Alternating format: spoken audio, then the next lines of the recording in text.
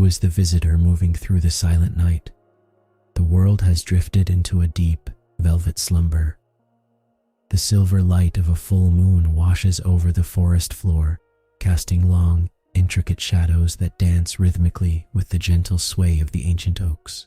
Everything is still. The busy sounds of the day, the bird songs, the rustle of human footsteps, the hum of machinery have all faded into a distant memory.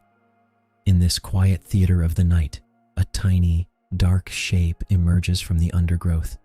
It moves with a deliberate, rhythmic grace, a soft silhouette against the glowing forest floor. It pauses, ears twitching toward the rustle of a fallen leaf, its body low to the ground. There is a profound sense of peace in its presence, a feeling of being perfectly at home in the dark. You watch, held in the spell of the moonlight, wondering who this silent traveler might be, a wanderer who finds beauty where others only find shadows. It pauses near the base of a birch tree, its outline soft and rounded, a small, mysterious guest in the tranquil kingdom of the night. As the moon climbs higher, its pale light catches a glimpse of the visitor's face. Two eyes, dark and intelligent, glimmer with a soft, curious reflection.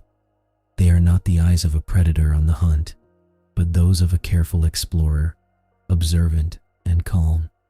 The creature tilts its head, listening to the secrets the night breeze whispers through the pine needles. There is a quiet confidence in its movements, a familiarity with every root and stone that litters the forest path. It moves toward the edge of a small, bubbling brook, its paws pressing silently into the damp earth. You can almost feel the cool air of the night, the damp scent of moss, and the stillness that settles over the canopy. The creature is not afraid. It is simply part of the rhythm of the woods. It pauses again, looking toward the canopy, its gaze steady and calm, as if acknowledging the silence that embraces everything, from the tallest branches to the softest blades of grass beneath its feet. Now, the light reveals a distinctive feature, a dark, velvet-like patch of fur that spans across its eyes like a mask. It is the signature of a master of the night, a mark that has traveled through time and terrain. This is the raccoon, a creature whose very appearance speaks of mystery and cleverness. The mask gives it an air of solemn wisdom, a look that suggests it knows exactly where it is going and why. As it washes its hands in the cold, clear water of the stream, you notice the delicacy of its movements. It doesn't rush. It is a moment of pure sensory immersion, the cool water, the texture of the stones, the quiet ripple of the stream. This mask, this soft, dark fur, is more than just a pattern. It is a symbol of a life lived in the margins, a life that thrives in the soft glow of the moon. It stands in the water for a long time, content and still, a silent guardian of the stream's edge. This little traveler, with its masked face and cautious stride, carries the legacy of millions of years. Its ancestors wandered the ancient forests of North America long before the first civilizations rose. They survived ice ages, watched mountains shift, and adapted to the changing face of the world with an ingenuity that has stood the test of time. The raccoon you see today is a bridge to that distant past, a descendant of survivors who found their niche in the quiet corners of the wilderness. This sense of continuity is comforting. It reminds us that nature has its own steady, enduring pulse. As this raccoon explores the woods, it is walking the same paths its predecessors walked centuries ago. It is part of an unbroken chain of life, a persistent, gentle presence that links the modern night back to the prehistoric wild.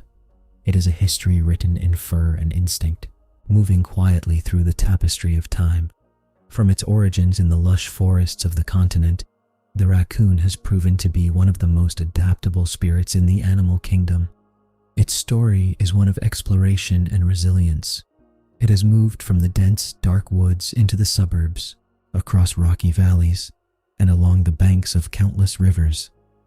Yet, regardless of where it wanders, its heart remains tied to the wild. It carries the wisdom of the forest with it, no matter how close it gets to the lights of human dwellings. It has learned to live alongside the world, observing, waiting, and always returning to the safety of the trees. This ability to belong anywhere while remaining entirely itself is a testament to its character. As it continues its journey tonight, you see not just an animal, but an inhabitant of a vast, interconnected landscape that stretches across the map, a silent witness to the geography of the earth. The air is beginning to change. The sharp chill of late winter is softening into the promise of early spring. The raccoon senses this shift in the rising sap of the trees and the subtle awakening of the soil. Somewhere in the hollow of a grand, ancient tree, a mother is preparing for the future. Her movements are slow, deliberate, and deeply protective. Tonight is a night of transition, a bridge between the quiet of the dormant winter and the vibrant, bustling life that will soon fill the forest. The cycle is turning, and the raccoon knows that soon, new lives will emerge to begin their own stories under the same silver moonlight. There is a profound sense of hope in this realization, the idea that even as the night seems still, it is actually full of potential. The raccoon stands at the edge of the woods, looking up at the stars, ready for the seasons to come, as the forest prepares to bloom once more. A creature designed to explore the night. The moon-drenched landscape reveals the raccoon more clearly now, highlighting the intricate design of a creature perfectly crafted for the nocturnal world. Its face is a masterpiece of evolution, defined by that iconic, dark-furred mask that frames its eyes. This mask is more than just a beautiful pattern. It helps to reduce glare, allowing the animal to peer through the moonlit shadows with clarity. Below the mask, its whiskers twitch with every slight movement of the air, acting as delicate sensors that map the immediate environment. There is a quiet, steady rhythm to its breathing as it pauses, blending in with the dappled light of the forest. You can almost feel the gentle coolness of the night air against its fur, a thick, protective coat designed to keep it warm as it roams through the changing temperatures of the wild. Every feature, from the placement of its ears to the velvet soft texture of its muzzle, serves a purpose in this life of silent, nighttime exploration. High above, the leaves rustle, and the raccoon's ears, small, rounded, and remarkably alert, pivot with pinpoint precision. They are tuned to frequencies that remain unheard by most other creatures, catching the softest scuttling of a beetle or the distant murmur of flowing water. These ears are its radar, constantly scanning the darkness for clues about the world it inhabits. It tilts its head, listening to the symphony of the night, processing the information with a calm, focused intelligence. This is not the panicked alertness of a prey animal, but the steady, observant awareness of a creature that belongs to the night. You begin to understand how the raccoon navigates so effortlessly. It does not just look at the world. It listens to the very heartbeat of the forest. The stillness it maintains is not emptiness, but a state of profound readiness, a quiet harmony between the creature and the vast, darkened woods that surround it. The most striking aspect of the raccoon's anatomy is its eyes, which are optimized for the dim light of dusk and dawn. Within the dark pupils, there is a mirror-like layer that gathers every stray beam of moonlight, amplifying the world until it is no longer truly dark. It sees the world in shades of silver, gray, and deep charcoal, perceiving movement that would be invisible to the human eye. As it moves through the underbrush, it navigates with a sureness that is mesmerizing to watch. It avoids the dry, crackling twigs, choosing instead to tread upon the soft moss and damp leaves, moving as silently as a passing cloud.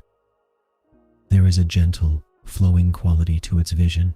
It does not stare, but rather observes the landscape as a whole, sensing the depth and texture of the terrain ahead. It is a world of soft contrasts, and the raccoon moves through it with the ease of one who has mastered the art of nocturnal vision. As the creature moves, its front paws reach out to touch the surface of a mossy log. These paws are extraordinary, functioning almost like hands, with 5 nimble, dexterous fingers that are incredibly sensitive to touch. They are the raccoon's primary way of understanding its environment. It doesn't just walk on them, it uses them to feel the temperature, the texture, and the shape of everything it encounters. As it taps against the bark of the tree, you can imagine the fine sensory nerves at work, gathering information that would be impossible to gain through sight alone. The skin on its paws is tough, yet remarkably responsive, allowing it to manipulate objects, peel back bark, or find hidden morsels with unmatched precision. It is a tactile experience, a way of seeing the world through touch, and it gives the raccoon an intimate, grounded connection to the physical reality of its home. Behind it, a bushy, ringed tail follows, acting as both a counterbalance and a graceful companion. As the raccoon climbs a gentle slope, the tail swings in a slow, rhythmic arc, helping it maintain balance on the uneven forest floor. It is a beautiful, distinct marker of the species, with bands of dark and light fur that seem to shimmer when the moonlight catches them just right. When the air turns chilly, the raccoon can wrap this thick, soft tail around its body, a cozy, personal blanket that provides comfort in the cooling night. It is a part of the animal's identity, an elegant appendage that speaks to its agile and adaptable nature. Even in the way it carries its tail, sometimes held high, sometimes trailing behind, there is a sense of ease and relaxation, a reflection of the quiet, unhurried life it leads in the deep, peaceful heart of the night. Finally, you see the harmony of the entire form, a body that manages to be both compact and incredibly strong. It is built for a life of variety, capable of climbing the highest oak to find a safe resting place, and strong enough to traverse long distances across the forest floor. There is a fluid strength in its shoulders and a grounded stability in its gait.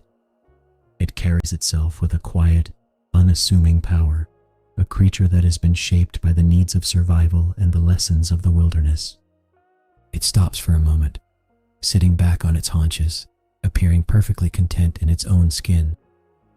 The forest seems to breathe with it, a collective sigh of tranquility settling over the landscape.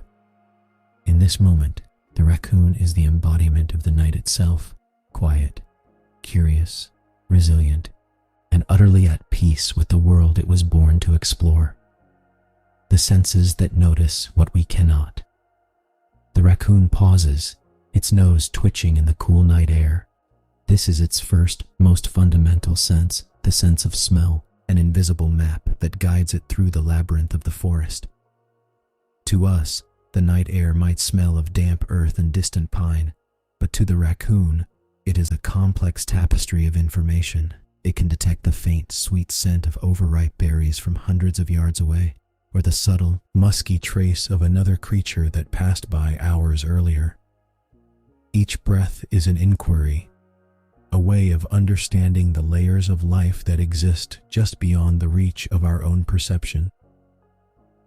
The raccoon follows these unseen trails with a relaxed, wandering gait, its head low, its senses tuned to the subtle chemistry of the woods. It is a slow, methodical process, a way of navigating the world by reading the stories left behind in the currents of the air. As it reaches a pile of smooth river stones, the raccoon slows its pace even further. It reaches out with those remarkable, human-like paws, pressing them into the gaps between the rocks. Here, in the damp darkness, the sense of touch takes over. The raccoon's front paws are far more than just feet.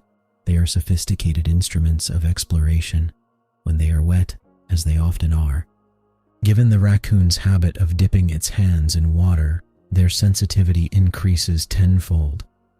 The nerve endings become hyper-responsive, allowing the creature to identify textures, temperatures, and hidden objects with a precision that defies belief. It explores the crevices of the stones, feeling for the slight movement of a crayfish or the smooth, cool shell of a snail. It is a quiet, rhythmic dance of discovery, a way of feeling the world in a language of shapes and sensations that we can only dream of understanding. The silence of the forest is not actually silent. To the raccoon, the night is filled with a soft, constant symphony of sound. Its ears, tuned to the delicate frequencies of the wild, pick up the frantic heartbeat of a field mouse deep in the tall grass and the rhythmic, hollow tapping of a woodpecker sleeping in a distant trunk. It can hear the vibration of a dry leaf falling to the forest floor long before it lands. This auditory world is rich and textured, providing the raccoon with a sense of perspective and security. It listens not just to identify threats, but to appreciate the pulse of its environment. When a gust of wind sighs through the canopy, the raccoon's ears pivot to follow the sound, its expression one of calm, detached interest. It is perfectly in tune with the forest's song, a participant in a performance that never truly ends. Vision, of course, plays its part, but it is a different kind of sight. In the moonlight, the raccoon's eyes are wide, capturing every available photon of light to create a high-contrast image of its surroundings. It sees the world in shades of silver and indigo, where the dark trunk of a tree stands out sharply against the lighter, moon-dusted leaves. This night vision is a gift, allowing it to move with absolute confidence through terrain that would be pitch black to our eyes. It doesn't need to hurry or look down. It trusts its vision to guide it through the shadows, over the roots, and around the jagged obstacles of the undergrowth. It is a steady, sweeping view, a panoramic appreciation of the nocturnal landscape that makes the raccoon feel as though it owns the night, walking through a world that is uniquely and beautifully its own. Beyond these physical senses lies something that is perhaps even more defining, a deep, insatiable curiosity. The raccoon approaches a discarded piece of bark or a fallen nut, not just with hunger, but with an interest that feels almost intellectual. It picks up objects, turns them over in its paws, and examines them from every angle. This curiosity is the driving force behind its survival. It is always looking, always testing, always learning. It is a playful, gentle inquisitiveness that makes the raccoon seem more like a philosopher than a scavenger. Even when there is no food to be found, it will investigate a flower, a pebble, or a curious shadow, simply because it wants to know what lies beneath. This constant engagement with its surroundings keeps its mind sharp and its spirit forever young, ensuring that every night is a fresh opportunity to learn something new about its home. Finally, the raccoon begins its first true exploration of the deeper forest tonight. With its senses fully engaged, the nose leading the way, the paws ready to touch, the ears listening to the breeze, and the eyes soaking in the moonlight, it leaves the riverbank and ventures toward the thickest part of the woods. It is a small, shadowed figure moving through the vastness of the trees, a tiny explorer in a grand, ancient world. You watch it go, feeling the quiet rhythm of its life taking hold. It is not seeking to conquer, but to exist, not to change the forest, but to be a part of its eternal, nightly cycle. As it disappears into the deeper shadows, you are left with a sense of wonder, realizing that even in the most familiar places, there is a secret, sentient world that wakes up only when we close our eyes and drift off to sleep. Between forests and riverbanks, the raccoon's journey leads it away from the river's edge and into the heart of the dense, ancient forest. Here, the canopy above is so thick that the moonlight only filters through in thin, shimmering threads, creating a soft, ethereal glow on the forest floor. The trees are giants, towering oaks, ancient maples, and sturdy pines that have stood as silent witnesses to generations of wildlife. The raccoon moves through this cathedral of wood with a quiet, respectful tread. It knows the terrain here intimately, moving between the gnarled roots and the soft, needle-strewn ground as if walking through its own private sanctuary. The air in the deep woods is cooler, scented with the rich, earthy perfume of decaying leaves and damp moss, a smell that signals safety and stability. For the raccoon, this is not just a habitat, it is a sprawling, comfortable home. Among the massive trunks, the raccoon searches for the perfect sanctuary, a hollow tree. These natural cavities, carved out by time, decay, or the previous work of woodpeckers, are the fortresses of the raccoon's world. It approaches a particularly grand oak, its trunk wide and scarred with the history of the seasons. Using its sharp claws, the raccoon ascends with surprising ease, its body fluid and balanced, almost defying gravity as it climbs higher into the darkness. It pauses at the entrance of a deep, dry hollow, sniffing the air to ensure it is empty and secure. This is the heart of its domain, a place where it can retreat from the world, curl into a ball, and drift into a deep, dreamless sleep while the sun burns bright above. It is a place of absolute quiet, sheltered from the elements and the eyes of the world. As it descends from the tree, the raccoon finds itself near a winding, gentle stream that feeds into the river. This is where the landscape shifts from the solid comfort of the forest to the fluid, ever-changing environment of the water. The stream is a hub of activity, a source of life that draws the raccoon night after night. The sound of the water, a constant rhythmic bubbling over smooth stones, is the lullaby of its life. It moves along the banks, where the mud is soft and cool against its paws. The water reflects the stars, turning the stream into a ribbon of liquid light that snakes through the darkness. The raccoon stops to dip its hands into the cool flow, enjoying the sensation of the rushing water against its sensitive skin. It is here that it feels most connected to the rhythm of the earth, as the water carries with it the energy of the mountains and the secrets of the distant valley. Sometimes, the raccoon's path takes it to the very fringes of human settlements. It approaches these areas with a heightened sense of caution, its ears flicking at the distant, low hum of a highway or the steady, artificial glow of a porch light. It has learned to navigate the border between the wild and the domestic, finding opportunities in the quiet, shadowed corners of backyards and gardens. It doesn't fear the world of humans, it simply treats it as another landscape to explore, a place where caution is the price of curiosity. It moves through a garden, past the dormant, sleeping flowers, its presence completely undetected by those inside the nearby houses. It is a ghostly guest, a silent observer that passes through the man-made environment as if it were just another part of the natural, interconnected world. Choosing a den is a task the raccoon approaches with immense care. It doesn't just settle for any opening. It seeks out a location that offers both protection and a strategic view of its surroundings. Whether it is a crevice in a rocky bluff, a tunnel beneath a fallen log, or a high, hollowed limb, the den must be a place of tranquility. It spends time grooming its fur near the entrance, ensuring that it carries no scent that might draw unwanted attention. The raccoon is a meticulous keeper of its space, a tidy inhabitant who values the peace of a well-chosen home. It tests the wind, looks out over the familiar landscape, and seems to find comfort in the knowledge that it has a safe place to return to, no matter how far it wanders in the moonlit hours.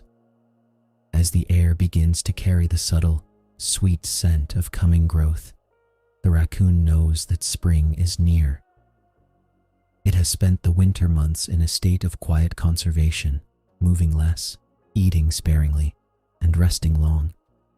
But now, the forest is beginning to wake. The first tiny buds are forming on the branches, and the soil is losing its frozen, brittle edge. The raccoon, sensing this shift, prepares for the change. It gathers dry leaves and soft grasses to line the base of its den, creating a warm, comfortable nest. It is an act of quiet anticipation, a preparation for the beauty of the season to come. The nights are still cold, but the forest feels different. there is a sense of impending life, a silent, stirring energy that promises that, once again, the world will turn green and vibrant. The raccoon settles into its den, feeling the earth beneath it beginning to breathe, ready for the arrival of spring. Born in the warmth of spring. The arrival of spring transforms the forest. The biting chill of winter retreats, replaced by a gentle, humid warmth that coaxes the first wildflowers from the soil and brings the trees to life with new, vibrant buds. Within the deep, hollowed-out sanctuary of the old oak tree, the atmosphere is one of profound stillness. The mother raccoon, having spent the long, cold months preparing, now rests in the center of a nest lined with soft moss and dry, curled leaves. She is no longer just a wanderer of the night. She has become a guardian. Her movements are remarkably slow, almost meditative, as she creates a sanctuary of warmth and safety. Outside, the world is beginning to stir with the songs of early birds, but inside the tree, the focus is entirely on the quiet, miraculous beginning of a new cycle of life. The birth itself is a quiet affair, occurring in the deepest, safest part of the hollow. As the moon casts a sliver of light through a knot in the wood, the mother welcomes her kits into the world. They are tiny, fragile beings, covered in a thin, pale fuzz, their eyes still tightly closed to the light. They are completely dependent, relying on the warmth of their mother's fur and the steady, rhythmic beat of her heart to anchor them in this new existence. The mother grooms them with tender, precise licks, her touch soft and infinitely careful. There is a primal, beautiful bond forming in these first minutes, a connection forged in the safety of the dark. For the mother, the instincts of motherhood are as natural as breathing, a quiet, ancient code that tells her exactly how to protect and nurture her small, vulnerable family. The first few days are defined by a quiet, rhythmic existence of nursing and sleeping. The mother rarely leaves the hollow, remaining curled around her kits to shield them from the cool drafts of the spring nights. The forest outside might be filled with the sounds of the season, but in the den, there is only the soft, rhythmic breathing of the family and the occasional, tiny squeak of a hungry kit. The mother keeps her body curled tight, a living blanket that provides comfort and security. During these early hours, she survives on the energy reserves she stored during the autumn, her life entirely dedicated to the growth of her young. It is a time of profound transition, where the wild, roaming spirit of the raccoon is momentarily focused on the most intimate, domestic sphere of life. As the kits settle into their new world, the mother's presence provides more than just heat. It provides a sense of profound peace. She is a constant, steadying force.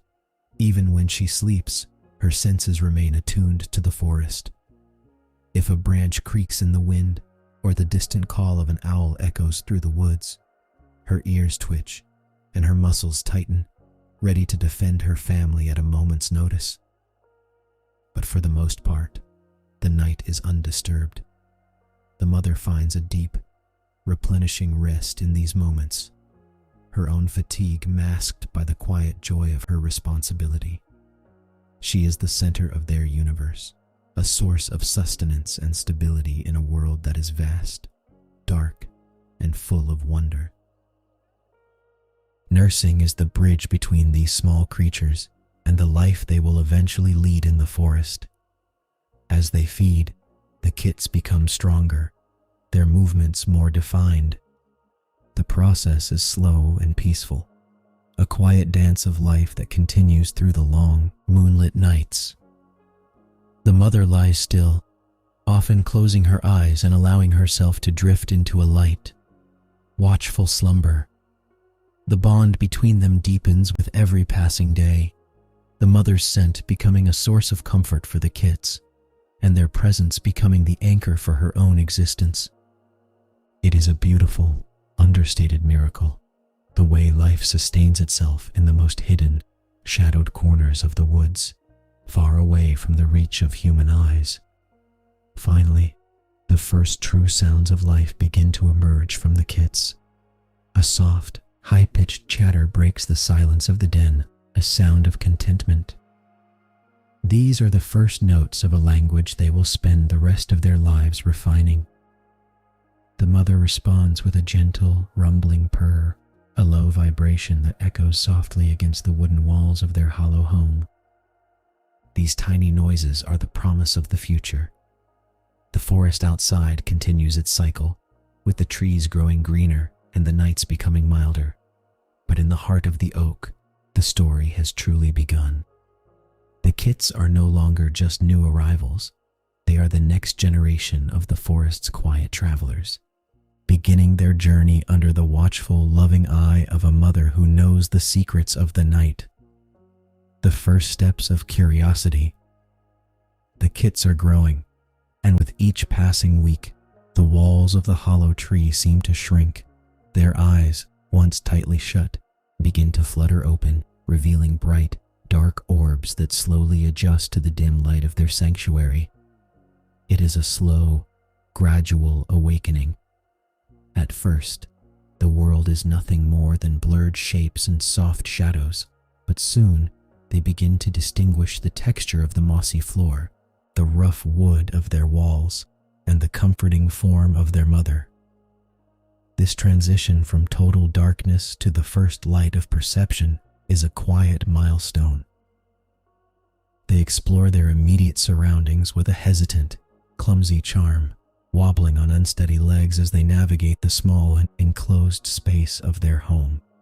Every discovery, a stray leaf, a scratch on the bark, is a lesson in the physical world they have been born into. The day finally arrives when the urge to see what lies beyond the hollow becomes too strong to ignore. The mother stands near the entrance, her ears alert, listening to the gentle rustle of the forest canopy. One by one, the kits follow her, their heads poking out into the night air for the very first time. The forest is vast, a sea of emerald and indigo, bathed in the soft, ethereal light of the moon. They freeze, their small bodies pressing against the bark, wide-eyed and cautious. The air smells of damp earth, blooming jasmine, and the ancient, earthy scent of the trees. It is a sensory explosion, a world far bigger and more vibrant than their narrow den could ever suggest. They stay close to their mother, feeling the strength and security of her presence as they take their first tentative breaths of the wild. Climbing is the next natural lesson, and it is one the kits approach with a mix of fear and instinctive delight.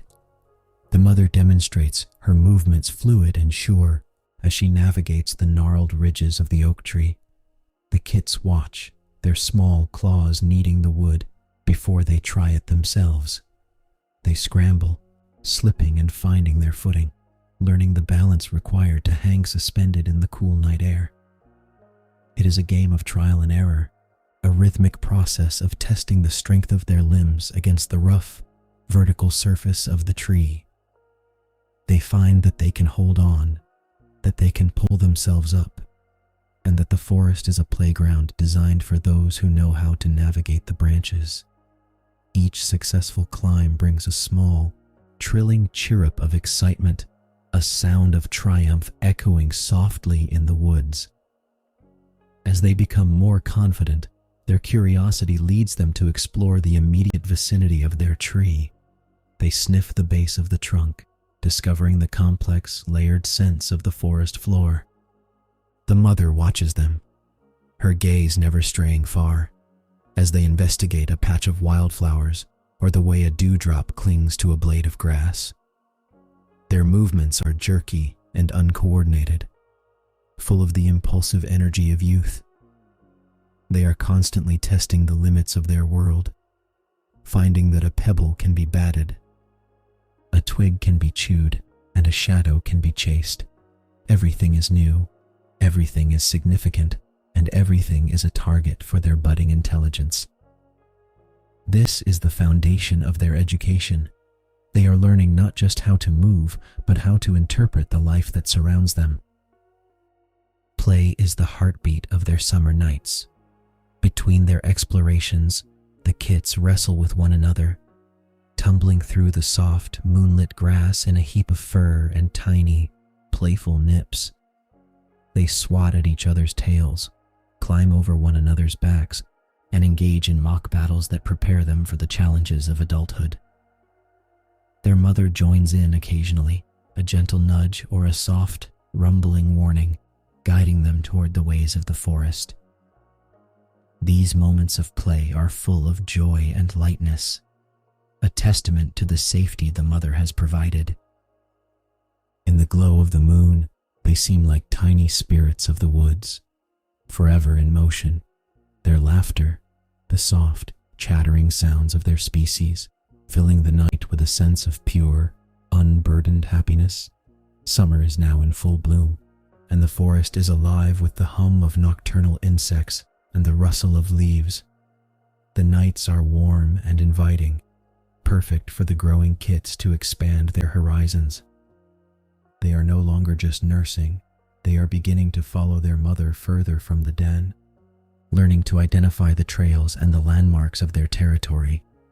Their eyes are sharper, their ears more attuned, and their paws more certain of the terrain. The cycle of the season is moving forward, and with it, the kits are shedding their infancy and stepping into the role of young explorers. As they look out into the depths of the woods, there is a sense of limitless possibility. They are ready to claim their place in the secret, shimmering world that wakes up every time the sun dips below the horizon. How does the master of the night? The raccoon's movement is a study in fluid grace, a silent art form perfected over countless nights in the forest. When it walks, it does so with a distinct, deliberate pace. It places its paws carefully, rolling from heel to toe, which allows it to move across dry leaves and snapping twigs without making a sound. There is a calm, rhythmic pulse to its stride, a gentle sway of the shoulders and a steady, low-slung gait that keeps its center of gravity close to the earth. It moves like a shadow detached from the trees, gliding through the darkness with such quiet efficiency that you might miss it entirely if you weren't looking for the subtle displacement of the shadows. This is the walk of a creature that has mastered the art of being invisible, turning its journey into a seamless flow of motion that respects the silence of the night. When it encounters an obstacle, the raccoon's climbing ability becomes apparent. It is a natural mountaineer, possessing an intuitive understanding of grip and balance. It approaches the trunk of a tree with purposeful claws, digging into the bark to hoist its body upward with surprising strength. Unlike cats, which often rely on explosive leaps, the raccoon uses a methodical climbing rhythm. It moves upward in a series of controlled shifts, its body undulating against the vertical surface. Whether it is ascending a slender birch or a wide, ancient oak, it moves with the same unwavering focus. It navigates branches that seem far too thin to hold its weight, distributing its mass with a dancer's poise. For the raccoon, the vertical world is just as accessible as the forest floor, a vast, three-dimensional playground of shadows and high, safe vantage points. Water, too, is a realm where the raccoon feels completely at home. It is a capable swimmer, moving through ponds and slow-moving streams with a calm, paddling stroke. When it crosses a stream to reach the other side, it doesn't splash or thrash. It enters the water with a soft entry, its head held just above the surface, its ringed tail trailing like a rudder. It navigates the currents with ease, knowing the depth of the water by the way the cool flow moves against its fur. There is something profoundly peaceful about watching a raccoon swim beneath the moonlight, the way the water ripples around it, breaking the reflection of the stars into 1,000 dancing points of light. Once it reaches the bank, it emerges, shakes its fur with a gentle, shaggy movement, and continues its journey. the water having served as nothing more than a convenient path. The true secret of its dexterity, however, lies in those remarkable front paws. They are the tools of a master craftsman, used for everything from clearing a path to manipulating the environment. As the raccoon moves, it often keeps its paws slightly cupped, ready to reach out and investigate. It can hook a claw into a knot of wood to pull itself over a log, or delicately sift through soft mud to uncover a hidden snack. These paws are incredibly flexible. They can turn, twist, and grip in ways that allow the raccoon to interact with the world with near-human precision. Watching the raccoon use its hands is like watching an artist at work. Every gesture is calculated, every touch is meaningful, and every movement is a reflection of a mind that is constantly interacting with the physical reality of the forest. Navigating the darkness requires a constant internal map. The raccoon's movement is guided by a mental architecture of the woods that it carries in its memory. It knows which rocks are loose, which logs are hollow, and which paths are the most efficient for crossing its territory. It travels in the darkness with the same confidence a human might walk through a well-lit living room. It avoids the open, exposed patches of ground where the moonlight is brightest, preferring to move along the edges of the woods, where the vegetation provides a soft, protective screen. This is the path of the master, choosing the route that offers the most shelter and the best vantage points, ensuring that its progress through the night is always protected, always steady, and always in harmony with the shadows. Tonight, the kits embark on their very first real journey away from the safety of the nest. The mother leads the way, her movements slow and encouraging. She stops frequently, glancing back to ensure her small charges are following, her posture a silent lesson in caution and poise. The kits mimic her, their little legs working hard to match her steady rhythm. They are learning the language of the terrain, feeling the difference between the damp, soft moss and the hard, cold stone. It is a transformative night, a rite of passage where they leave the cocoon of their home and step out into the vast, unfolding mystery of the forest. They follow the mother's shadow through the trees, their small hearts beating in time with the quiet, ancient rhythm of the night. Soft voices in the night. The forest at night is far from silent. It is a tapestry of delicate sounds, a symphony woven by the creatures who dwell in the shadows. For the raccoon family, communication is a gentle, intimate affair. It begins with the softest of whispers, tiny, high-pitched chirps that the kits use to signal their mother. These sounds are barely audible, like the quiet rustle of a leaf or the softest murmur of the wind, meant only for those within arm's reach. When a kit feels lost in the dark or calls out for a bit of comfort, the mother responds with a rhythmic, low-frequency purr. It is a vibration that resonates in the quiet air, a soothing lullaby that acts as an anchor for the young, grounding them in the safety of their mother's presence. As the kits grow, these simple sounds begin to evolve into a more complex vocabulary. There are subtle chattering noises, rapid, staccato clicks that the raccoons use to share information about their surroundings. When they discover something interesting, perhaps a hollow log filled with beetles or a shallow pool teeming with life, they emit a curious, inquisitive trill. This is their way of inviting the others to come and see, a vocal expression of shared discovery. It is not a loud or boisterous language. It is designed for the intimacy of the night, a way to maintain contact without alerting the wider world to their location. You can feel the warmth in these interactions, a sense of belonging that exists deep within the roots of the forest. The mother is the primary teacher of this silent language. Through her, the kits learn the importance of quiet. If a strange sound echoes through the woods, a snapping branch or the hoot of a great horned owl, the mother lets out a sharp, sudden huff. It is a warning, a concise command that instantly halts all activity. The kits freeze, pressing their bodies low against the earth, their ears swiveling to catch the source of the noise. There is no panic, only a shared, disciplined alertness. Once the threat passes, the mother gives a soft, reassuring chuff, a sign that the coast is clear and that it is safe to resume their exploration.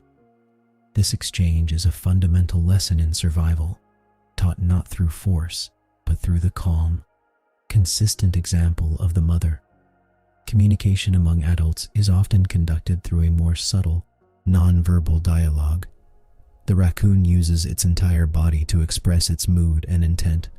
A stiffened tail, a subtle shift in posture, or a slow, deliberate blink can communicate everything from a challenge to a greeting.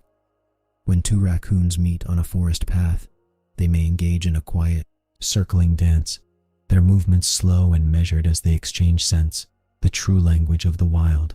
They touch noses, a brief and gentle contact that conveys recognition and peace. It is a graceful, ritualized way of interacting, one that avoids unnecessary conflict and maintains the delicate balance of their solitary, yet interconnected lives. This silent language extends to the way they interact with their environment.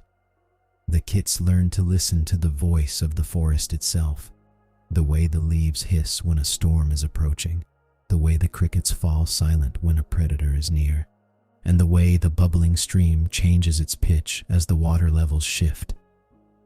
By learning these sounds, the raccoons become fluent in the narrative of the night. They are not merely moving through the woods, they are reading them, interpreting the subtle shifts in the soundscape to guide their journey. The mother's quiet chattering helps them connect these sounds to the reality of their surroundings, slowly building their understanding of the world. As the night deepens, the family settles into a moment of calm. They have reached a quiet clearing, and the kits curl up against one another in a soft, furry pile. The mother grooms them, her tongue moving in long, soothing strokes, while she emits a low, contented hum. It is a time of unity, a closing of the day's chapter before the next begins. The moon hangs high above, a silver lantern lighting their resting place. The voices of the night, the distant wind, the rustle of the trees, the rhythmic hum of the insects blend together into a soothing lullaby. The raccoons, small and secure in the heart of the woods, drift toward sleep, their quiet murmurs fading away until all that remains is the peaceful, steady breathing of the forest itself. Searching for food beneath the stars. The nightly foraging begins not with a rush, but with a slow, deliberate transition from rest to activity. As the moon reaches its zenith, casting long, silver shadows across the forest floor, the mother stands and stretches, her muscles rippling beneath her soft, thick coat. The kits follow suit, shaking off the lethargy of their sleep and preparing for the hours ahead. This is the time when the forest is at its most vibrant for them, a vast open pantry waiting to be explored. They move with purpose, following the scent trails left by the breeze. For the raccoon, foraging is not merely about survival, it is an act of discovery, a nightly engagement with the rich, diverse bounty that the wilderness provides under the cover of darkness. They head toward the water's edge, where the damp earth is rich with hidden treasures. The raccoon's relationship with water is fundamental. It is a source of sustenance and a place of sensory delight. Along the muddy banks, they probe the reeds and the shallow pools with their dexterous paws. The kits mimic their mother, reaching into the cool, dark water to feel for the smooth shells of freshwater mussels or the scuttling movement of crayfish. There is a playful intensity to their search. They move stones, sift through gravel, and investigate the tangled roots of trees that dip into the water. It is a slow, methodical process performed with the focus of a craftsman as they identify the edible treasures hidden beneath the surface of the stream. As the season progresses, the forest offers a changing buffet that the raccoon knows how to navigate with seasonal precision. In the early months, They find the tender shoots of spring plants and the insects that emerge from the warming soil. As the weeks turn toward the height of summer, the focus shifts to the sweet, ripe berries that hang low on the bushes, blackberries, blueberries, and wild grapes. The raccoons move through the thickets with care, their nimble fingers plucking the fruit with ease. They seem to savor the sweetness, their masks dusted with the remnants of their feast. It is a peaceful sight, a family of masked shadows, moving quietly through the undergrowth, gathering the simple, pure gifts of the land while the rest of the world remains tucked away in sleep. The diet is as varied as the forest itself. When the opportunity arises, the raccoon family explores the fallen logs and decaying branches that litter the woods.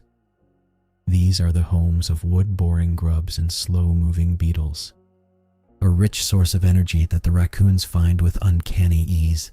They use their strong claws to peel back a layer of bark, revealing the tiny, bustling life within.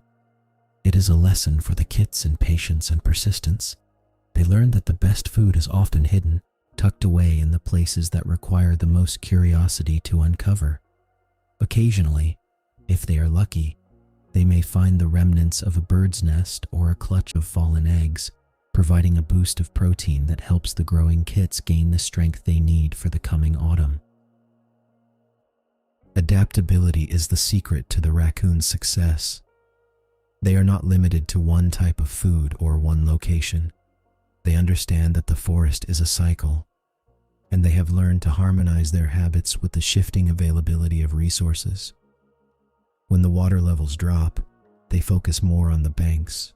When the fruit is heavy on the branches, they spend their nights in the treetops. This flexibility allows them to thrive in almost any environment, from the deep, untouched woods to the quiet outskirts of human habitation. They are constant observers, always assessing, always adjusting their search based on the clues they find in the scent-heavy air. It is a sophisticated, intelligent way of living, grounded in an intimate knowledge of their home's seasonal rhythms. As the first hint of gray light begins to touch the horizon, the family knows it is time to return to the safety of their den. The night's work is done, and their bellies are full. They make their way back through the darkening woods, their movements a little slower, a little more relaxed than when they began. The urgency of the hunt has faded, replaced by the quiet satisfaction of a successful night. They climb back into the hollow of the old oak, the mother ensuring that each kit is nestled securely. As the sun begins to rise, signaling the start of the human day, the raccoons sink into the cool, dark interior of their home, already drifting into a dream-filled sleep, content to let the world of light pass them by. The two paws that explore everything. The raccoon's front paws are far more than tools for walking. They are its eyes, its instruments, and its primary way of engaging with the physical world. As the family moves through the nocturnal landscape, these remarkably dexterous hands are constantly in motion. When the raccoon finds a potential meal, a stray acorn, a beetle, or an unknown object, it does not simply bite into it. Instead, it picks it up, holding the item with a delicate, almost human-like grip. It turns the object over, testing its weight, its texture, and its temperature. This tactile examination is essential. The raccoon's paws are equipped with a high density of sensory receptors, making them sensitive enough to distinguish between a smooth river pebble and a discarded piece of bark in the pitch-black dark. It is a fascinating ritual to watch. Often, the raccoon will submerge its food in water, gently rubbing it with its paws. While researchers have long debated whether this is for cleaning or simply to increase the sensory information through the stimulation of wet skin, the result is the same: a moment of quiet, focused investigation. The water softens the skin of the paws, making them even more hyper-responsive to the object being held.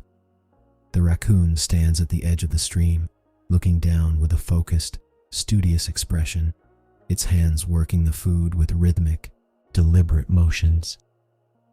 It is a peaceful, meditative practice, a signature behavior that highlights the raccoon's unique and curious way of understanding what it is about to consume.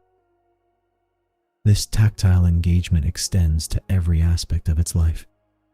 If the raccoon encounters a new obstacle, a piece of discarded fence, a complex knot of roots, or a latch on a container near the edge of a garden, it will spend time working the problem with its fingers.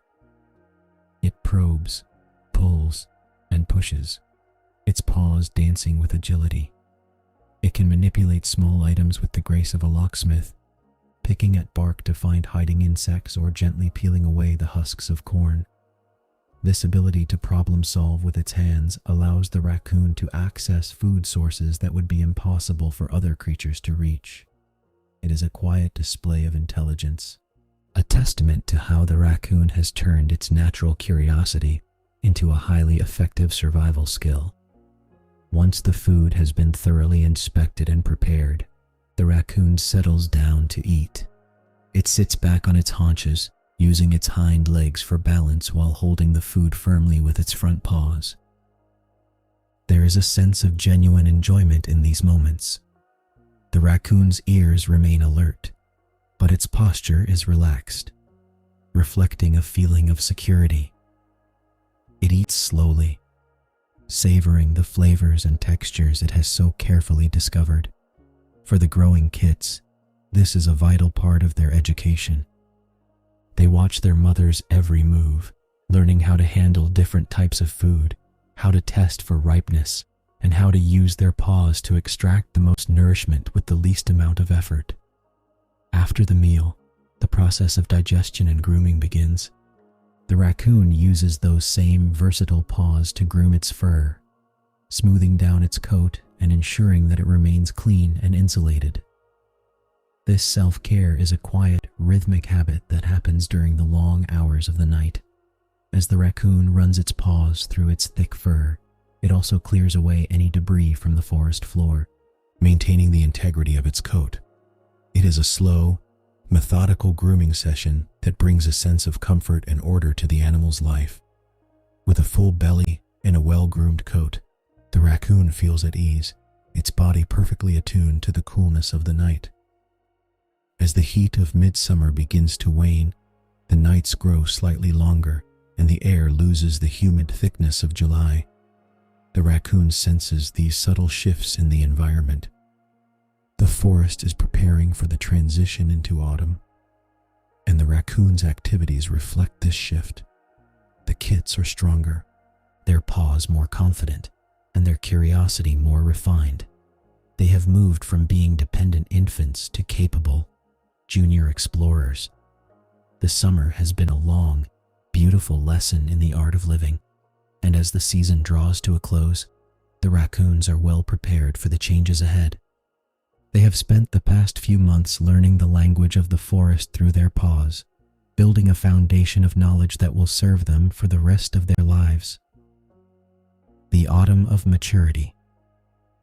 The air has acquired a crisp, sharp edge, carrying the scent of dry leaves and the first whispers of coming frost. In the forest, the vibrant green of summer is slowly yielding to a palette of deep golds, burnt oranges, and rich browns. For the raccoon, this transition is a signal. The kits are no longer the small, wobbly creatures that first stepped out of the den. They have grown into sleek, capable young adults. Their bodies are sturdier, their masks more defined, and their movements possess the effortless grace of their mother.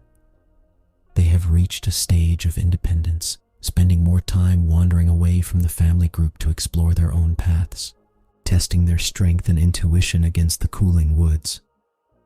Independence is a natural, quiet progression. The mother, ever the watchful guide, allows them more space. She no longer needs to signal every turn or warn them of every rustle in the underbrush. They have internalized the lessons of the spring and summer.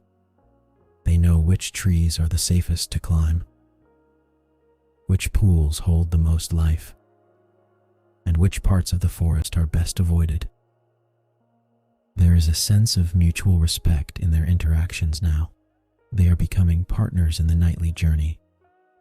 When they do come together, it is often to share a temporary bounty or to rest in the same sheltered hollow, but the tether that bound them so tightly as kits has gently loosened, replaced by a confident, individual spirit.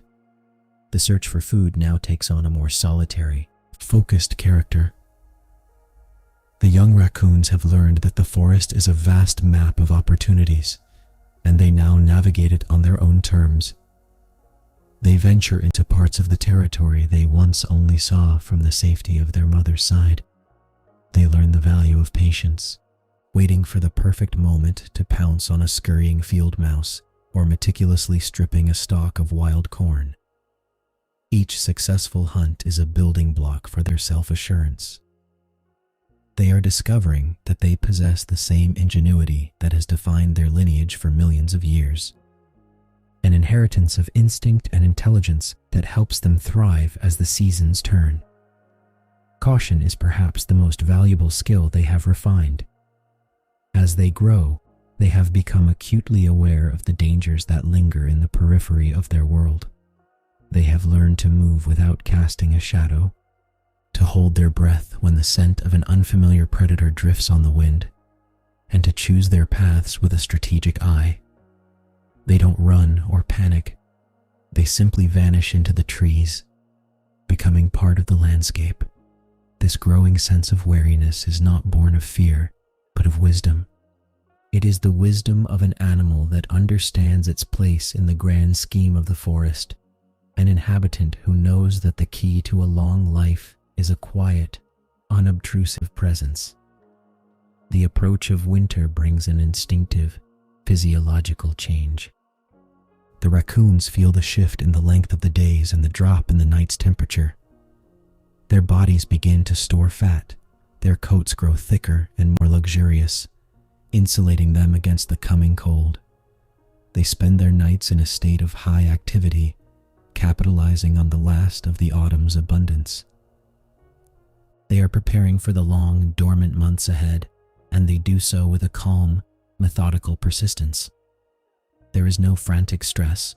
There is only the quiet, evolutionary drive to ensure they are well fed and well protected. They are readying their dens, carrying in mouthfuls of soft, dry bedding to line their winter retreats.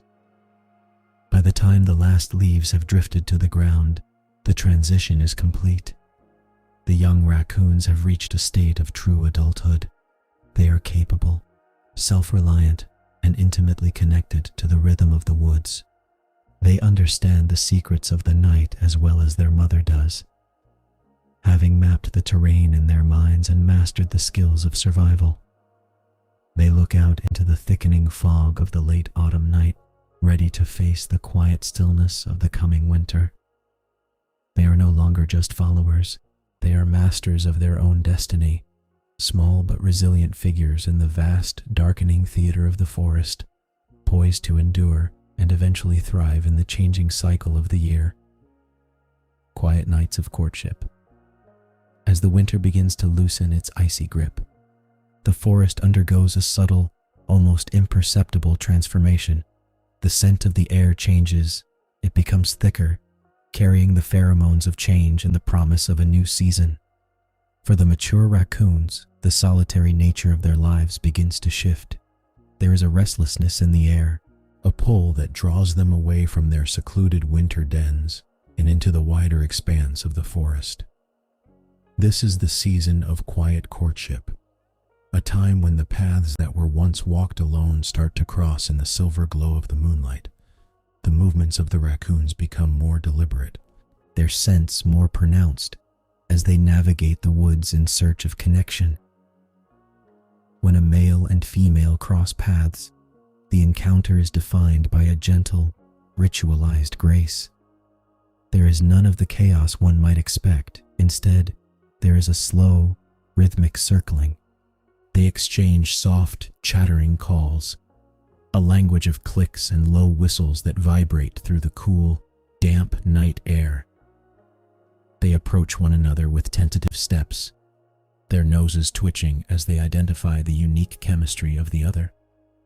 It is a moment of mutual recognition, a brief pause in the solitary flow of their lives. They might share a few moments of quiet interaction, touching noses or standing still in the shadows, acknowledging the primal connection that has drawn them together under the stars. The sounds of this season are distinctive, though still deeply integrated into the quiet fabric of the night. If you listen closely, you might hear a low, rumbling call that travels far through the trees, or the soft, playful scuffling of two creatures moving through the undergrowth together. These are the sounds of a fleeting, essential season. The courtship is brief, a small chapter in the year that passes as quickly as it arrives. There is a dignity to their interactions, a lack of drama that keeps the forest's atmosphere of peace intact. They are guided by instincts that have traveled through the generations, a biological rhythm that is as certain as the rising of the moon. As the season wanes, the paths diverge once more. The connection, while significant, does not lead to a lasting partnership. The male and female drift back to their own territories, their lives returning to the familiar, solitary rhythm of the nocturnal wanderer. The female, now carrying the potential for a new generation, becomes even more protective of her energy and her space. She returns to her secluded hollow, her movements slower, her focus turning inward. The brief encounter has left its mark, and the cycle of life has been set in motion once again, hidden away from the world in the safety of the dark. The return to solitude is not a lonely experience for the raccoon. It is a return to a state of comfort and mastery. The forest feels like home, and being alone allows the animal to move with total efficiency and focus. The nights are still long, but the promise of spring is beginning to manifest in the subtle swelling of buds and the early, tentative songs of awakening birds. The raccoon navigates this transition with a quiet, steady mind, its path illuminated by the same silver light that has watched over its ancestors for millions of years. It is a time of waiting, of quiet endurance, and of deep connection to the environment. With the return to this calm, independent existence, the raccoon settles into the final stretch of the winter season. The nights are filled with the gentle, familiar tasks of survival, foraging, grooming, and resting in the high, hidden reaches of the trees. The experience of the brief breeding season fades into the background, replaced by the immediate, practical demands of life. The raccoon is a creature of the present, fully immersed in the texture of the night and the secrets of the wood.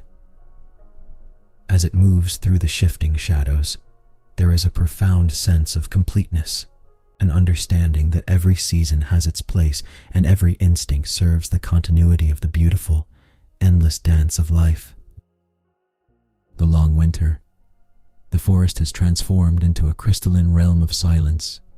A thick blanket of snow muffles the sounds of the woods, turning the familiar pathways into a landscape of white and shadow. The nights are biting, with temperatures that reach deep into the marrow, and the once vibrant canopy is now skeletal and bare. For the raccoon, this is the time of the great retreat.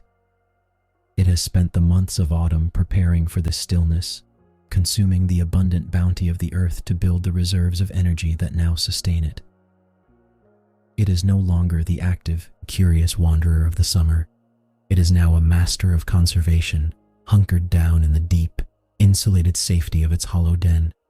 Activity reaches a minimum as the raccoon embraces the winter's pace.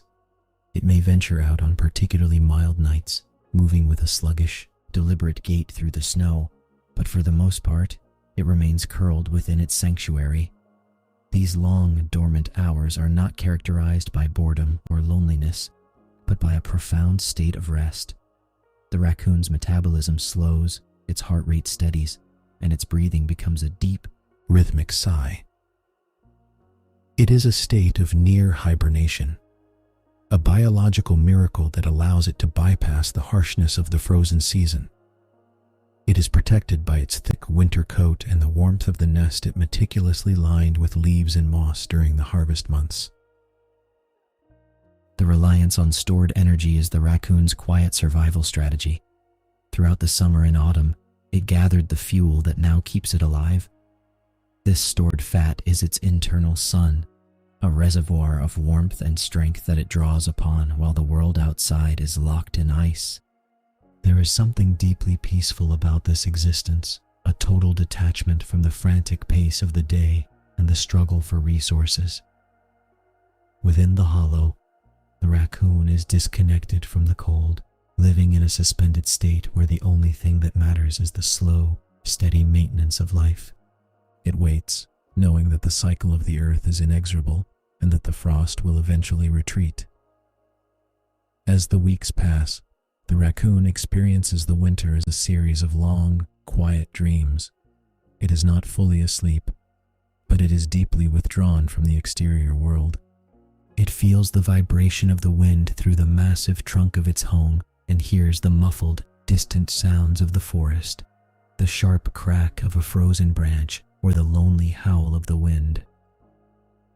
These sensations filter into its awareness like ripples in a pool, but they do not demand action. It remains in its warm, dark cocoon, a silent partner to the sleeping earth. There is a primal safety here, a sense of continuity that transcends the severity of the season. Waiting for the return of warmth is an act of faith for the creature of the woods. It knows, through a wisdom etched into its very being, that the light will return. It senses the subtle shift in the length of the days, even from within its deep, woody sanctuary. There is a biological clock ticking, a countdown toward the first thaw. The raccoon doesn't rush this process. It accepts the winter as a necessary pause, a period of gathering strength for the return of the vibrant, bustling life of spring. It is a time for the body to heal, for the mind to reset, and for the spirit of the animal to find balance in the face of the elements. Towards the end of the season, the forest begins to show the first, faint signs of life. The ice on the river cracks with a resonant, booming sound, and the snow begins to settle, becoming porous and gray. The raccoon, sensitive to these changes, stirs. It shifts its weight in the den, stretching its limbs and feeling the return of energy to its muscles. The air in the hollow feels lighter, and the first true scent of mud and moisture begins to seep through the wood. The long, white silence is drawing to a close. The raccoon is ready to wake, ready to emerge from its winter sleep, and ready to meet the promise of the coming spring, just as it has every year of its life. A new generation is born. The forest awakens with a symphony of dripping water and the soft, rhythmic song of returning birds. The snow has vanished, leaving behind the dark, rich scent of damp earth and budding life. Within the familiar, grand hollow of the oak tree, the atmosphere is heavy with the quiet intensity of new life. The mother raccoon, having endured the long, dormant winter, is now the center of a new, fragile beginning. Her movements are cautious and profoundly gentle as she tends to her newborn kits. They are tiny, sightless bundles of life, echoing the beginning of her own journey. In the dim, filtered light of the spring morning, the circle of life completes its turn, and the cycle begins anew with the soft, high-pitched chattering of the next generation. Constant maternal care defines these initial weeks. The mother rarely departs from the nest, dedicating every ounce of her strength to the nourishment and protection of her kits. She curls her body around them, a living shield against the still chilly winds of early spring. Her vigilance is constant. She listens to the forest, the shifting of the wind, the distant call of an owl, her ears forever attuned to the safety of her den. She is a picture of serene endurance, her eyes calm and steady as she watches over the tiny, squirming forms that represent the future. It is a quiet, sacred time, where the vastness of the wilderness narrows down to the warmth and intimacy of a single, sheltered hollow. The education of the kits begins long before they take their first steps outside. Through the mother's soft rumbles and periodic, careful nudges, they learn the first lessons of the woods, the importance of staying close, the meaning of a warning chuff, and the comfort of the family group. She grooms them with a methodical, soothing intensity, their small coats becoming plush and clean under her touch. These sessions are their first introduction to the necessity of self-care and the social bonds of their kind. They learn to recognize her scent, a grounding force that anchors them in this new, bewildering world. Every interaction is a thread in the fabric of their development, teaching them how to be raccoons in a forest that is both beautiful and demanding. Protection is the primary duty of the mother in these vulnerable weeks. The forest is home to many creatures, and the mother is keenly aware of the dangers that hide in the periphery. She keeps the den immaculately clean, ensuring no lingering scents attract unwanted attention. She is a silent guardian, a figure of strength and wisdom who knows every knot, every crevice, and every sound in the vicinity of her tree. If a stranger approaches, she is a fierce protector, a masked warrior willing to defend her family with the courage of her ancient ancestors. Yet, when the forest is peaceful, she is nothing but softness and care, a nurturer whose very heartbeat seems to calm the restless, hungry kits. As the kits grow, their curiosity begins to manifest. They tumble over one another, testing their strength and coordination in the confined space of the den. These playful skirmishes are the first exercises of their developing muscles. They swat, pounce, and chatter, their world expanding from the safety of the mother's fur to the edges of their wooden chamber. They are discovering their own capabilities, the strength of their claws, and the sensitivity of their paws. The mother watches them with an expression of quiet pride, her gaze soft and affectionate. She knows that soon, these playful movements will lead them out into the vast, shimmering mystery of the night. The cycle is now in full motion. As the mother watches the kits, she is reminded of her own beginnings and the beginnings of those who came before her. The forest is a continuum, a living stream of energy that flows from generation to generation. As the kits start to explore the entrance of the den, their eyes wide and reflecting the first stars of the evening, they are stepping into a lineage of survivors. They are the newest travelers of the night, inheriting the wisdom of the moon and the secrets of the trees. The spring night is alive with possibility, and as the mother leads them to the edge of the hollow, the story continues, written in the soft, rhythmic beat of the forest's endless, beating heart. The years of strength. The raccoon is now in the prime of its life, a seasoned inhabitant of the forest who moves with the quiet confidence of experience. These are the years of strength, where every night is a mastery of the environment. Its territory has become a familiar map, etched not just in its memory, but in its very instincts. It knows the exact location of every reliable food source, the ancient fruit-bearing shrubs, the hidden pools that teem with crayfish, and the sturdy trees that offer the safest shelter. There is a sense of rhythm to its life, a predictable, comfortable flow where it moves through the canopy and across the riverbanks with a speed and precision that seem almost effortless. Exploration no longer holds the frantic, wide-eyed curiosity of youth, but rather a deeper, more calculated interest. The raccoon ventures into new areas not out of necessity, but out of a desire to refine its understanding of the landscape. It navigates unfamiliar ridgelines or crosses the currents of a larger stream to see what secrets lie on the other side. This is the life of a traveler who has nothing left to prove.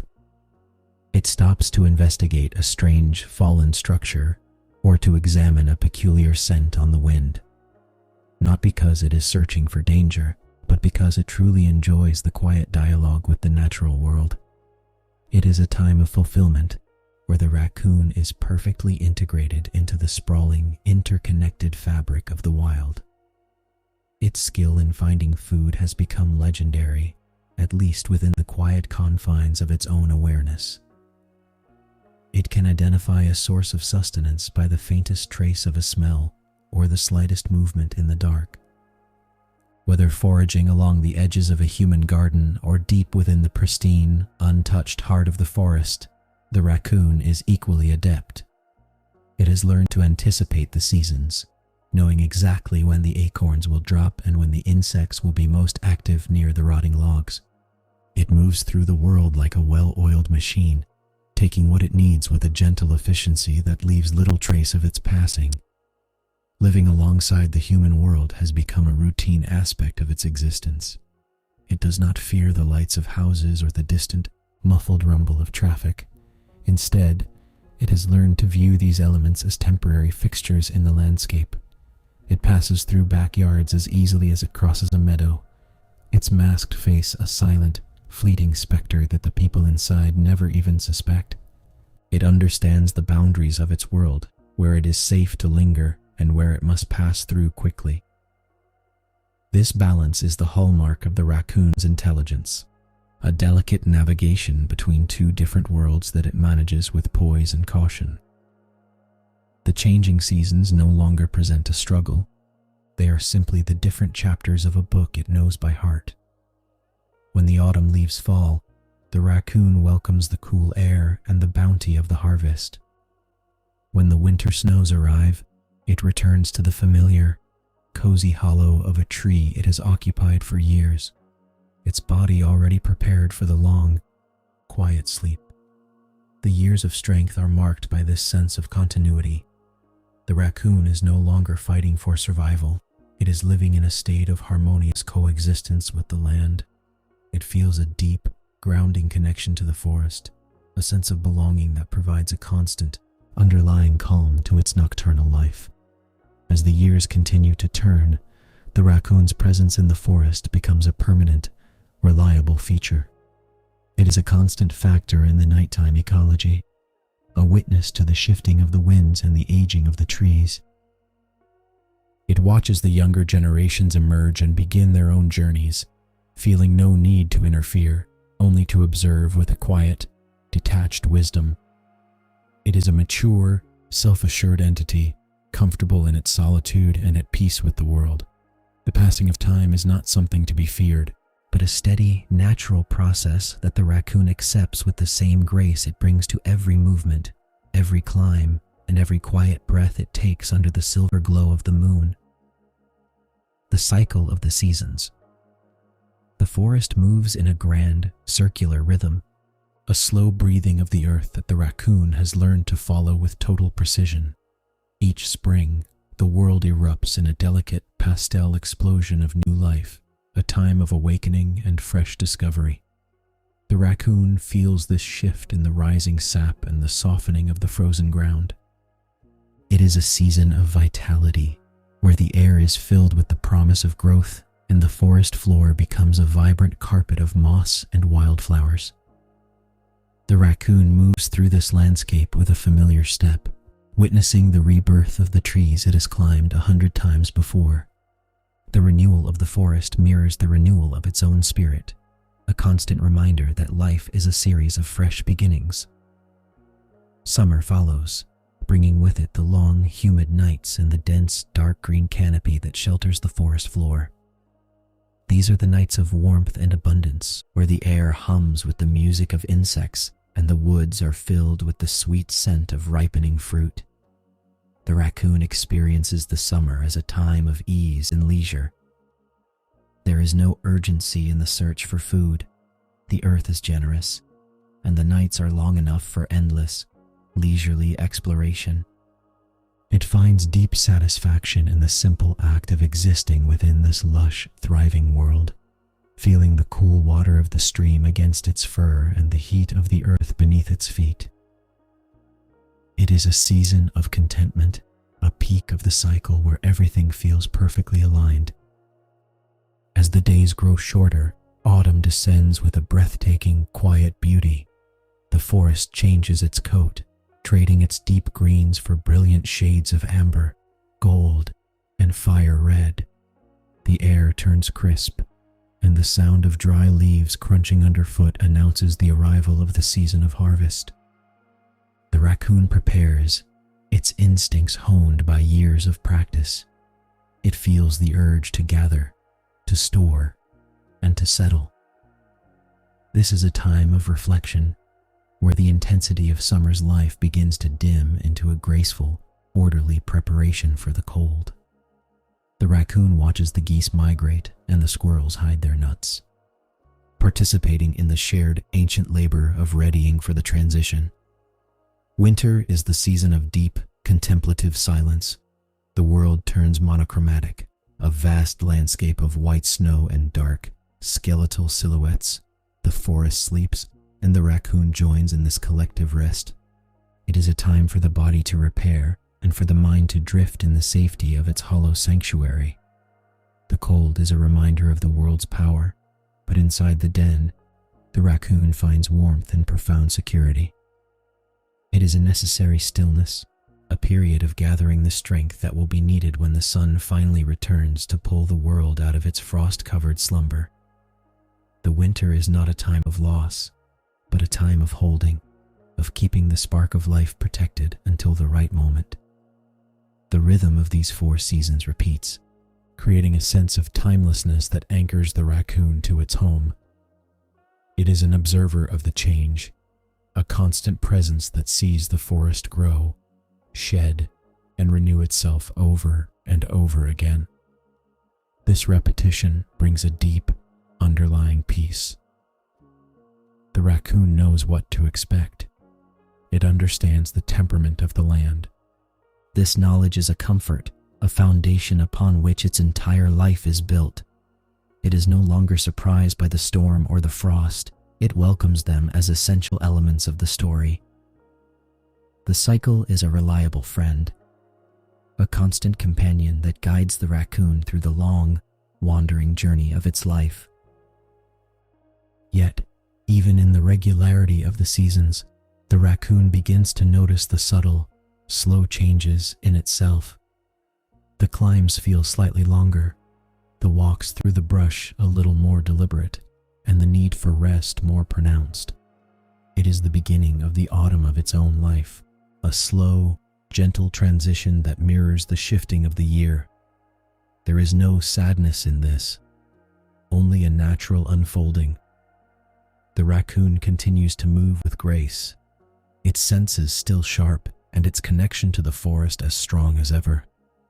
It has become a part of the landscape, an elder of the night who walks the paths of the woods with the quiet, dignified acceptance of one who has seen the seasons turn many times and finds the process beautiful. The wisdom of the night. The steps are a little slower now, a little more measured than they were in the prime of strength. The raccoon navigates the forest floor with a refined efficiency, no longer needing to sprint or scramble, for it knows exactly which path offers the softest ground and the most efficient route. Every movement is a deliberate choice, an act of conservation guided by the wisdom of many years. It walks with the quiet dignity of one who has truly lived, its senses still keen, but its approach softened by the ease of long experience. The forest, once a vast, unpredictable puzzle, is now a familiar living room where every tree and stone feels like a dear, silent friend. Experience has replaced raw speed. When the raccoon encounters a challenge, a fallen tree blocking a traditional trail or a new predator scent on the wind, it doesn't panic. Instead, it pauses, listens, and adjusts with a calm, analytical mind. It chooses the path of least resistance, favoring safety and comfort over the restless energy of its youth. It has learned to anticipate the forest's moods, sensing the approaching storm in the pressure of the air and the sudden hush of the nocturnal insects. This anticipation is the product of a lifetime of observation, a deep, intuitive knowledge that allows it to navigate the complexities of life with a quiet, unwavering confidence. Rest has become a cherished companion. Where once the raccoon might have spent the entire night on the move, it now finds contentment in sitting for long periods, simply observing the world, It might perch on a thick, mossy limb, watching the moonlight filter through the leaves, listening to the secrets of the woods with a patient, open heart. These moments of stillness are profound. The raccoon is not just waiting for the next opportunity, it is savoring the act of being present. It is a time for reflection, a time to feel the cool air on its fur and the steady, ancient rhythm of the forest pulse against its own slowing heart. The nights are quieter now, more peaceful. The raccoon finds it doesn't need to roam as far as it once did. Its territory has shrunk, not out of weakness, but out of a preference for the most familiar and sheltered spots. It knows where the best dens are, where the water is cleanest, and where the air is the most fragrant with the scent of pine. It has become a master of its own tranquility. Even the encounters with the younger raccoons are different. It observes them with a distant, gentle curiosity, remembering the frantic energy of its own youth with a sense of serene detachment. There is no desire to compete, only a quiet acknowledgement of the endless unfolding life of the woods. Winter arrives, and the raccoon accepts the cold with a sense of familiarity. It prepares its den with the same meticulous care it has used for a decade, tucking itself into the soft, dry warmth of the hollow oak. The sleep is deeper now, more restorative. As it retreats into the dark, it feels a sense of completion. It has weathered many winters, and it understands the necessity of the ice and the long, cold sleep. There is a profound sense of gratitude in this understanding, a peace that settles over its spirit like the settling of snow on the boughs above. It is ready for the rest, ready to trust the cycle that has carried it through every season of its life. The wisdom of the night is this, that everything has its time, and that the beauty of life is found in the rhythm of the journey. The raccoon, tucked away in the deep, wooden heart of the tree, feels a kinship with the stars that wheel overhead. It is a part of the vast, shifting, miraculous fabric of the universe. It doesn't worry about the future or fret over the past. It lives in the quiet grace of the present moment. Its life has been a long, beautiful walk under the moon, and as it drifts into the winter's embrace, it does so with the steady, unwavering assurance of one who has walked the path well, and who is, at last, perfectly at home in the quiet dark. One last walk beneath the moon. The night is unusually clear, a rare, crystalline evening where the moonlight spills across the forest floor like liquid silver. The air is still, holding a crisp, clean silence that seems to magnify the presence of every leaf and stone. The raccoon emerges from its den, its movements subtle and slow. There is a weightlessness to its stride tonight, a feeling of being unburdened by the requirements of the hunt or the urgency of survival. It walks with a quiet, deliberate grace, moving along the familiar path that winds beside the river.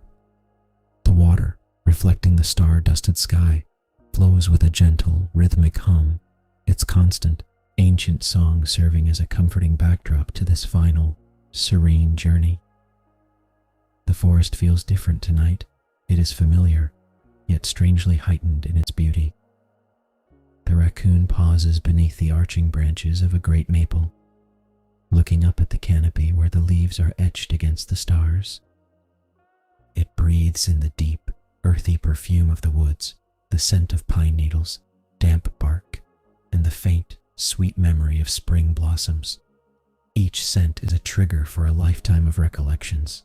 The frantic play of its youth, the long, quiet nights of adulthood, the shared warmth of the den, and the steady, guiding rhythm of the seasons. There is no trace of struggle in these memories, only a profound sense of peace and the quiet pride of a life well lived. As it reaches the water's edge, the raccoon stands for a long time, watching the silver ripples dance over the dark stones. The world is soft, muted, and infinitely kind. It feels the cool, refreshing touch of the night breeze against its fur, a breeze that feels like a gentle caress from the forest it has called home. Its body feels light, and the nagging aches of age have drifted away into the stillness. There is a sense of total immersion here, a dissolving of the boundaries between the creature and the landscape.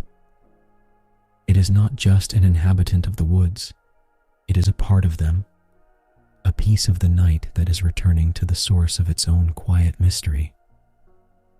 It finds a spot near the roots of a willow tree, where the ground is carpeted in soft, velvety moss. The spot is sheltered, offering a view of the stream and the vast, infinite sky. The raccoon settles down, curling its body into a familiar, comfortable position, its ringed tail draped softly over its paws. There is no need for anything more. The hunger of the body and the restlessness of the spirit have been quieted. The forest seems to lean in, cradling its oldest resident in a warm, protective silence. The distant hoot of an owl is a low, respectful note, a final greeting to a traveler who has reached the end of the road. The transition is as quiet as the falling of a leaf. The raccoon closes its eyes, its breathing slowing until it matches the soft, steady rhythm of the river. Its senses, once so keen and alert, now gently dim, folding inward into a soft, dream-filled darkness. There is no fear, only an absolute and profound sense of readiness. It feels the gentle embrace of the earth, the soothing presence of the trees, and the constant, reassuring light of the moon. It is a moment of total, unwavering harmony, where the spirit of the raccoon finally lets go, drifting out into the vast, silent beauty of the night. The forest falls into an even deeper hush. The wind subsides, the water flows with a whisper, and the world seems to honor the passing of such a gentle soul. The moon continues its slow, majestic arc across the sky, casting its silver light over the raccoon, now resting forever in the cradle of the woods. It is a beautiful, final image of peace, a life that started in a hollow oak, full of wonder and curiosity, that has ended here, beneath the canopy, in the heart of the home it loved so deeply. The woods remain, ancient and enduring, holding the secret of this life in the quiet, undisturbed silence of the night. The night never ends. The forest, ever resilient and ancient, carries on with its eternal rhythm. After the quiet passing of the elder raccoon, the woods do not fall into sorrow.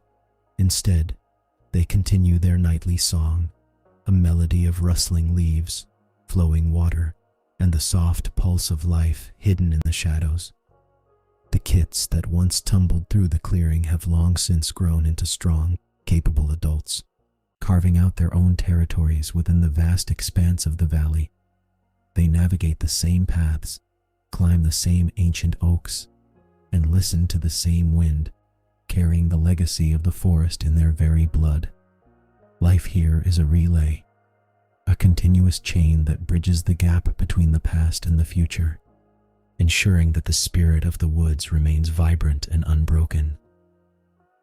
The forest continues to whisper its secrets to those who know how to listen. The moon, with its steady, silver gaze, returns each night to bathe the treetops in its cool light. It watches over the hollows where new families prepare for the spring and follows the paths of the young adults as they venture forth on their nightly explorations. The cycle is absolute. It is the heartbeat of the land. Because the elder lived, the woods are richer, and because the younger ones now roam, the story remains fresh. They share the same inherent curiosity, the same sharp, observant eyes, and the same quiet, masked wisdom that has defined their kind for countless ages. There is a profound comfort in knowing that the forest never truly sleeps. Even when it appears still, it is teeming with activity, the patient spider spinning its web, the beetle burrowing into the bark, the owl perched in silent vigil. The raccoon's role in this ecosystem is as vital as the rain or the soil. As the new generation navigates the riverbanks and the thickets, they play their part in the endless web of existence. They are the gardeners of the undergrowth and the wanderers of the dark, playing a role in the dispersal of seeds and the maintenance of the wood's balance. They are, in every sense, the custodians of the night. A new generation now approaches the old oak tree, the very heart of the territory. They sniff the familiar bark, sensing the history embedded in its deep, scarred wood. They are not ghosts of the past, but the architects of the future.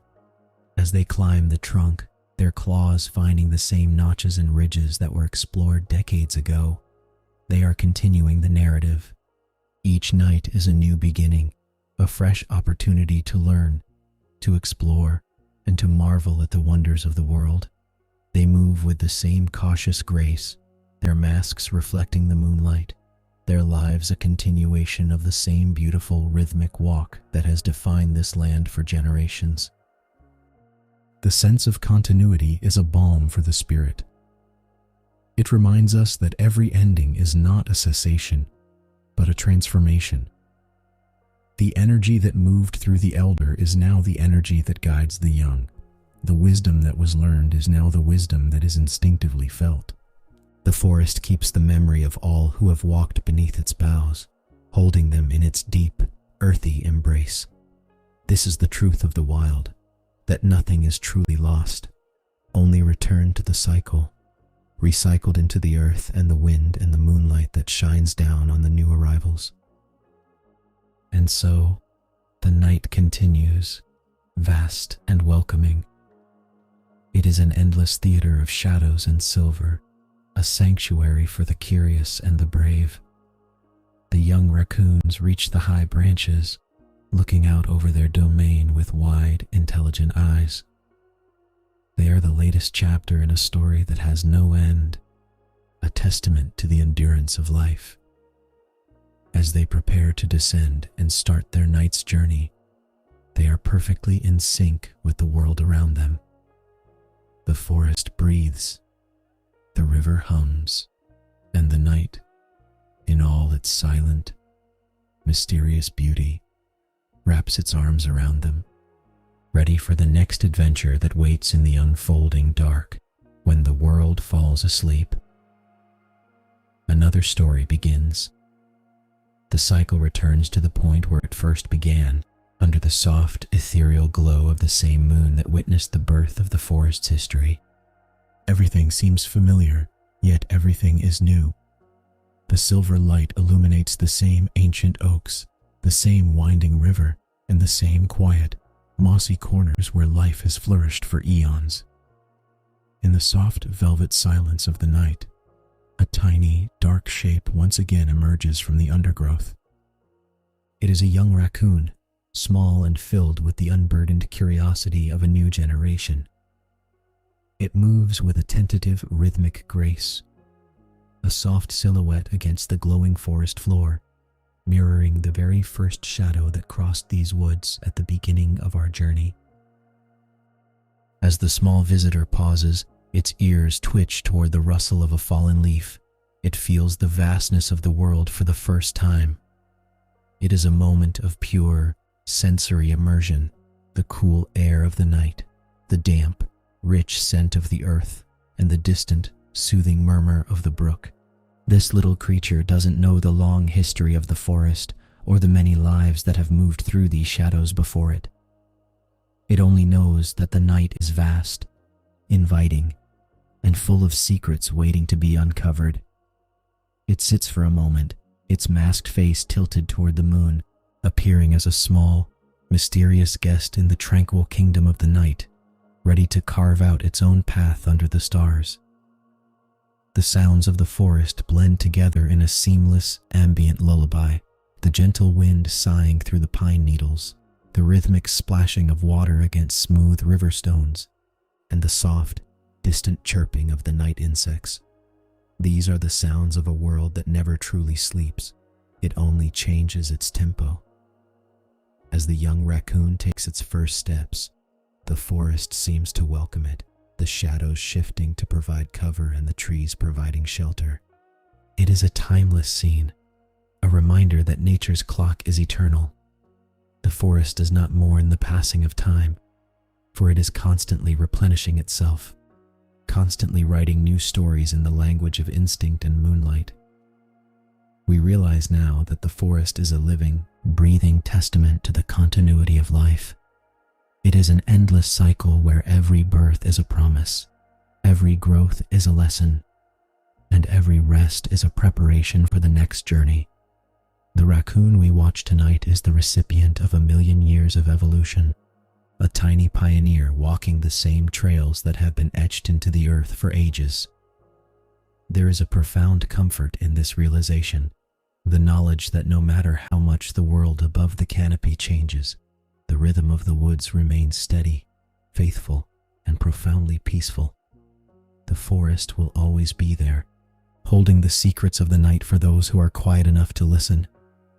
As the story draws to a close, you find yourself drifting into a state of deep, undisturbed rest. The image of the small raccoon moving through the silver-dusted trees stays with you, a gentle vision of curiosity and calm. You feel the weight of the day lifting, replaced by the cool, quiet serenity of the moonlit woods. The boundaries of your own room seem to soften, merging with the peaceful atmosphere of the forest. Everything is in its right place. The cycle is complete, yet it is also just beginning, and there is a beautiful, rhythmic certainty in that thought. You are held in the same safety that cradles the raccoon, wrapped in the soothing embrace of a night that is designed for rest and renewal. Under the vast, starlit canopy, the little shadow disappears into the undergrowth, its journey just beginning. You close your eyes, letting the ambient music of the forest, the wind, the water, and the rustling leaves guide you into a deep, dreamless slumber. The forest continues its dance, the moon keeps its watch, and all is well in the quiet dark. When you wake, the world will be waiting. But for now, there is only peace. Everything is exactly as it should be, a perfect ending that is, in truth, the gentle, rhythmic beginning of a new night. Sleep now in the quiet wisdom of the woods as the story of the night continues, eternal and serene, beneath the watching stars.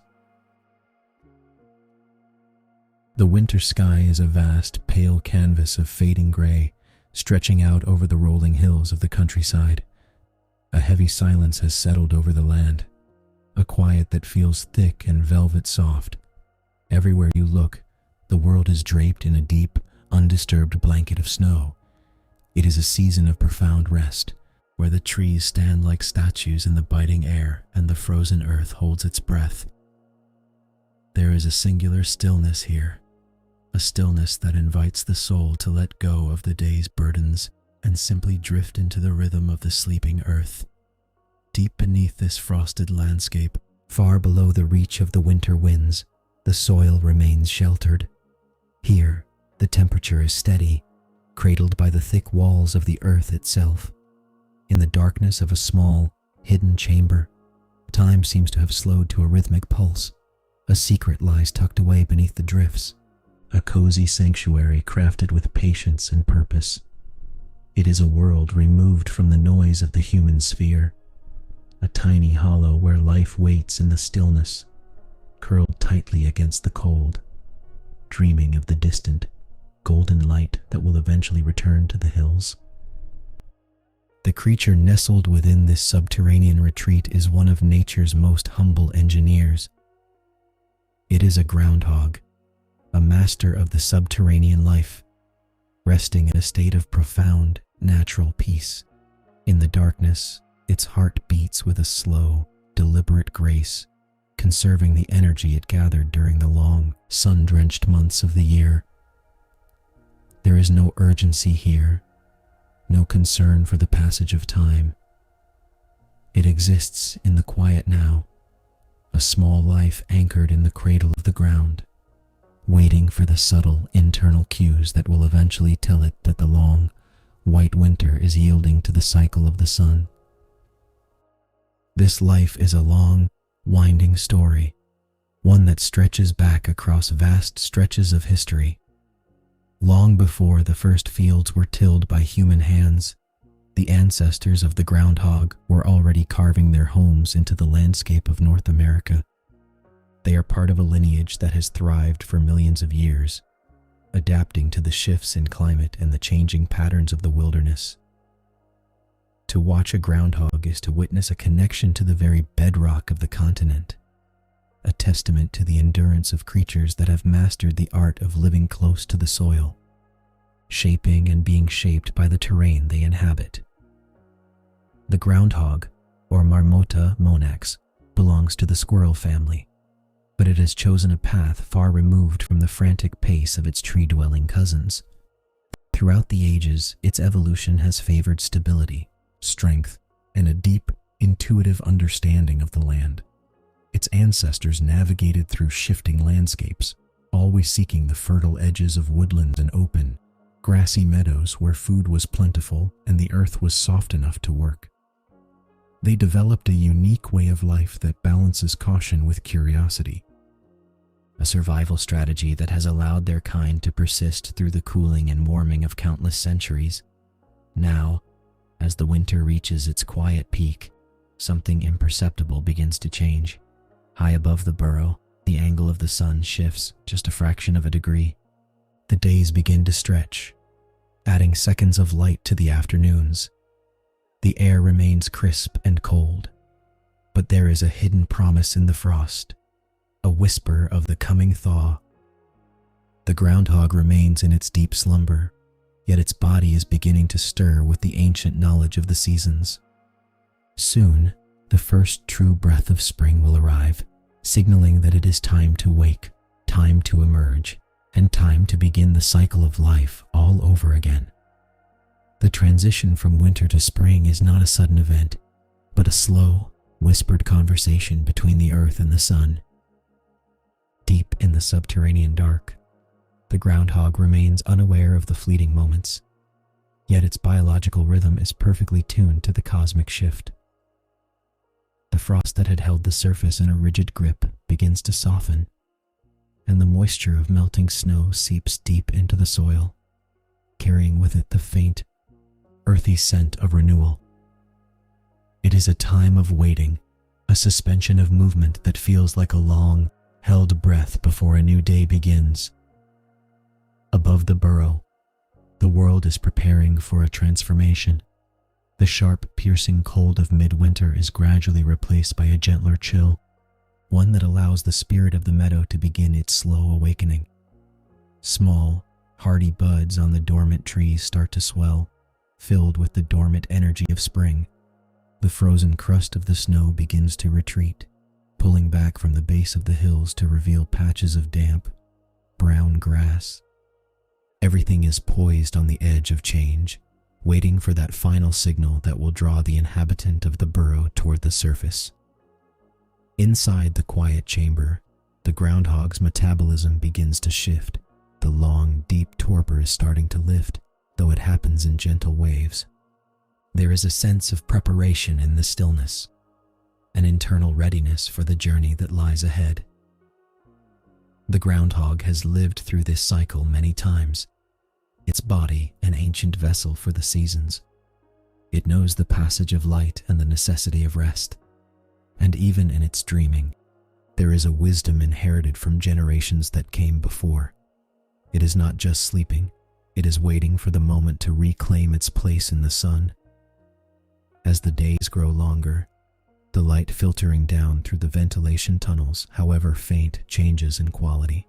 It is no longer the stark blue light of winter, but a soft, golden glow that hints at the warmth of the coming spring. The groundhog senses this change through its whiskers, through the way the air itself feels different against its fur. There is an anticipation in the atmosphere, a subtle vibration that signals the end of the long retreat. The burrow is a sanctuary, a place of safety and peace, but it is also a gateway to the vast, open world of the meadow. Far from the eyes of the world, the cycle of the groundhog is one of profound harmony. It does not fight the seasons or strive against the cold. It flows with them, finding contentment in the necessities of the moment. By embracing the rhythm of nature, the groundhog survives in a way that is quiet, efficient, and deeply beautiful. It has built its life around the cycles of the sun and the soil, and as spring makes its quiet entrance, the groundhog stands ready to step out once more. The wait is nearly over, and the promise of a new season is already unfolding in the soft, dark earth. In these final hours of the long, winter quiet, there is a sense of peace that is almost tangible. The world above is shifting, the ice is turning to water, and the life of the meadow is beginning to stir in its sleep. The groundhog, too, is ready. It will soon wake to the smell of damp earth and the touch of the sun on its fur. There is no haste, only the steady unfolding progress of a life lived in tune with the land. The little door beneath the snow, which has been shut for so long, is now ready to open to the light of the new year. The journey of the groundhog is one of profound adaptation, a story written in the soil and the seasons. To understand this creature, one must first look at the vessel it inhabits. A body that has been refined through millions of years of evolution to master the art of living beneath the surface. Every feature, from the shape of its head to the texture of its fur, is a testament to its specialized lifestyle. It is a design born of necessity, crafted by nature to survive the pressures of the earth and the extremes of the North American climate. At the front of this sturdy form is a head built for utility. The groundhog possesses a powerful jaw and teeth that are the tools of its existence. These incisors are strong and sharp, capable of shearing through tough meadow grasses and biting into the roots that anchor the soil. They are constantly growing, a trait that ensures they remain effective throughout the animal's life. This is not a creature of luxury, but one of efficient, focused action. Everything about its face is designed for the work of digging and the consumption of the lush, green bounty of the meadows. The eyes of the groundhog are small and positioned high on its head, an arrangement that serves as a vital advantage. When it emerges from its tunnel, it does not need to expose its entire body to see what lies ahead. It can peer just above the surface of the ground, its dark, inquisitive eyes scanning the horizon for the slightest hint of movement or danger.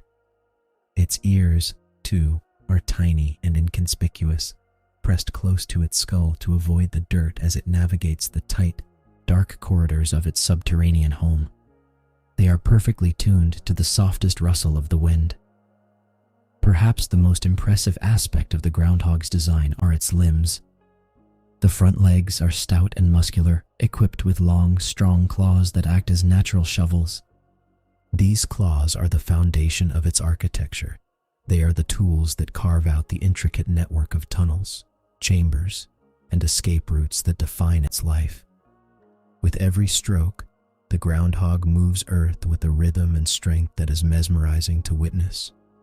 Whether it is expanding its home or creating a new shelter, its limbs work with a steady, tireless persistence. The coat of the groundhog is a dense, protective layer, colored in shades of brownish gray that blend seamlessly with the earth and the dried grasses of the fields. This fur is thick, serving as a vital insulator during the biting cold of the winter months and acting as a shield against the dampness of the underground. Beneath this coat lies a body that is surprisingly compact and agile. Despite its somewhat heavy, rounded appearance, the groundhog is capable of moving with surprising speed when the need arises, a necessary survival tactic in a world of predators. Finally, there is the tail, short and covered in coarse hair. It is not for balance in the trees or display in the open.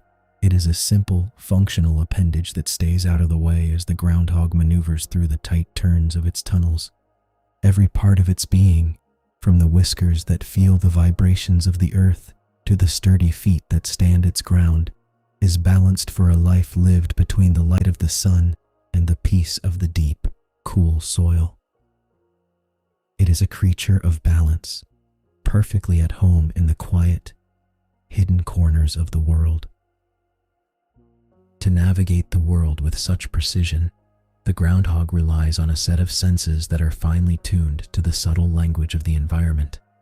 While the human world is defined by sight and sound, the groundhog lives in a realm where the most important information comes from the vibrations of the earth and the invisible currents in the air. These senses act as a constant, silent radar, allowing the groundhog to read the changing state of the landscape before it ever makes a move. The sense of smell is the groundhog's primary scout. As it sits deep within its tunnel, the air carries a wealth of information. A shifting breeze can bring the scent of approaching rain, the fragrant arrival of spring flowers, or the musky trail of a neighbor. Before the groundhog even thinks about poking its nose above the surface, its nostrils have already analyzed the morning air. This olfactory map tells it whether it is safe to emerge or if it should remain within the comfort of its underground sanctuary for a little longer. Below the surface, the groundhog is acutely aware of the world through the tremors of the soil.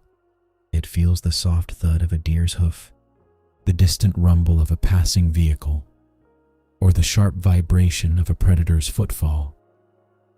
The earth acts as an extension of its own nervous system, transmitting signals that allow it to remain calm or alert based on the proximity of activity.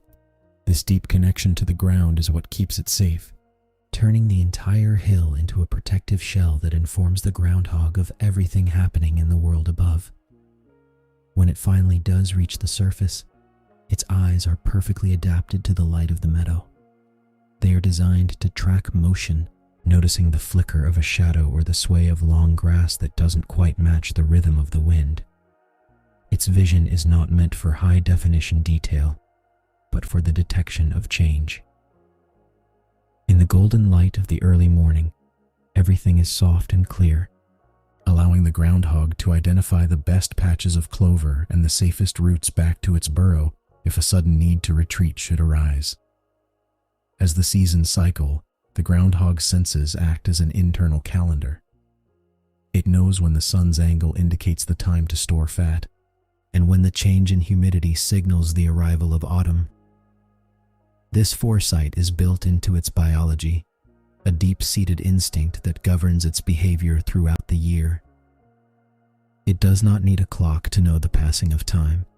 The environment provides all the cues, and the groundhog, through its sharp senses, is a master at interpreting these natural signs and responding with quiet, deliberate action. Finally, there is the first tentative journey from the burrow. It is a moment of profound sensory exploration. The groundhog pauses at the threshold, its whiskers twitching as it samples the air, its ears swiveling to catch the chorus of the morning birds. The grass brushes against its fur. The scent of fresh soil is rich and damp, and the warmth of the sun is a gentle touch on its back. This first emergence is not just a physical act, it is a sensory awakening, a re-engagement with the world that reinforces the groundhog's place in the endless, quiet rhythm of the meadow. The home of the groundhog is not merely a hole in the ground, it is a masterpiece of architectural endurance, located amidst the rolling hills and expansive meadows. The burrow is a sanctuary that spans several levels, connecting the cool, silent depths of the earth to the vibrant life above. These meadows, often bordered by the shadowed fringes of a forest or the quiet edges of a farm, provide the ideal setting for the groundhog to thrive. Here, the soil is deep and rich, holding the shape of the tunnels that wind through the darkness like the veins of a living landscape. Selecting the site for a burrow is a process of careful deliberation. The groundhog looks for a slope where the drainage is excellent, ensuring that the heavy rains of spring and the melting snow of winter never flood its inner chambers. It favors the transition zones, the places where the woods meet the open pasture, where the vegetation is lush and varied. This strategic location offers both a bounty of food and immediate, reliable shelter. A well-placed burrow is the difference between a life of security and one of constant vulnerability. The architecture of these homes is remarkably complex. A primary entrance is often marked by a large mound of excavated earth, a a signature that identifies the burrow to those who know what to look for. Yet, this is only the beginning. Behind this conspicuous opening lie secondary escape tunnels, hidden discreetly beneath a patch of tall grass or behind a protective rock. These passages are life-saving routes, designed to provide a quick retreat should danger arise on the surface. Inside, the tunnels curve and twist, slowing the progress of any intruder while allowing the groundhog to move with practiced ease. Within this labyrinth are various specialized chambers. There is the nesting area, lined with dry grass and leaves, providing a soft, insulated bed for the arrival of the young. There are also smaller, utilitarian rooms where the groundhog can rest during the heat of a summer afternoon or wait out a sudden thunderstorm.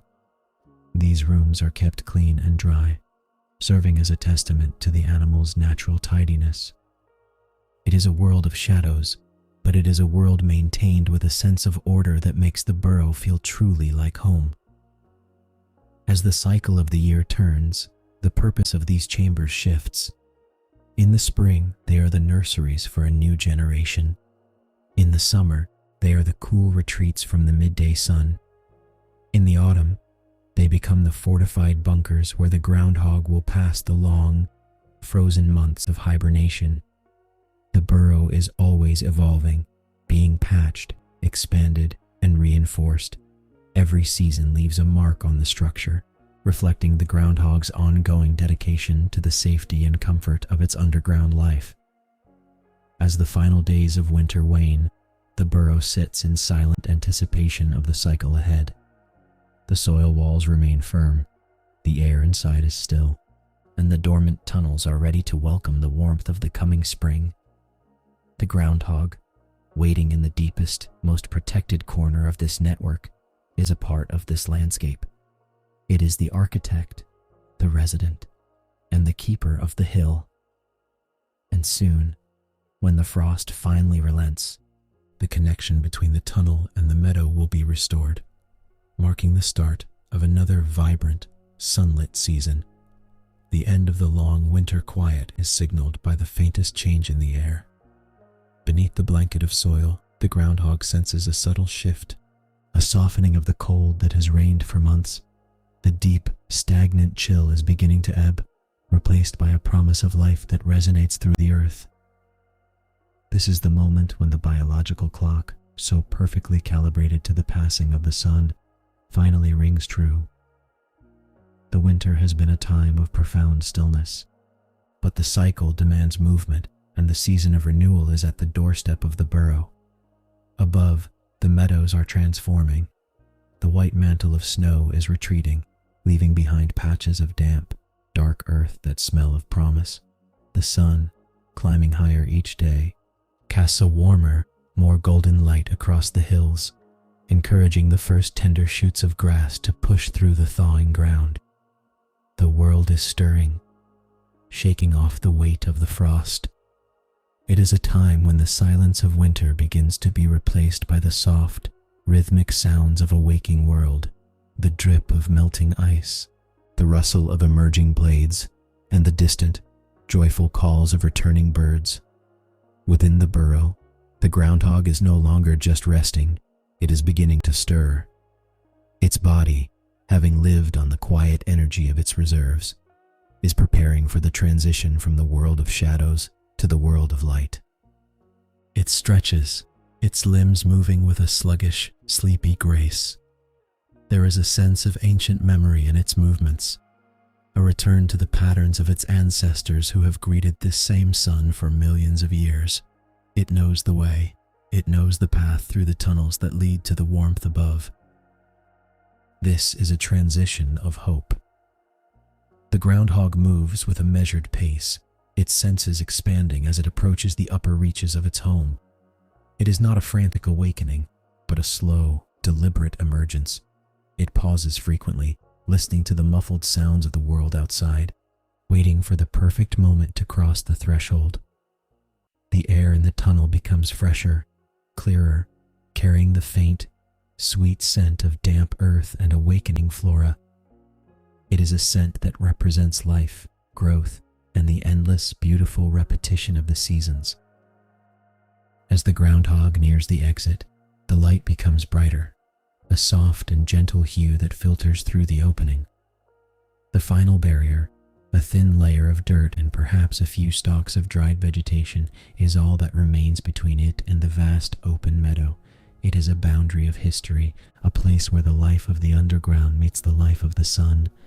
The groundhog stands poised, its whiskers twitching, its heart beating with the steady, calm rhythm of a creature perfectly at peace with its place in the natural order of things. The arrival of spring is not just a season, it is a return to home.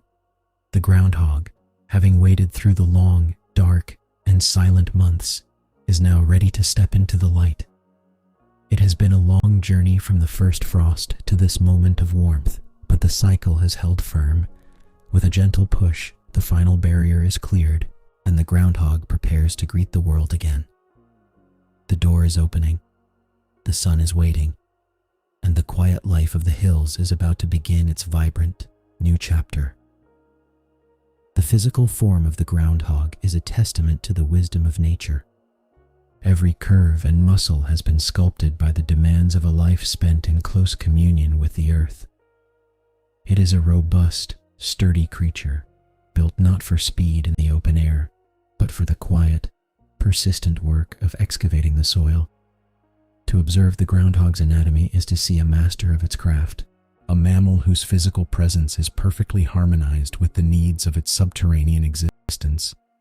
Its head is a marvel of functional design, broad and flat, allowing it to navigate narrow spaces with ease. The eyes are positioned high on the skull, serving as a vigilant lookout post that remains concealed even when the groundhog is mostly submerged in its burrow.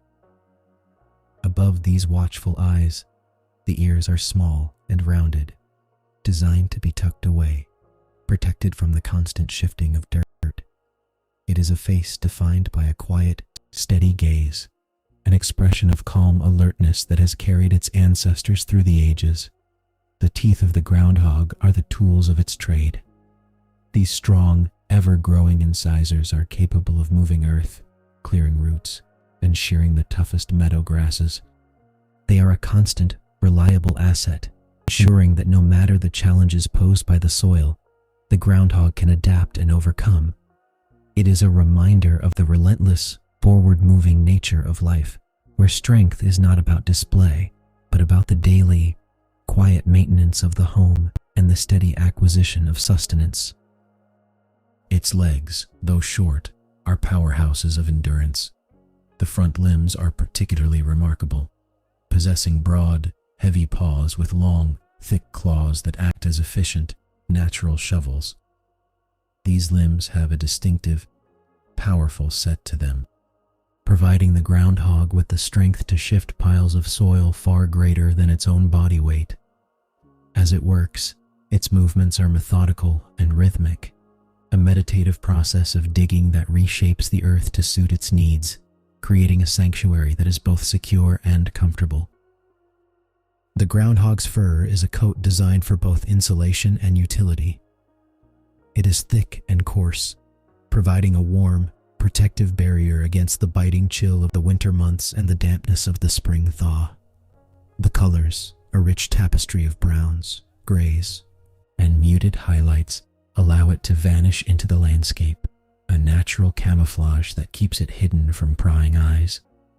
This fur is kept meticulously clean, a reflection of the groundhog's commitment to its personal well-being and the hygiene of its underground chambers. Finally, there is the tail, a short, tufted appendage that provides a sense of balance. It is not an instrument of flourish, but a functional part of the groundhog's total design. It follows the body through the winding tunnels, always present, always steady. This is a creature of substance, a living embodiment of the earth from which it springs. With a body built for the soil and a spirit attuned to the rhythms of the seasons, the groundhog is the silent, steadfast guardian of the hills, waiting in the quiet of the underground for the next turn of the world. The short, stout tail acts as a discreet guide, a simple anchor that helps the groundhog maintain its orientation in the twisting, lightless corridors of its home. It is perfectly proportional to the rest of its frame, never a hindrance. Always a functional companion as the groundhog maneuvers through the tight bends and narrow passages of its subterranean architecture. This is a body designed for efficiency, stripped of any unnecessary ornamentation, focusing entirely on the task of surviving and thriving within the cradling darkness of the hill. When the groundhog stands, it reveals its true stature. Its torso is heavy and rounded, a reservoir for the energy it needs to sustain itself during the long months of winter sleep. This fullness is not a sign of excess, but a vital life support system. It is the result of a summer spent well, of days filled with the sweetness of clover and the crispness of meadowgrass. When the groundhog sits upright on its haunches, a posture it adopts to scan the horizon, it seems surprisingly tall. A small, furry sentinel observing the world with a calm, deliberate curiosity. The way it moves is a study in fluidity. On the surface, the groundhog walks with a waddling, purposeful gait, its paws placed firmly on the soil. It is a walk that speaks of ownership, a slow, methodical traversal of its territory. Yet, should a sudden shadow cross the meadow, that same body can shift instantly, transforming from a resting creature into a blur of motion as it makes for the nearest entrance. This transition is a miracle of natural reflex, a reminder that even in its most relaxed moments, the groundhog is never truly disconnected from the instinct to survive. Its agility extends to the water as well. While it is a creature of the earth, the groundhog is a capable swimmer. If a stream or a marshy patch interrupts its journey across the fields, it will enter the water without hesitation, paddling with steady strokes until it reaches the other side. This versatility is part of what has allowed the species to spread across such a vast range of landscapes. It is a creature that does not shy away from the challenges of the terrain, adapting its movements to whatever the landscape requires, always with that same quiet, enduring grace.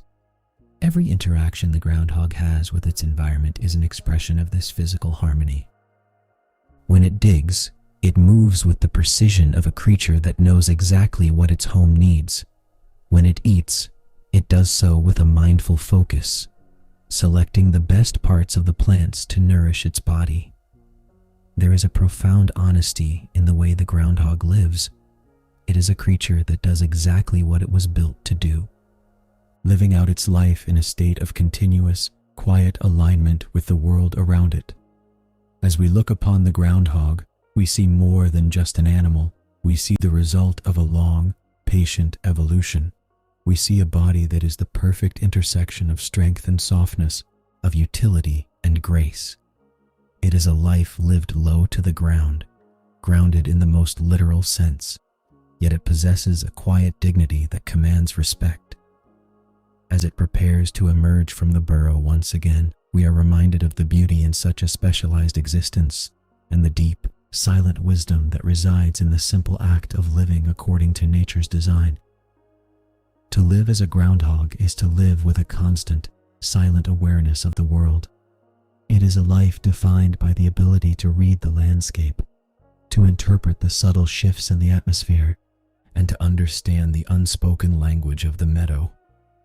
The groundhog does not merely inhabit its environment, it communicates with it, constantly processing the information that flows through the grass, the air, and the very ground beneath its feet.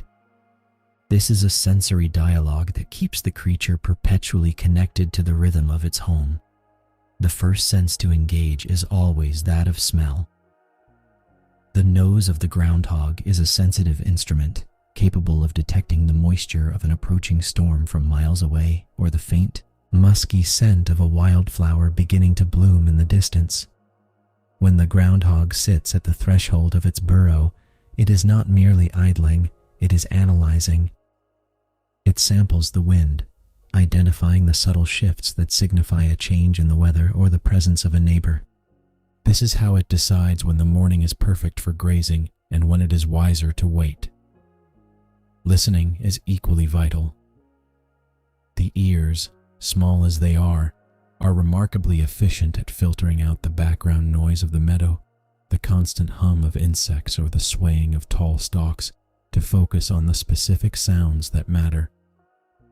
A sudden silence in the birdsong is a warning. The rustle of a predator in the brush is a signal. The groundhog moves with a cautious awareness, its ears twitching to capture the faintest nuances of sound. It is a practice of constant, soft vigilance that ensures nothing unexpected ever catches the creature by surprise. Vision, too, plays a critical role in the groundhog's daily life. Its eyes are specially adapted to the shifting light of the meadow, excel at spotting movement in the periphery. Even the slightest flicker of a shadow is enough to alert the groundhog to something new in the landscape. Because its eyes are set high, it can watch for danger while keeping most of its body sheltered.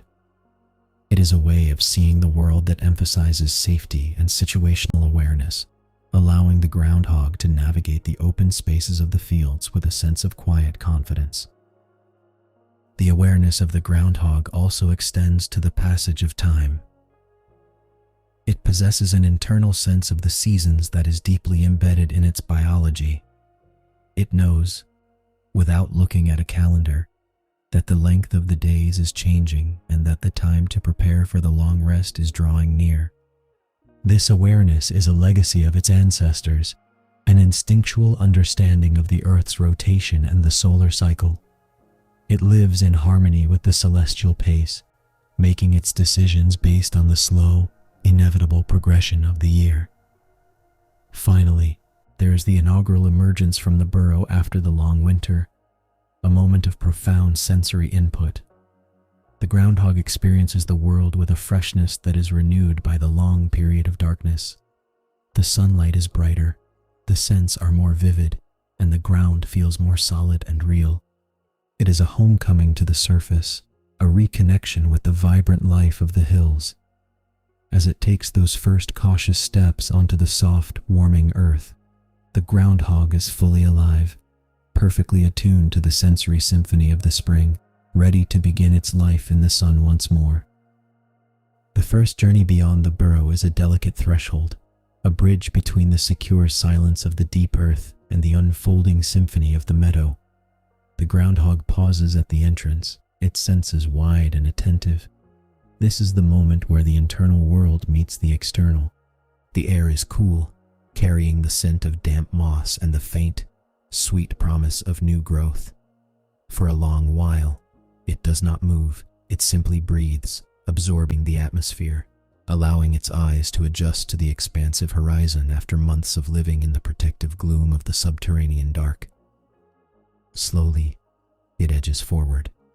The soil under its paws is soft, yielding slightly to its weight. This is the familiar territory of its ancestors, a landscape it knows by heart. Yet each spring it feels like a fresh discovery.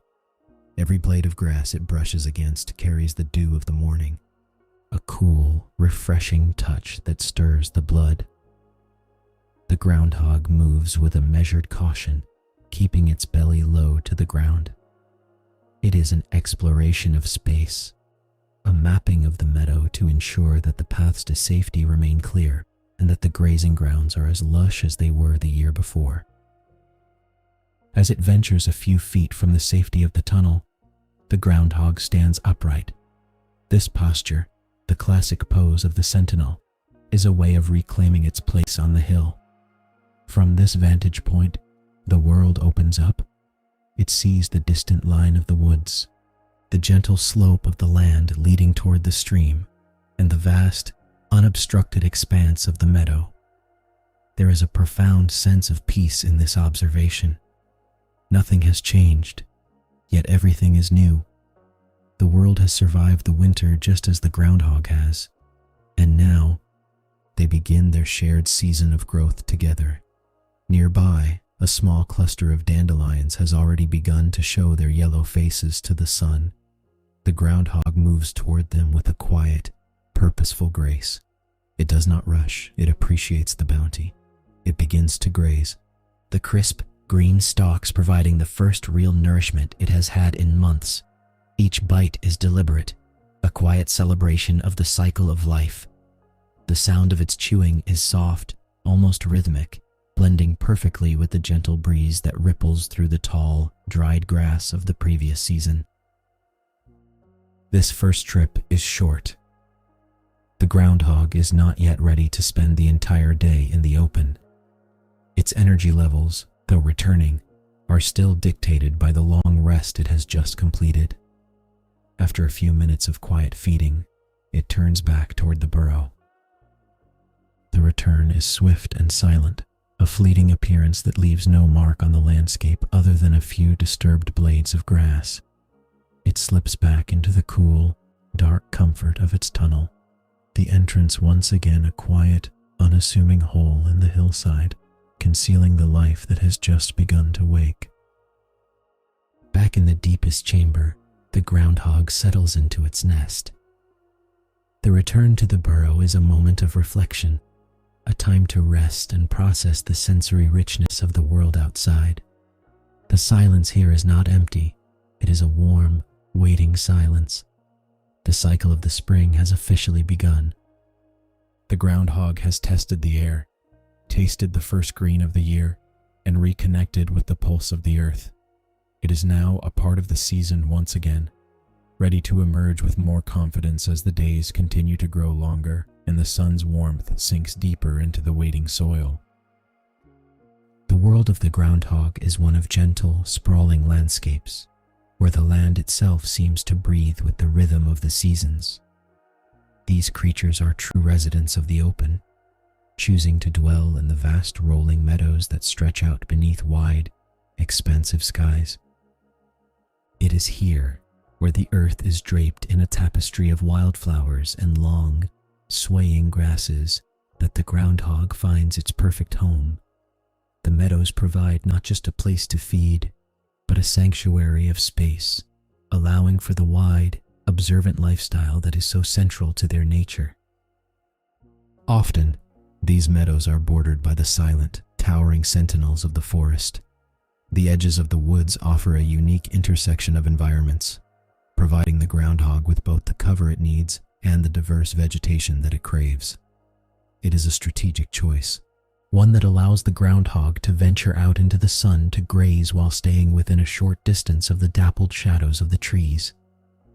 This transition zone is a vibrant, busy place, full of the soft whispers of wind through the branches and the constant, slow growth of the forest floor. In areas where human presence is felt, the groundhog has proven to be an adaptable neighbor. They are frequently found along the borders of quiet, sun-drenched farmlands, where the edges of fields provide an endless bounty of tender, cultivated greens. The groundhog watches the farmers from a distance, becoming a familiar, if somewhat elusive, feature of the countryside. They choose their spots with an eye for the long term, looking for ground that is firm enough to hold a tunnel yet rich enough to support the roots of the grasses and herbs they depend on.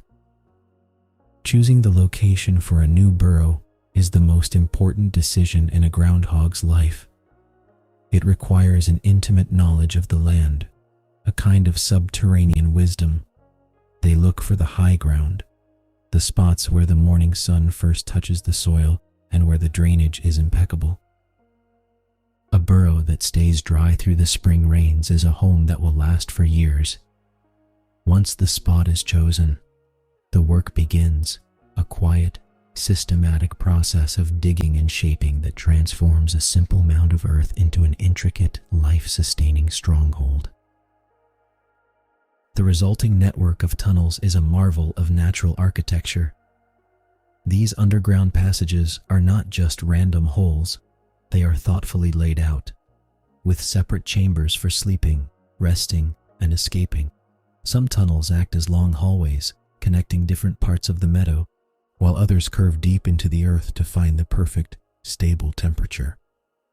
The air inside remains cool and still, a stark contrast to the shifting temperatures of the world above. It is a home built for peace, a labyrinth of safety designed to weather the most turbulent of seasons. As the late winter turns toward spring, this network sits in quiet anticipation. The entrances, long closed by the pack of frozen earth and snow, are ready to be cleared once more. Below the surface, the groundhog feels the vibration of the changing world. The roots are beginning to send up their first signals of life, and the soil is beginning to warm. Soon, the tunnels will hum with activity as the groundhog prepares to reconnect with the surface. The meadow is waiting, and the groundhog, the master of the underground, is ready to step out into the light of the new, blossoming season. The subterranean tunnels are more than just architecture. They are the foundation of the groundhog's daily existence. To walk through these corridors is to move through a world of deliberate, quiet utility. Every turn is engineered for efficiency. Every room has its purpose, and the entire structure is maintained with a level of care that ensures the resident remains tucked away, safe from the unpredictability of the surface. As the frost finally retreats from the entrance, the tunnels undergo a subtle transformation. They begin to breathe again, welcoming the fresh air of the new season into their deep, silent chambers. The depth of these burrows is key to the groundhog's survival. By digging deep, the groundhog escapes the biting extremes of the surface, the blistering heat of midsummer and the freezing grip of winter. The earth provides a consistent, soothing temperature that allows the groundhog to rest in comfort regardless of what is happening under the open sky. It is a sanctuary that feels like an extension of the groundhog itself, a private world where it can retreat to process the sights, sounds, and scents it has gathered during its time in the sun. Above the tunnels, the meadow is now alive with the subtle, green promise of spring. The soil is soft and pliable, inviting the groundhog to venture out for its first full day of foraging. It moves with a confidence that has grown over the last few weeks. It is no longer just checking the threshold, but actively exploring the landscape. It navigates the familiar path to a patch of clover, its ears twitching at the sound of the wind, its nose testing the breeze for any hint of change. The connection between the home below and the field above is now fully restored. There is a sense of rhythm to this life that is deeply comforting.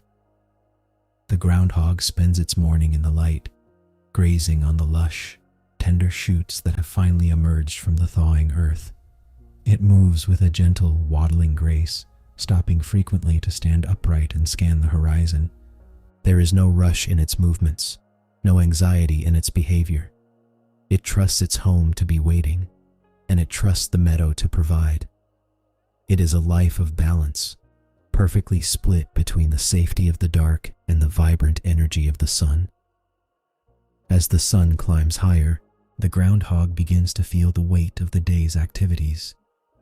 It retreats to the shade of a nearby bush, curling up for a brief nap in the warmth of the afternoon. The world around it is busy with the songs of birds and the drone of insects, but the groundhog is at peace, lost in the quietude of its own existence. This is the life of the hill, a simple, repetitive, and deeply fulfilling cycle that asks for nothing more than the ability to adapt, to listen, and to find contentment in the changing light of the meadow. As the season progresses, the burrow will become more than just a home for one. It will prepare for the miracle of new life. But for now, the groundhog enjoys the quiet, early days of spring. It is a time for restoration, for strengthening its connection to the land, and for reveling in the slow, beautiful return of the warmth. The tunnels are clean, the meadow is green, and the cycle continues, steady and sure, marking the passage of time with the soft, silent footsteps of a creature that belongs entirely to the earth. The arrival of spring brings a profound shift to the quiet life beneath the meadow. Within the deepest, most insulated chamber of the burrow, a space lined with the softest, dried grasses gathered during the final days of autumn, the cycle of life takes a new and tender turn. This is the season of birth, a time when the darkness of the subterranean home becomes a sanctuary for the fragile, new beginnings of a future generation.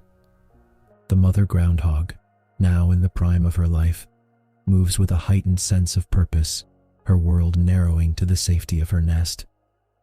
The period of waiting is one of deep, rhythmic stillness. The mother spends these days in the comfort of her tunnels, conserving her energy and tending to the warmth of the nest. There is a sacred quality to this time, an unspoken preparation for the arrival of the young. The burrow, already a masterpiece of protection, becomes a fortress of care. The cool, stable temperature of the earth cradles the mother, shielding her and her unborn litter from the unpredictable shifts of the weather above. It is a world of shadows, yet it is filled with the quiet, expectant pulse of life. Then comes the moment of birth. In the soft, hushed privacy of the underground chamber, life emerges. The newborns are tiny, hairless, and completely dependent on their mother. They enter a world that is defined by the warmth of her body, the scent of the nesting material, and the profound, dark silence of the earth. Everything about this environment is designed to nurture and protect. The mother's instincts are sharp and unwavering, guiding her every move as she provides the first vital comfort to her offspring, ensuring they are sheltered from the very start. The bond between mother and young is forged in the first moments of life.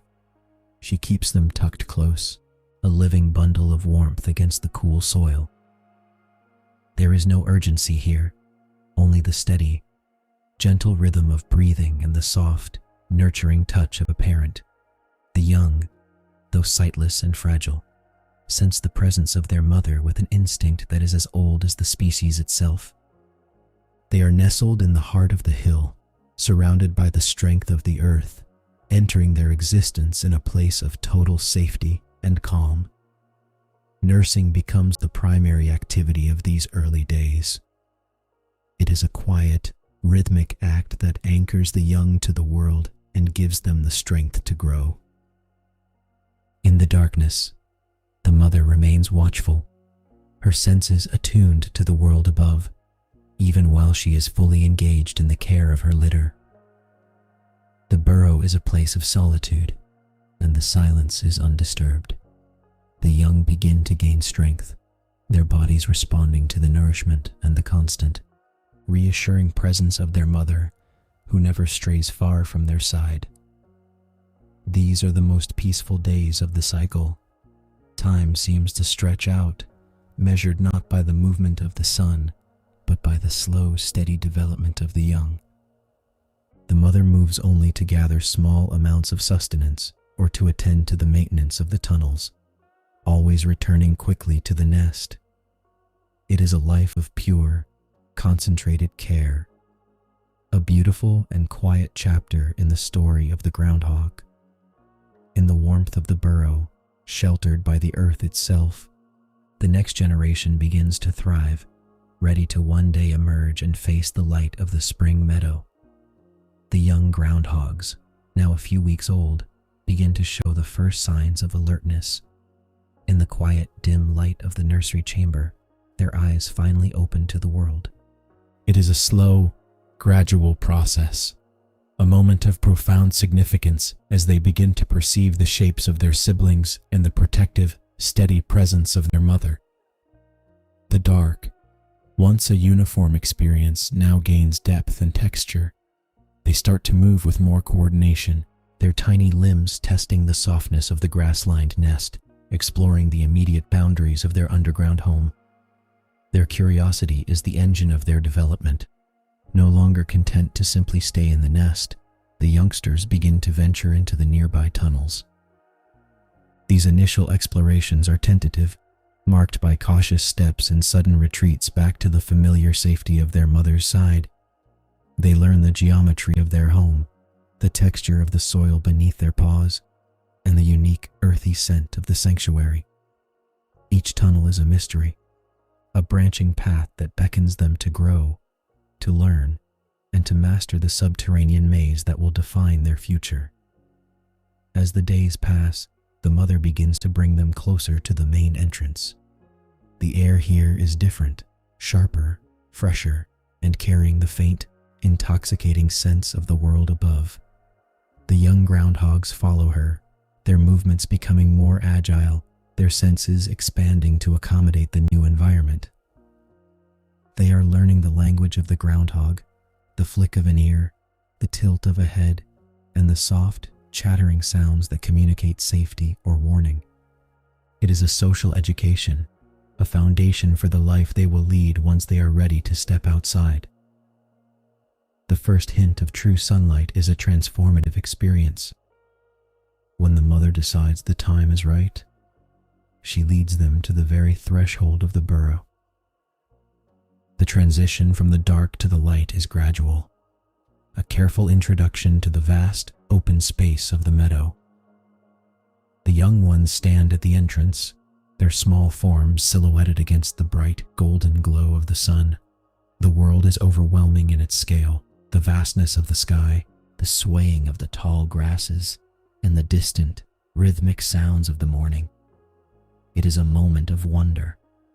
Outside, the world is a playground. They begin to nibble on the tender green grass that grows near the burrow's mouth, discovering the tastes that will sustain them for the rest of their lives. The mother watches closely, her vigilant gaze scanning the horizon, ready to usher them back into the dark at the first sign of a threat. They play with each other, tumbling in the soft dirt, their youthful energy a sharp contrast to the slow, deliberate movements of the adults. It is a time of joy, of discovery, and of learning the essential skills of survival.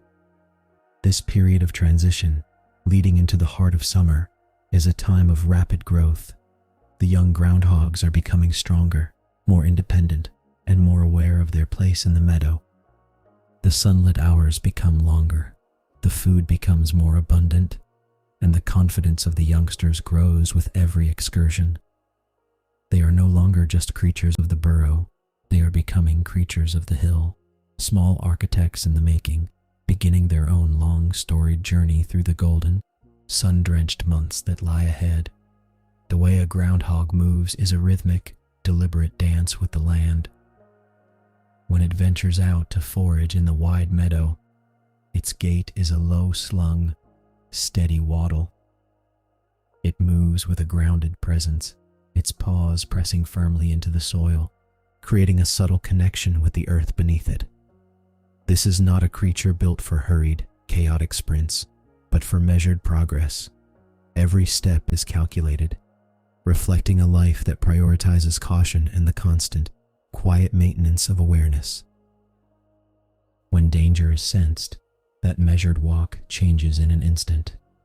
The groundhog possesses a remarkable ability to shift its momentum, transforming from a grazing, calm visitor into a focused, low-to-the-ground blur of motion. It rushes toward the nearest escape tunnel with a surprising, frantic speed. This transition is seamless, a testament to the instinctual reflexes that keep it safe in the open. Within seconds, it can vanish beneath the grass and soil, leaving behind only the rustle of leaves as proof that it was ever there. Digging is perhaps the most fundamental way the groundhog interacts with the world. When it needs to expand its home or clear a blocked entrance, it becomes a machine of efficient, rhythmic labor. Its front claws, strong and curved, rake through the dirt with a power that belies its size. It moves the earth behind it with a back and forth motion, a steady, repetitive process that is almost meditative to witness.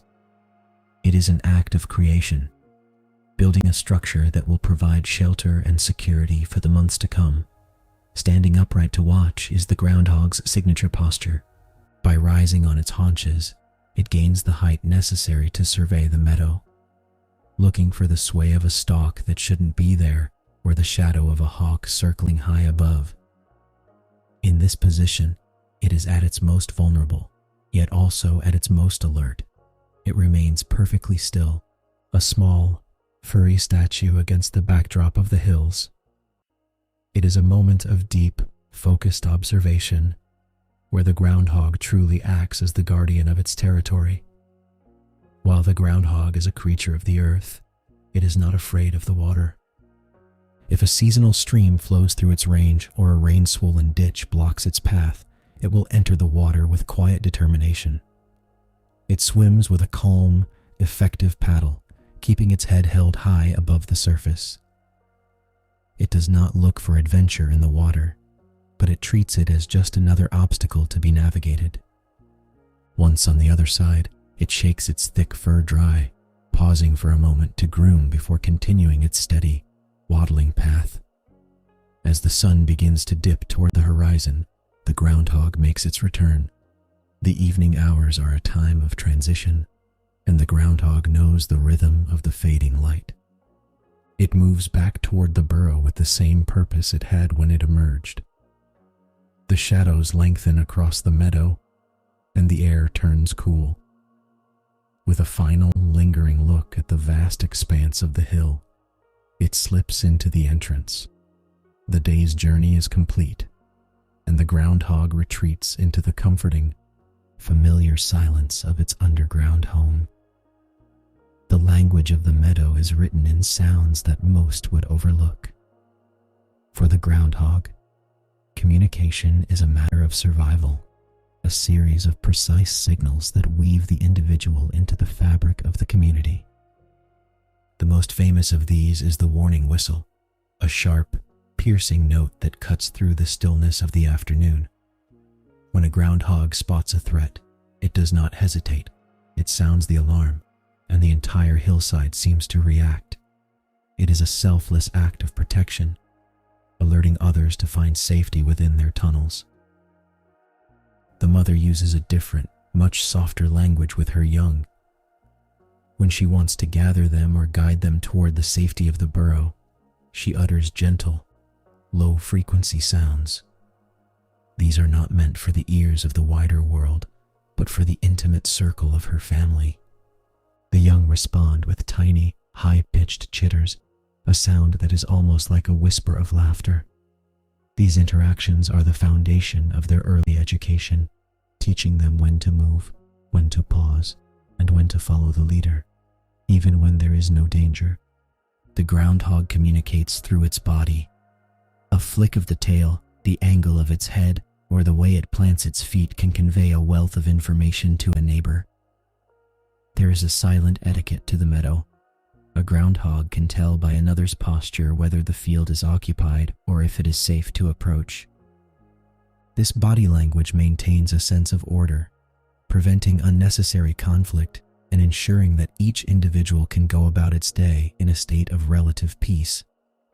There are also times when the meadow is filled with the silence of rest. On a hot summer afternoon, when the sun is at its zenith, the groundhog enters a state of quiet reflection. It lies in the shade of a rock or at the entrance of its burrow, perfectly still, eyes half closed. In these moments, the communication stops, the world slows down, and the groundhog finds a deep, internal serenity. It is a time for the mind to process the morning's findings and for the body to cool itself in the breeze. As the sun begins to set, the evening brings a final chorus of sounds. The birds begin their final calls. The crickets start their rhythmic drone, and the groundhog, sensing the changing light, makes one last tour of its feeding grounds. The air is still, and the sounds carry further. It is a time of gentle transition, where the meadow seems to sigh with the passing of the day. The groundhog listens to these final notes, a participant in the evening's lullaby, before it retreats into the dark. This quiet, sensory world is the backbone of the groundhog's existence. It is not a noisy life, nor one filled with complex drama, but one of constant, subtle connection. By listening to the wind, reading the body language of the meadow, and responding to the warning signals of its peers, the groundhog remains perfectly synced with its surroundings. It is a life of small, meaningful interactions, a quiet, harmonic existence lived out in the soft, green glow of the summer hills. The diet of the groundhog is a celebration of the meadow's abundance. As an herbivore, it possesses a palate refined by the seasons, seeking out the most succulent and nutrient-rich vegetation available. Its day begins with a quest for the tenderest grasses, the young blades that emerge with a vibrant green hue in the cool morning dew. It moves with a practiced hand, carefully selecting leaves that are rich in moisture and vitality. This is not a mindless consumption. It is an act of discerning nourishment, fueling the growth and energy needed for the long months ahead. Leafy plants and legumes are among its favorites. The groundhog has a particular fondness for clover and alfalfa, often venturing to the edges of cultivated fields where these plants grow in thick, lush carpets. It gathers the leaves with a gentle, systematic movement, its paws holding the stems while its sharp teeth snip them away. The process is meditative, a slow and steady rhythm that consumes the quiet hours of the morning. It knows which plants are at their peak, and it follows the meadow's schedule, moving from one patch to another as the spring turns into the heat of summer. Wildflowers, too, find their way into the groundhog's diet. From the yellow petals of the dandelion to the delicate blooms that dot the hillside, the groundhog enjoys the variety. It is a connoisseur of the wild, sampling the landscape with an appreciation for the subtle differences in flavor and texture. Occasionally, when the opportunity arises, it will even seek out fruits or berries that have fallen near the forest edge. These are rare, sweet treats, a departure from its usual fare, and they are savored with a focused, quiet joy before the groundhog returns to its routine. All of this grazing serves a grander, biological purpose, the accumulation of energy. As the summer sun begins to linger, the groundhog's primary task becomes the storage of fat. Its body acts as a vessel, slowly filling its reserves in preparation for the great, inevitable sleep of winter. Every leaf, every stalk of clover, and every mouthful of dandelion is converted into the sustenance that will keep it alive during the months of frost. This is the weight of survival, gained steadily and surely through the endless, golden days of the season. Returning to the burrow is the final step in this daily cycle.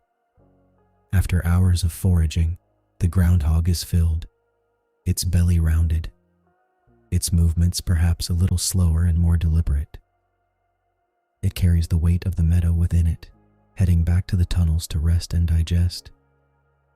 The return is a quiet procession, a journey from the bright, open expanse of the field back into the dim, cool embrace of the earth.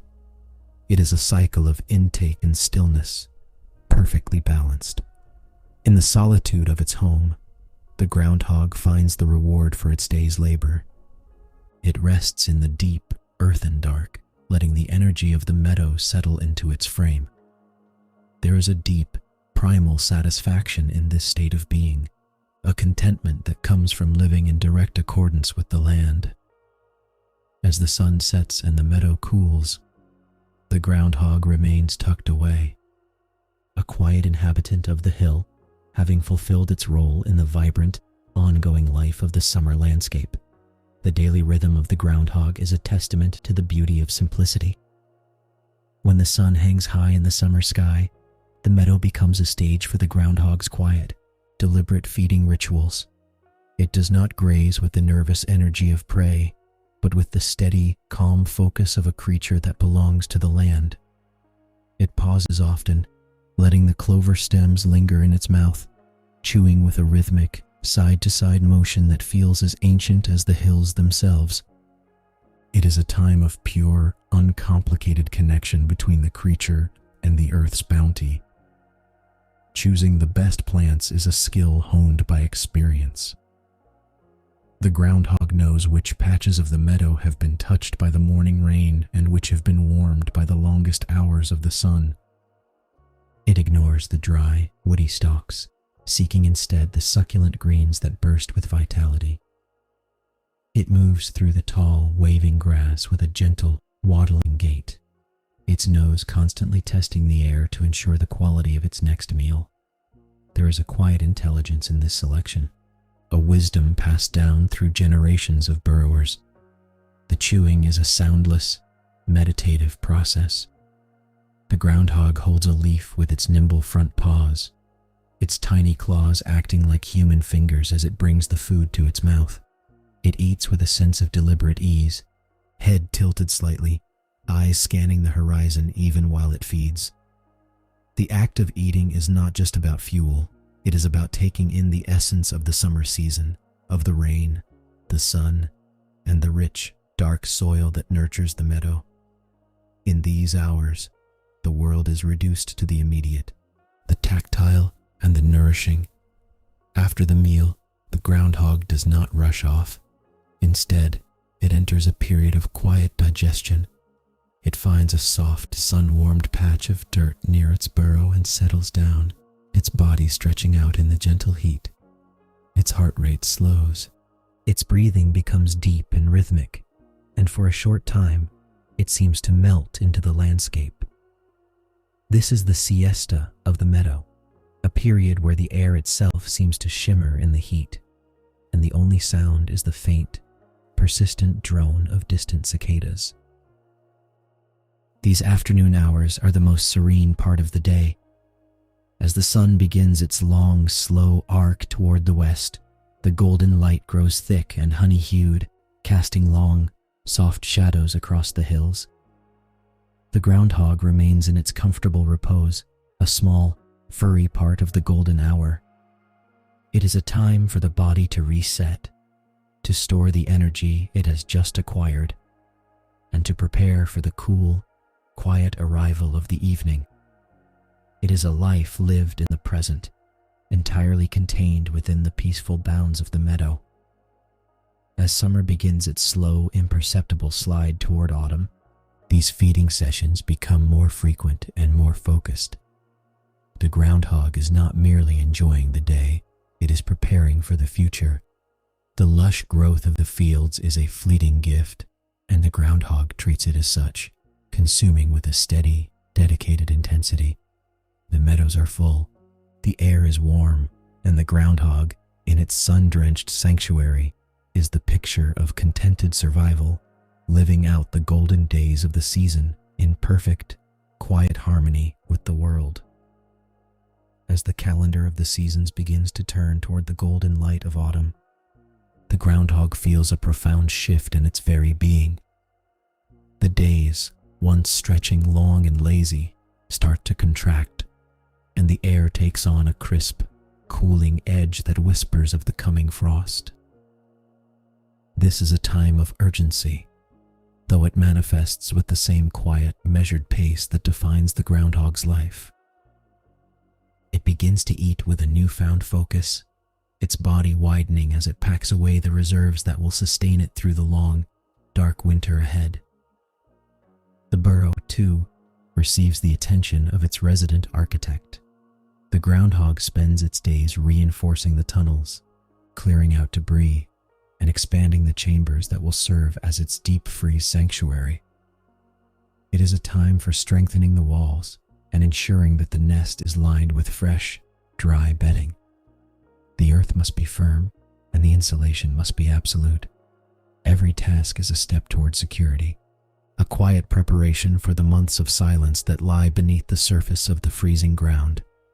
Energy storage is the central theme of this season. The groundhog moves from the meadows to the forest edges, seeking out every last bit of available nutrition. It is as if it is trying to absorb the very warmth of the summer sun into its own flesh. The meadows, once vibrant with green, begin to fade into shades of burnt orange and straw gold. The groundhog moves among these changing colors, a camouflaged blur of fur against the backdrop of an aging, ripening landscape. It is a time of abundance, and the groundhog takes its share with methodical efficiency. The changes in the environment are everywhere. The trees, once thick with leaves, begin their annual retreat, their branches turning brilliant shades of red and yellow before shedding their foliage to the forest floor. The groundhog watches this transformation with a primal awareness. It knows that the falling leaves signal the end of the harvest.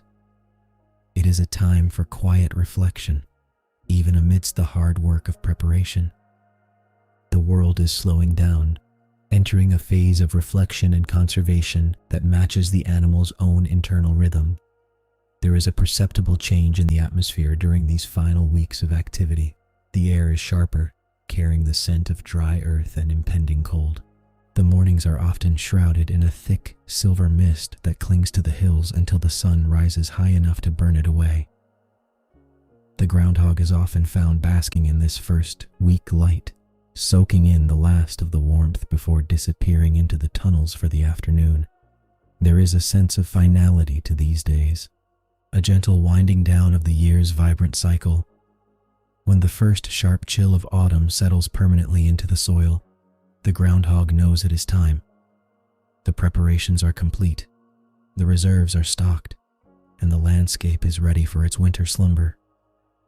The groundhog takes one final, long look at the golden hills, its whiskers sensing the drop in temperature. It is a moment of quiet accomplishment, of having lived the summer well and having prepared for the winter with diligent care. It turns toward the entrance of its home, ready to embrace the long, peaceful rest that nature has designed for it.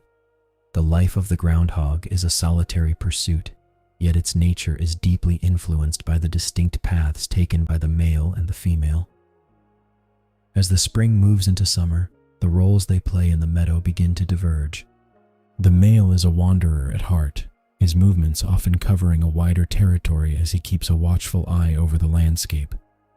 He is the guardian of the perimeter, moving from burrow to burrow, his presence a quiet, steady assurance that the territory remains secure. His behavior is marked by a certain restless independence, a constant need to check the boundaries of his world. The female, meanwhile, is the architect of the heart of the home. Her life is anchored to the nursery, where her primary focus remains the care and development of the young. While the male's movements are about patrol and territory, the female's movements are about provision and protection. She is a master of the tunnels, knowing every curve and corner of the subterranean labyrinth. Her movements are more efficient, more tied to the necessity of returning to her litter, and there is a profound, protective intensity in the way she navigates the meadow, always with an ear turned toward the burrow. As the summer progresses, the differences between them become even more pronounced. The young groundhogs, once entirely dependent on their mother, begin to show signs of their own burgeoning personalities. They mimic the male's watchful stance, standing on their hind legs to scan the horizon, and they learn the female's cautious approach to foraging. It is a period of transition, where the youngsters start to test the limits of their world. They are learning to be independent, exploring further away from the safety of the nest, their play becoming more rigorous and their curiosity more daring. The moment of separation is a natural, almost imperceptible shift. As the young grow, they begin to outgrow the need for the central nursery. They start to dig their own shallow burrows nearby, small, experimental tunnels that serve as their first attempts at independence. The mother encourages this, her watchful gaze softening as she sees her offspring prepare to step into the world on their own. It is a quiet, necessary process of letting go, a gentle unfolding of the family unit as each individual prepares to carve out their own small piece of the hill. When the young finally depart the maternal burrow, it is not a dramatic event, but a steady expansion of the landscape. They remain in the same meadows, their new tunnels often just a short distance from where they were born, keeping them within the familiar, protective sphere of their home ground. This is how the groundhog population maintains its presence, by filling the hills with a network of connected but independent lives. The mother returns to her own rhythm. The male continues his watchful patrol, and the new generation begins the task of establishing its own identity. This independence marks the beginning of a life cycle that will soon repeat. For the young, it is the first real taste of responsibility. They must find their own food, keep their own tunnels secure, and prepare for their first true winter. They have inherited the wisdom of the hills and the lessons of their parents, and now they move forward with a quiet confidence. The cycle of the groundhog is one of constant renewal, a seamless transition from the care of the nursery to the independence of the meadow.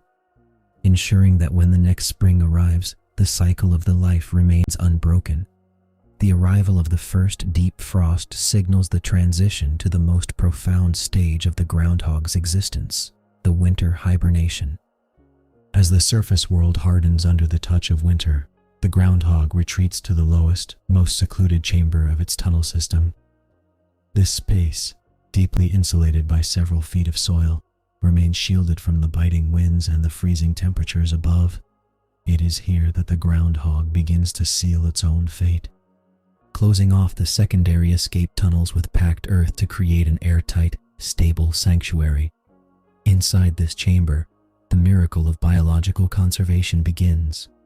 The groundhog curls into a tight ball, nose tucked beneath its tail, creating a compact shape that minimizes heat loss. Its breathing, once quick and reactive to the world, slows to a pace that is barely perceptible, a few breaths per minute. Its heart rate, which during the summer months pulsed with the vigor of a creature in its prime, now beats with the slow, steady rhythm of a hibernating life.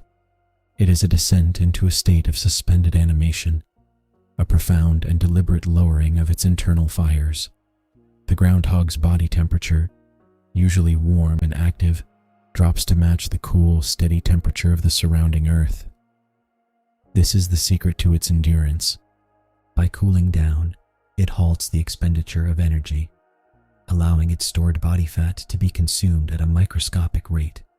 It is not truly dead, nor is it fully awake. It is in a state of profound, natural equilibrium.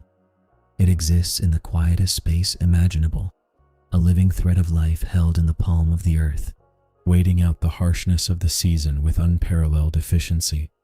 Outside, the winter world is a silent, frozen landscape. The snow piles high over the meadows, acting as an additional layer of insulation for the life sleeping beneath. The groundhog is oblivious to the storms, the howling gales, and the long blue-shadowed nights of January and February. It is tucked away in the deep, protective dark, where time loses its meaning and the only reality is the slow, deep sleep. It is a masterclass in survival, a biological strategy that has allowed the groundhog to thrive through the most challenging climates on the continent. The silence of the winter is heavy and absolute, a stillness that permeates the very ground. Within the burrow, this silence is filled with a sense of peace. There is no anxiety here, no hunger, and no struggle. It is a period of total rest, a necessary pause in the dance of life. The groundhog is safe, its home a sturdy fortress that guards its slumber. While the seasons spin their course on the surface, the groundhog remains in the heart of the hill, cradled by the soil, waiting for the inevitable, gentle call of the returning sun. As the weeks pass, the groundhog remains steadfast in its torpor. It is the guardian of its own winter, a creature committed to the patient art of waiting. The cycle has been maintained, the preparations were sufficient, and now the rest is well earned. The burrow sits like a sleeping giant under the snow, holding the promise of spring within its dark, quiet walls. The groundhog sleeps, and in that sleep, it dreams of the soft, green shoots and the warm, golden light that will eventually wake it to the start of another, vibrant year. The return to the surface is a gradual awakening, a soft unfolding that mirrors the melting of the winter snow. Deep beneath the hillside, the groundhog begins to feel a change in the earth's temperature, a faint, creeping warmth that signals the sun's rising intensity. This is the biological cue that the period of deep torpor is drawing to a close. The breathing deepens, the heart rate begins a slow, steady climb, and the body's internal furnace restarts its gentle fire. It is not an abrupt awakening, but a smooth transition back into the rhythm of life. The groundhog stirs, stretching its stiff limbs and shaking off the deep, heavy sleep of the winter. Its first movements are sluggish, fueled by the last of its reserves. It pushes through the packed dirt that sealed the chamber, moving through the labyrinth of tunnels with a sense of memory and purpose. The air inside the burrow feels fresher, lighter, carrying the scent of the awakening world above. It knows the way. It has navigated these tunnels for years, and each turn is a familiar path back to the light of the meadow. Reaching the primary entrance is a moment of profound sensory reconnection. The final barricade of frozen soil is brushed aside, and the groundhog emerges into the cool, clear light of early spring. The world is different. The air is damp with the melt. The hills are a muted, earthy brown, and the sky is a vast, brilliant blue. It sits at the threshold, its whiskers trembling as they sample the morning breeze. The smell of wet earth, of awakening roots, and of the coming green fills its lungs. The season of rest has officially ended. The first few days are spent in gentle restoration. The groundhog does not rush to forage. It moves with a calm, deliberate pace, reacquainting itself with the landscape. It finds the first patches of succulent, early spring growth, savoring the moisture and the nutrients after months of starvation. Every bite is taken with slow, appreciative focus. It basks in the sun, letting the warmth penetrate its fur, feeling the vitality of the spring seep back into its body. It is a time of gentle rebuilding, a return to the strength of its prime. As the cycle settles into its rhythm, the groundhog resumes its role as the guardian of the hills. It patrols the meadow, checking its tunnels and re-establishing its territory. The world is beginning to stir with new life. The birds are returning, the insects are emerging, and the meadow is slowly turning from gray to green. The groundhog is back in its element, fully present in the moment, living once again in the harmonious balance of the meadow. It is a new year, a new season, and a new opportunity for growth. The return with the spring is the closing of one chapter and the immediate beginning of another. The cycle of the groundhog is constant, a perpetual loop of preparation, rest, and renewal. As it stands upon its mound, eyes scanning the familiar horizon, there is a quiet, enduring wisdom in its posture. It has seen the winter through and has returned to greet the sun. The meadows are once again its kingdom, and the life of the underground continues, steady and sure, marking the progress of the seasons with the soft, silent presence of the earth's most dedicated inhabitant. The years of strength are the golden age of the groundhog. Having mastered the rhythm of the seasons and the architecture of the hills, the mature groundhog moves through its territory with a confidence born of deep experience. It knows the terrain better than any other creature in the meadow. It knows exactly where the soil is softest for digging, where the clover grows thickest in the early spring, and which slopes offer the best drainage against the heaviest rains. This is a time of stability, where the daily struggle for survival has evolved into a life of comfortable routine. Digging becomes an effortless art. When the groundhog decides to expand its tunnel system or create a new, strategic entrance, it does so with a mechanical, rhythmic precision. It no longer needs to experiment with paths. It has an internal map of the entire network, a vast, dark, and interconnected web that keeps it safe from every threat. These years are marked by the creation of massive, sprawling burrows that may span decades of renovation, with deep, cool chambers that stay perfect regardless of the heat above. The groundhog's daily life during these years is one of measured elegance. It chooses its feeding grounds with a discerning eye, rarely straying further than necessary. It has learned to anticipate the dangers of the open field, the hawk's shadow, the rustle of a predator in the brush, and it manages these risks with a calm that is almost meditative. It does not run until it must. It observes, it listens, and it acts with the economy of motion that only comes from a lifetime of practice. It is a true sovereign of the meadow. As the seasons repeat, the groundhog becomes an expert in the pulse of the environment. It reads the first cool wind of late summer as a precise signal to begin its final, intensive feeding. and it senses the softening of the frost as the exact moment to end its hibernation. It is in perfect sync with the land. These are the years of fulfillment, where the body is strong, the senses are sharp, and the burrow provides a constant, protective cradle. The world feels predictable, manageable, and deeply familiar. Time, however, continues its steady flow. Each year is a mirror of the last, yet each brings a subtle accumulation of wisdom. The groundhog moves with a slower, more deliberate grace, its presence on the hill a quiet constant that the meadow relies upon. Younger groundhogs may emerge and seek their own places, but the experienced elder holds the most prime, well-established real estate. It has earned its place through seasons of persistence, through the successful navigation of every winter, and through a life lived with unwavering integrity to the natural order.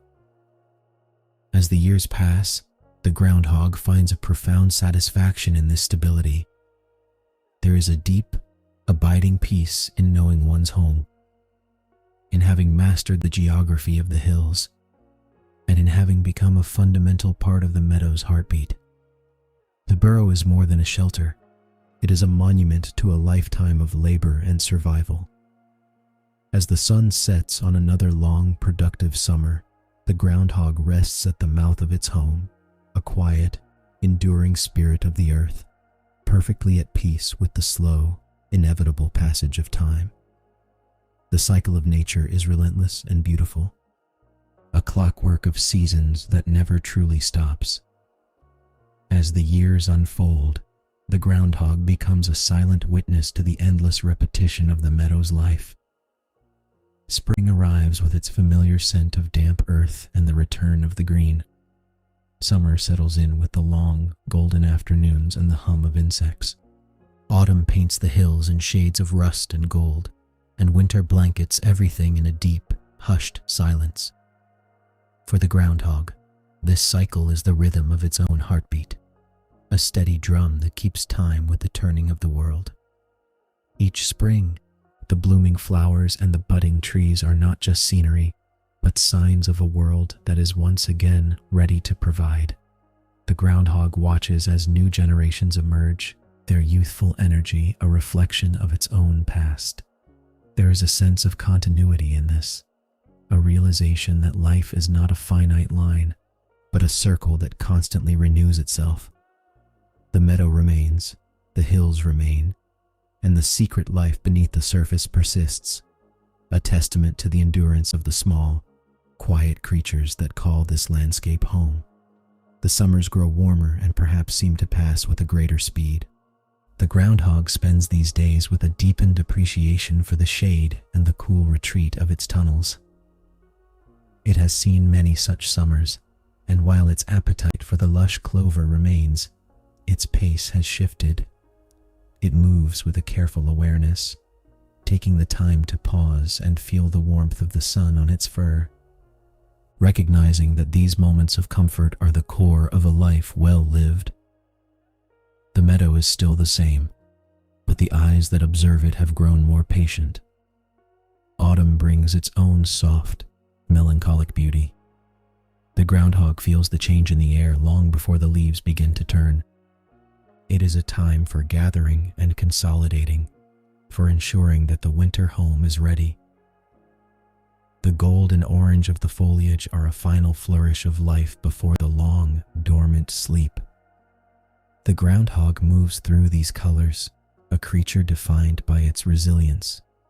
It knows that the cold is coming, but it also knows that this, too, is part of the pattern, a necessary pause that allows the earth to rest and heal. Winter arrives as a familiar friend, a time for the deep, restorative sleep that has defined every year of its life. The groundhog does not fear the cold. It respects it as a boundary, a season that defines the others. As it retreats into the dark, it carries with it the memories of the past seasons, the warmth, the food, the vibrant life of the meadows. It is a life built on these cycles, an existence that has found its greatest meaning in the simple, perfect harmony of being a part of this natural order. Yet, even in the steadiness of these cycles, there are small, subtle changes. The groundhog's steps are perhaps not as light as they once were, and the burrow, while still a masterpiece of engineering, requires more frequent maintenance. The signs of age are gentle, appearing like the soft light of evening on a long day. The groundhog is beginning to understand that the cycle is moving toward a different phase, one where the urgency of youth gives way to the quiet wisdom of maturity. It is a natural transition, and it is met with the same calm grace that the groundhog has shown to every season of its life. The wisdom of an old digger is not found in books, but in the memory of the soil itself. After many seasons of greeting the spring and braving the winter, the groundhog has become an integral part of the landscape. Its movements are now marked by a deliberate, measured grace. It no longer rushes to explore new patches of the meadow, for it knows exactly which spots offer the best nourishment and which paths provide the quickest route to safety. Every step is an echo of a lifetime spent in harmony with the hills. The tunnels, once expanded with the frantic energy of youth, are now maintained with a steady, practiced hand. The elder groundhog knows how to shore up a sagging ceiling and how to keep the nesting chambers dry during the heaviest spring rains. These tunnels are a record of its existence, a complex labyrinth that holds the story of its life. Each chamber is a memory of a winter survived or a spring welcomed. It moves through them with a familiarity that is almost telepathic, guided by senses that have been refined by decades of subterranean living. There is a profound stillness in the way the old groundhog watches the meadow. It spends longer periods resting near the entrance, its eyes half closed, feeling the pulse of the sun and the whisper of the breeze.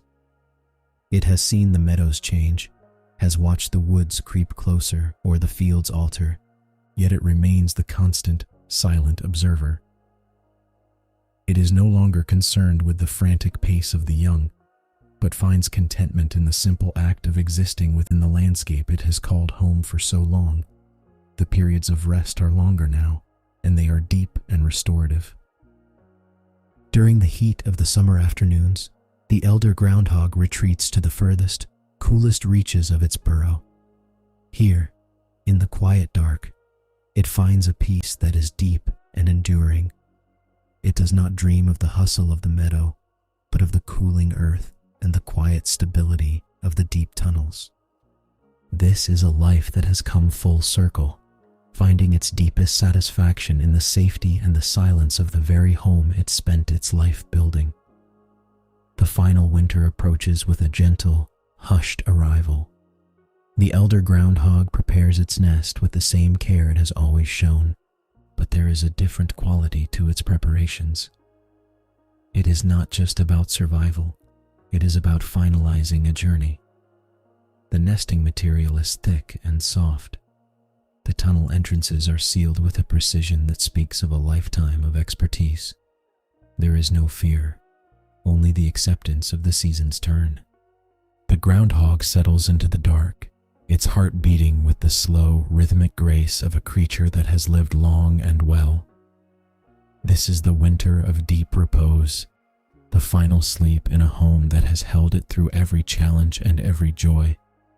The groundhog is at rest, its body warm and secure in the heart of the hill. The world above may turn, the snow may fall, and the winds may howl, but none of this touches the sanctuary of the burrow. It is a moment of total, profound peace, the culmination of a life lived in perfect alignment with the earth. The old digger rests, held by the soil it loved, in the quiet, absolute stillness of the winter dark. The last spring begins not with a roar, but with a soft, persistent warmth that reaches even the deepest corners of the earth. The elder groundhog, having spent the long winter in the quiet cradle of the hill, feels the subtle shift in the air. The light of the sun, filtering through the soil and the waking roots, calls out with a gentle familiarity. It is time to emerge once more, to greet the meadow that has been the stage for a lifetime of stories. The groundhog moves with a slow, meditative intent, its body honoring the long journey it has traveled. The final walk is a slow procession. As it emerges from the burrow, the world greets it with the scent of damp, thawing earth and the first tentative songs of the returning birds. The groundhog pauses at the entrance, its eyes scanning the meadow with a lifetime of recognition. Everything is as it should be: the distant tree line, the slope of the hill, the play of light on the new grass. There is a profound sense of completeness in this moment, a quiet acknowledgement of a path fully walked. The breeze that sweeps across the hills carries the freshness of the season, a gentle touch upon its fur. It is a soft, cooling wind that seems to acknowledge the traveler. The groundhog moves a few paces, then stops, letting the warmth of the sun soak into its tired frame. There is no urgency, no need to forage or patrol. It simply exists, a part of the meadow, a thread woven into the very fabric of the landscape. It is a moment of pure, unadorned peace, where the world feels both vast and intimate. As the sun climbs toward its zenith, the groundhog feels a natural, gradual slowing of its own rhythm. The strength that carried it through so many seasons begins to settle, a quiet diffusion of energy back into the earth. There is no pain, only a sense of profound, heavy rest. It lies down in a patch of wild, sweet-smelling grass, its eyes closing as it listens to the distant, rhythmic hum of the meadow. The weight of the world lifts, replaced by a deep, resonant calm that spreads from the soil upward. The pulse of nature continues, indifferent and eternal. Nearby, a young bird takes its first flight, and the wind ripples through the tall, green stalks of the field. Life is, as it has always been, in constant motion. The groundhog, now still, is a quiet participant in this ongoing miracle. It has finished its work, completed its cycle, and contributed its presence to the hill. Its journey ends not with a struggle, but with a gentle folding into the arms of the meadow, in perfect, silent harmony with the land. The sun continues its slow arc, casting long, golden shadows across the resting place. The earth, which had provided shelter and nourishment for so many years, now offers a final, soft embrace. The life of the groundhog, once so full of activity and movement, comes to a quiet, natural conclusion. It is a moment of profound serenity, a return to the roots of the world, where everything is forgiven, everything is understood, and the great, endless rhythm of the earth continues its steady, song-like pulse beneath the vast, open sky. Deep beneath the surface of the rolling hill, the legacy of the elder groundhog remains etched into the architecture of the earth. The tunnels it once maintained with such diligence do not disappear. They become the foundation for a new beginning. As the cycle of the seasons continues, the meadow greets the spring with renewed vigor. The grass grows lush and thick, and the soil, enriched by the passage of time, is vibrant with the pulse of life. Another groundhog, a young and energetic wanderer, finds this well-established home and senses the promise held within its quiet, dark corridors. This new resident begins the work of renovation, clearing away the signs of the past winter and preparing the chambers for the season ahead. It is a time of discovery, as the young groundhog explores the labyrinthine paths, learning the history of the tunnels and making the space its own. The burrow, once a sanctuary for one, now becomes the site of another journey. It is a testament to the endurance of the species, a place where the stories of the past are woven into the living fabric of the future, ensuring that the hill never remains silent for long. The spring that follows is as vibrant as the ones before it. In the safety of the nest, a new litter is born, small and fragile, echoing the beginnings of the generations that preceded them. They emerge into the world with the same curiosity, their eyes opening to the golden light of the meadow, their paws testing the softness of the earth. The meadow itself remains a constant, steady witness to this ongoing miracle, its wildflowers blooming and its grasses swaying in the same gentle rhythm that has marked the passage of time for eons. Life goes on in the meadow with a quiet, persistent beauty. The birds return to their nesting spots, the insects resume their industrious chorus, and the wind continues its soft conversation with the trees. The young groundhogs, growing in strength and confidence, begin to explore the boundaries of their home, their play a mirror of the joy that has graced these hills for countless years. The connections are deep and profound. The land remembers, and the cycle continues, unhurried and sure, moving toward the promise of the coming months. A new cycle has officially begun. The experiences of the past, the lessons of the burrow, the rhythm of the feeding, the deep, restorative sleep of winter are all inherited by the young.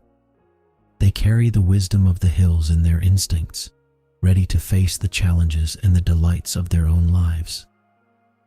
There is a sense of inevitability and grace in this renewal, a comforting realization that no life is truly lost, but instead flows into the next, sustaining the beauty of the meadow and the quiet, underground life that makes it whole. Beneath the rolling hills, the rhythm remains unchanged. The earth is a cradle, a sanctuary, and a home. The new generation moves through the tunnels, alert and ready, while the surface world waits for them with its vast, open horizons. The cycle of the groundhog is a story without an end, a continuous loop of light and shadow, of waking and sleeping, of growth and rest. It is a quiet, enduring masterpiece of nature, playing out its gentle drama in the hidden, peaceful places of the world, just as it has always done and always will. The final chapter opens with the first thin, ethereal ray of morning light piercing the gloom of the burrow. For months, this chamber has been a place of stillness, but today the air carries a new frequency. A gentle breeze, filtering down through the ventilation tunnels, brings with it the faint, sweet perfume of damp soil and the fresh, green promise of awakening clover. It is the scent of the world turning over, of winter surrendering its hold to the relentless, beautiful pull of the sun. The silence here is no longer heavy. It is expectant, vibrant with the hidden energy of a season ready to bloom. At the threshold of the entrance, a young groundhog stands. It is its first time seeing the world above, and for a moment, it is frozen in place by the sheer scale of the horizon. The sky is an impossibly deep blue, stretching out over the rolling hills like an endless, open ceiling. The meadow is alive with the gentle, rhythmic swaying of young grasses, and the distant melody of a meadowlark drifts through the air. The world is not loud. It is perfectly, harmoniously occupied. It is a world that has been waiting for this very observer to arrive and take its place within the scenery. The young creature takes a hesitant, clumsy step, then another. Its paws feel the texture of the earth, the slightly gritty, cooling sensation of the morning dew still clinging to the blades of grass. It does not run. It does not rush. It simply stands, a small, furry figure against the vast green landscape, its whiskers twitching as it processes the overwhelming beauty of the morning. This is the moment the entire winter was built for, the transition from the dark, private safety of the underground into the vast, public glory of the sunlight. The meadow seems to welcome it. The warmth of the sun is a physical weight, a gentle hand pressed against its back, encouraging it to explore further. There is no need for caution just yet. The world feels soft, almost inviting. Every movement the young groundhog makes is a discovery. It discovers the way the light glints off a drop of moisture, the way the wind makes the stalks of dandelion dance, and the way the earth itself feels different when it is no longer bound by the rigidity of frost. It is a homecoming to a place it has never been, yet a place it belongs to completely. This is a cycle that has no beginning and no end. It is a loop of time, marked by the turning of the earth and the steady, unbreakable rhythm of the seasons. The groundhog looks back at the entrance of its home, the dark, cool passage that protected it and prepared it, and then turns its gaze forward to the hills. The life that lies ahead is a blank canvas, a series of long, golden days and quiet, silver nights. It is a journey of growth, of learning the language of the wind, and of eventually becoming a guardian of these very same hills. The story ends not with a finality, but with a beginning.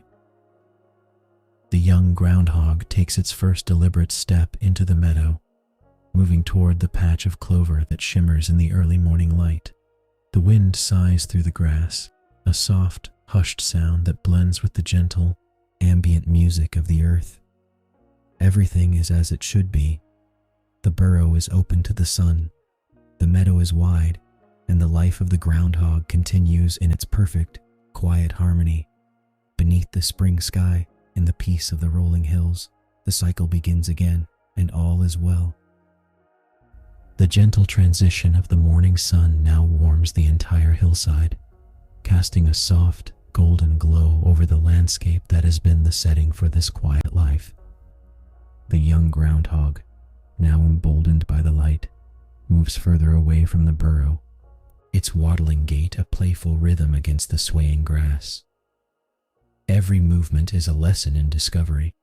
It stops to sniff the damp earth, to watch a butterfly navigate the breeze, and to stand, just for a moment, on its hind legs to survey the kingdom it has inherited. It is a small, significant act, a declaration of presence in a world that has existed for eons. There is a profound sense of peace that settles over the meadow as the day deepens. The sounds of the morning, the birds, the rustling, the distant hum of the forest coalesce into a comforting, ambient harmony that cradles the life within the hills. This is the soundtrack of the earth, a symphony that requires no conductor, only the presence of those who are willing to listen. The groundhog, now grazing with a budding sense of purpose, is a part of this music, its quiet chewing adding a soft, percussive layer to the rustle of the wind. The burrow remains, a silent, subterranean anchor in the heart of the hill. It is the repository of all that has come before, a place of safety that will welcome the groundhog back when the sun begins to set and the shadows grow long. It is the bridge between the vibrant, sun-drenched surface and the cool, restorative depths. Throughout its life, the groundhog will return to this home countless times, finding solace in its familiar dimensions and strength in its sturdy walls. It is a home that grows with the resident, evolving through the years just as the groundhog itself does. As the day continues, the connections between the groundhog and the land grow stronger. It learns the paths, it recognizes the warnings of the birds, and it begins to anticipate the shift in the wind that signals the afternoon's quiet. This is the education of the wild, a curriculum taught in the language of instinct and observation. There is no anxiety in this process, only the steady accumulation of experience. The groundhog is not merely living in the meadow, it is becoming part of the meadow, an essential thread in the vast, complex tapestry of the natural world.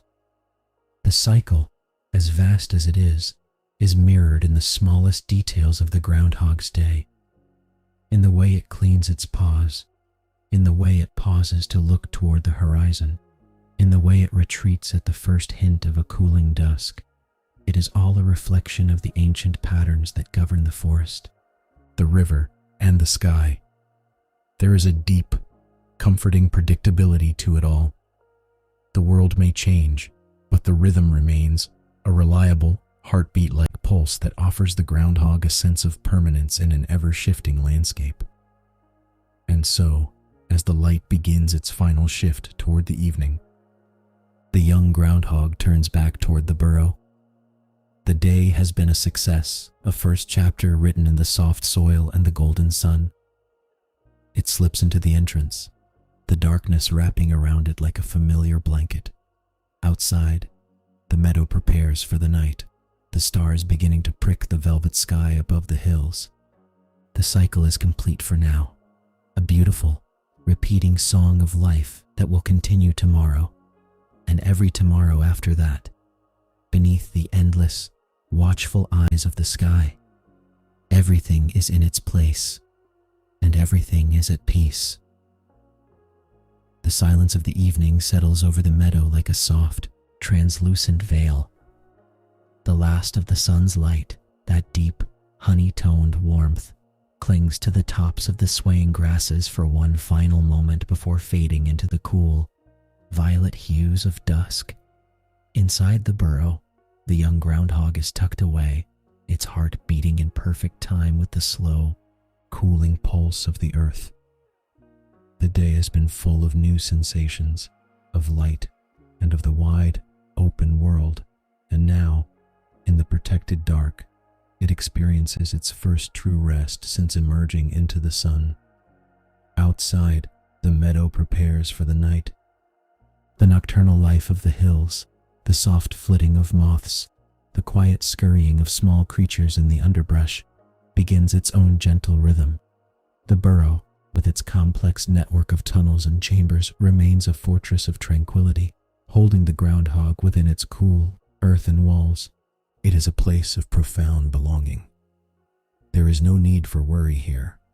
The instincts carved into the groundhog's very essence provide all the guidance it will ever need. The hill holds it, the earth cradles it, and the cycle continues. Every aspect of this life, the digging, the grazing, the long winter wait, and the vibrant return of spring, is a testament to the resilience of nature. It is a story of quiet survival, a narrative that does not seek attention, but simply is.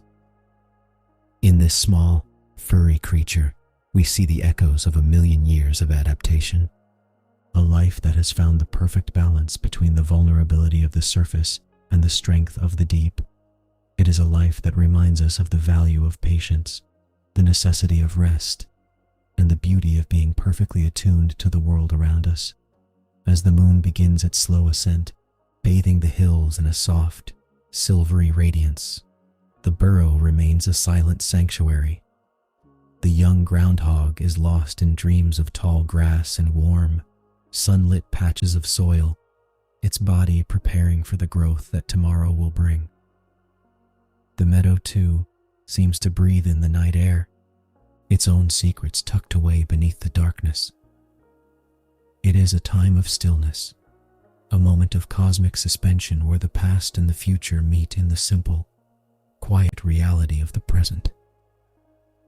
The cycle of the groundhog is a song that will be sung for as long as the meadows remain. It is a melody of the hills, a refrain of the seasons, and a quiet, steady heartbeat under the soil.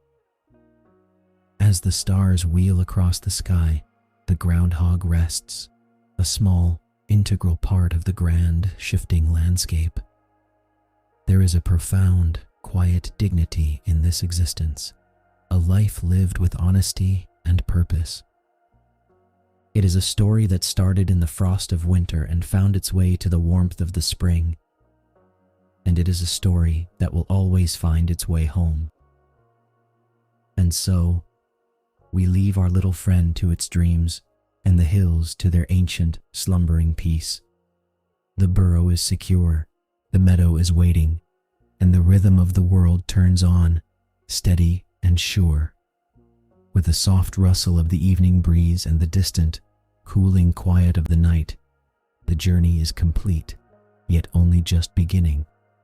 In the heart of the hill, under the vast, watchful canopy of the universe, all is silent, all is calm, and the quiet underground life of the groundhog continues, forever held in the gentle embrace of the earth.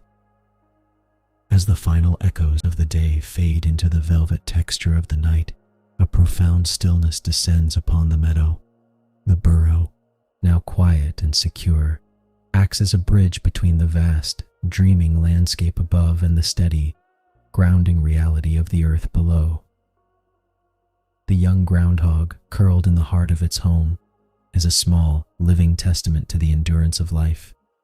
Its breathing is deep and rhythmic, a soft, internal clock marking the passage of the hours until the sun returns to grace the hills once more. Outside, the meadow is a tapestry of shadows and moonlight. The wind, now a mere whisper, dances through the dried stalks of the previous season, creating a soft, lulling music that seems to cradle the entire hillside. Every element of this environment, the soil, the roots, the stones, and the sleeping creatures, is part of a grand, interconnected design. There is an ancient wisdom in this place, a sense that the meadow remembers every groundhog that has ever walked its paths, and that it waits, with infinite patience, for the next sunrise to begin the dance anew. The story of the groundhog is, ultimately, the story of the land itself. It is a narrative of belonging, of a creature that has found its place in the world not by conquering it, but by participating in its deepest rhythms. By digging into the soil, the groundhog becomes a steward of the earth, creating life-giving paths and finding its own sustenance in the gifts of the meadow. It shows us that there is a quiet, profound strength in living a life that is measured, observant, and deeply rooted in the cycles of the natural world. As the moon hangs high, casting its cool, silver glow over the silent hills, one can almost feel the heartbeat of the meadow. It is a slow, steady pulse that speaks of resilience and continuity. The groundhog, in its slumber, is an inseparable part of this pulse. It is a reminder that we, too, are part of this grand, seasonal unfolding, that we, like the groundhog, have our own rhythms of work and rest, our own periods of growth and introspection, and our own way of finding home in the world. There is a final, lingering sense of peace that wraps around this tale. Like a soft blanket on a cool spring evening, the burrow remains, a small, humble sentinel of life in the expansive landscape. The meadow continues its slow, nightly regeneration, preparing for the brightness of the morning. Everything is in its place, everything is balanced, and everything is waiting. The cycle, having turned full circle, is ready to repeat, a promise written in the soil, the sun, and the soft, waking breath of the earth. And so, we bid farewell to the quiet hills and the life that stirs beneath them. May the story of the groundhog linger in your mind like a gentle melody, a reminder of the peace that exists in the simplest things. As the stars watch over the meadow and the earth holds the sleeping groundhog in its warm embrace, we are left with the profound, comforting truth that the cycle of life is unbroken, that the light will always return, and that there is always, always a place of rest beneath the rolling hills. The journey is at peace, the meadow is silent, and all is well. The early morning air is thick with a soft silver mist that clings to the blades of grass like a delicate veil. In this hushed world, before the sun has dared to break the horizon, the meadow holds its breath. There is no sound but the gentle, rhythmic dripping of dew from a damp leaf and the faint, distant rustle of a world that is only just beginning to stir. Somewhere in the deep velvet shadows of the tall fescue, a small presence remains perfectly still, blending into the muted colors of the pre-dawn landscape. A flicker of movement, as light as a sigh, ripples through the grass. Slowly, a pair of long, velvet-tipped ears rise above the emerald stalks, rotating with microscopic precision to catch the slightest vibrations of the waking earth. This is the hare, a creature born of silence and speed, now pausing in the cool dampness of the meadow. Its dark, Obsidian eyes are wide and watchful, reflecting the dim gray light of the world around it. With a subtle twitch of its nose, it senses the air, the scent of damp soil, the sweetness of clover, and the lingering chill of the night that is slowly retreating. The world before sunrise is a sanctuary of peace.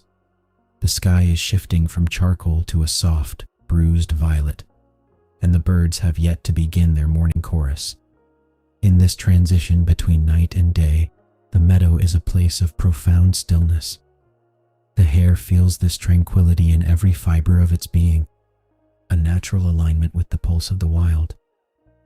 There is no urgency here, only a slow, deliberate awareness of the environment. Each drop of dew, each slight movement of the wind, and each muffled sound of the forest edge is registered by the hare, which remains the quiet guardian of this hidden place. What is a hare? It is more than just a fleeting shadow in the tall grass. It is a master of its own domain, a legacy of resilience that has thrived in these open spaces for countless generations. It is a creature defined by its independence, a solitary wanderer that finds comfort in the vastness of the fields. Unlike others who seek the safety of burrows, the hare makes its home under the open sky, resting in shallow depressions in the earth. It is a symbol of the wild, a living bridge between the earth it treads upon and the ancient instincts that guide its every movement through the seasons. This is the beginning of a journey that stretches far beyond the rising sun. We are here to witness the path of this life as it unfolds, moving through the soft turning of time. From the first hesitant steps of youth to the seasoned wisdom of age, we will follow the hare through the quiet rhythm of the meadow. It is a path shaped by the sun, the rain, the snow, and the wind. A life lived in harmony with the environment, where every day is a delicate dance between caution and curiosity. We will watch as the world changes, and as the hare moves gracefully through the chapters of its own existence. Listen closely, and let the chaos of your day fade away. We have committed to a story that spans all 4 seasons, a narrative that breathes with the turning of the year, through the vibrant green of spring, the golden warmth of summer, the crisp colors of autumn, and the silent, crystalline depths of winter. We will walk alongside this humble creature.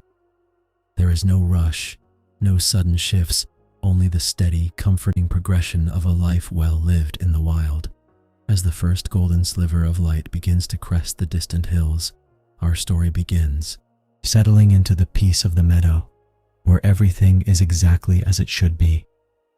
The history of the hare is written in the very soil of the earth, a lineage that stretches back through the vast corridors of time. Long before humanity turned its gaze toward the meadows, these graceful creatures were already moving through the wild landscapes of the world. They are the survivors of ancient epochs, creatures whose ancestors navigated the shifting continents and the changing climates of a younger planet.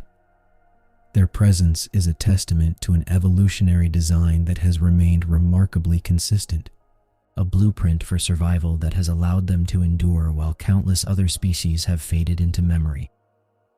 Over thousands of years, the hare has been meticulously refined by the hands of nature. Evolution favored those who could traverse the open plains with unparalleled efficiency.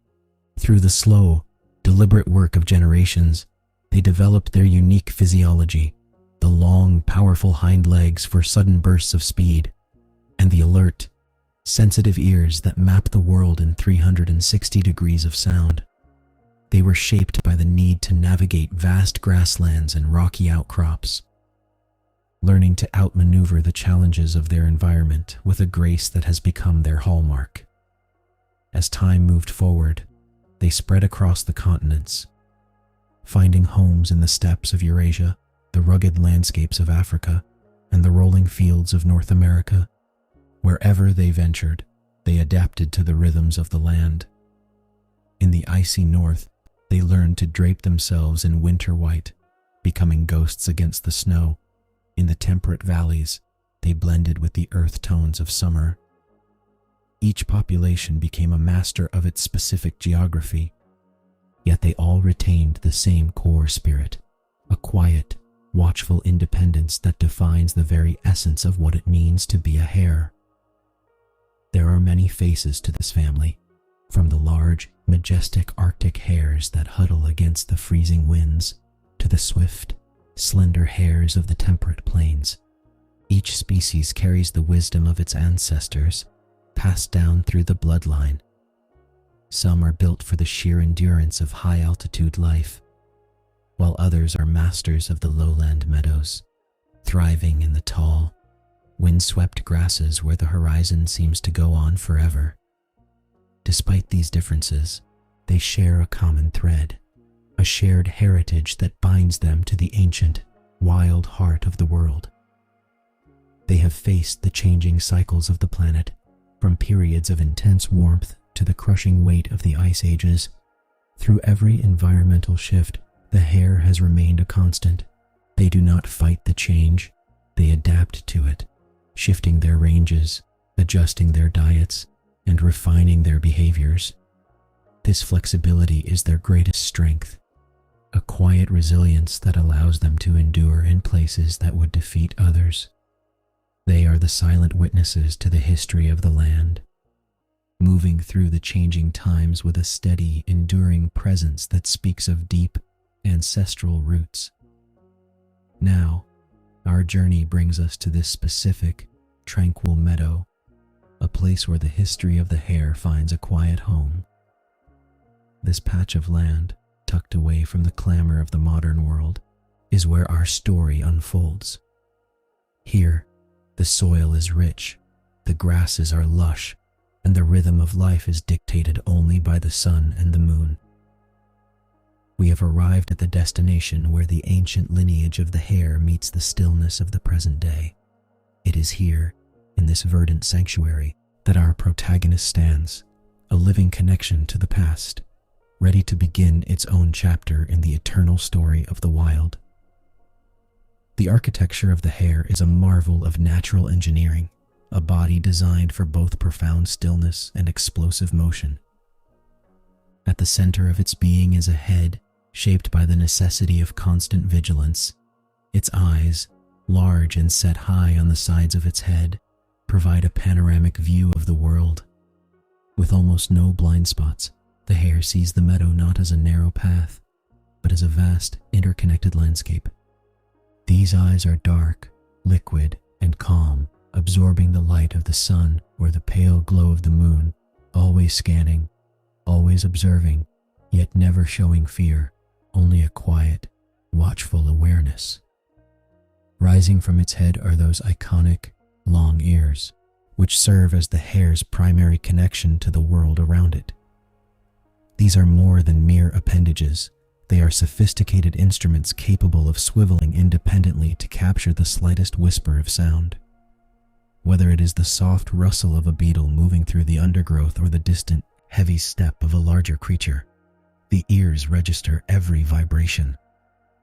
They are fine-tuned to the frequencies of the meadow, filtering out the background hum of the wind so that the hare can focus on the specific, meaningful sounds that define its safety and its peace. To understand the hare is to understand the power held in its frame.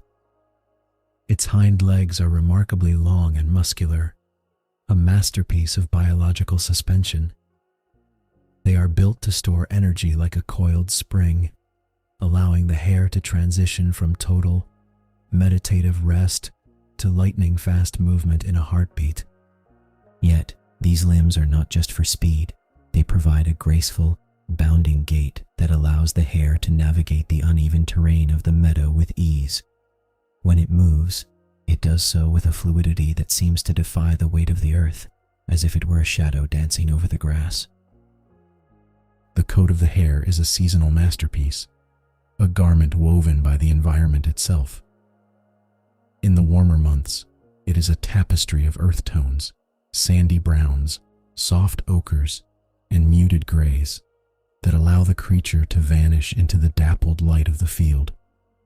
As the seasons turn and the world loses its color, the coat shifts, often growing denser and lighter, a slow transformation that mirrors the changing world.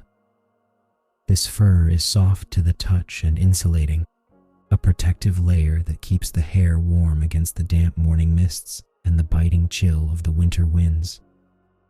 Beneath the surface of this form lies a collection of senses that feel almost like a sixth sense. Beyond sight and sound, the hair possesses an acute sense of smell, picking up the subtle fragrances of the earth, the dew on the clover, and the changing chemistry of the plants.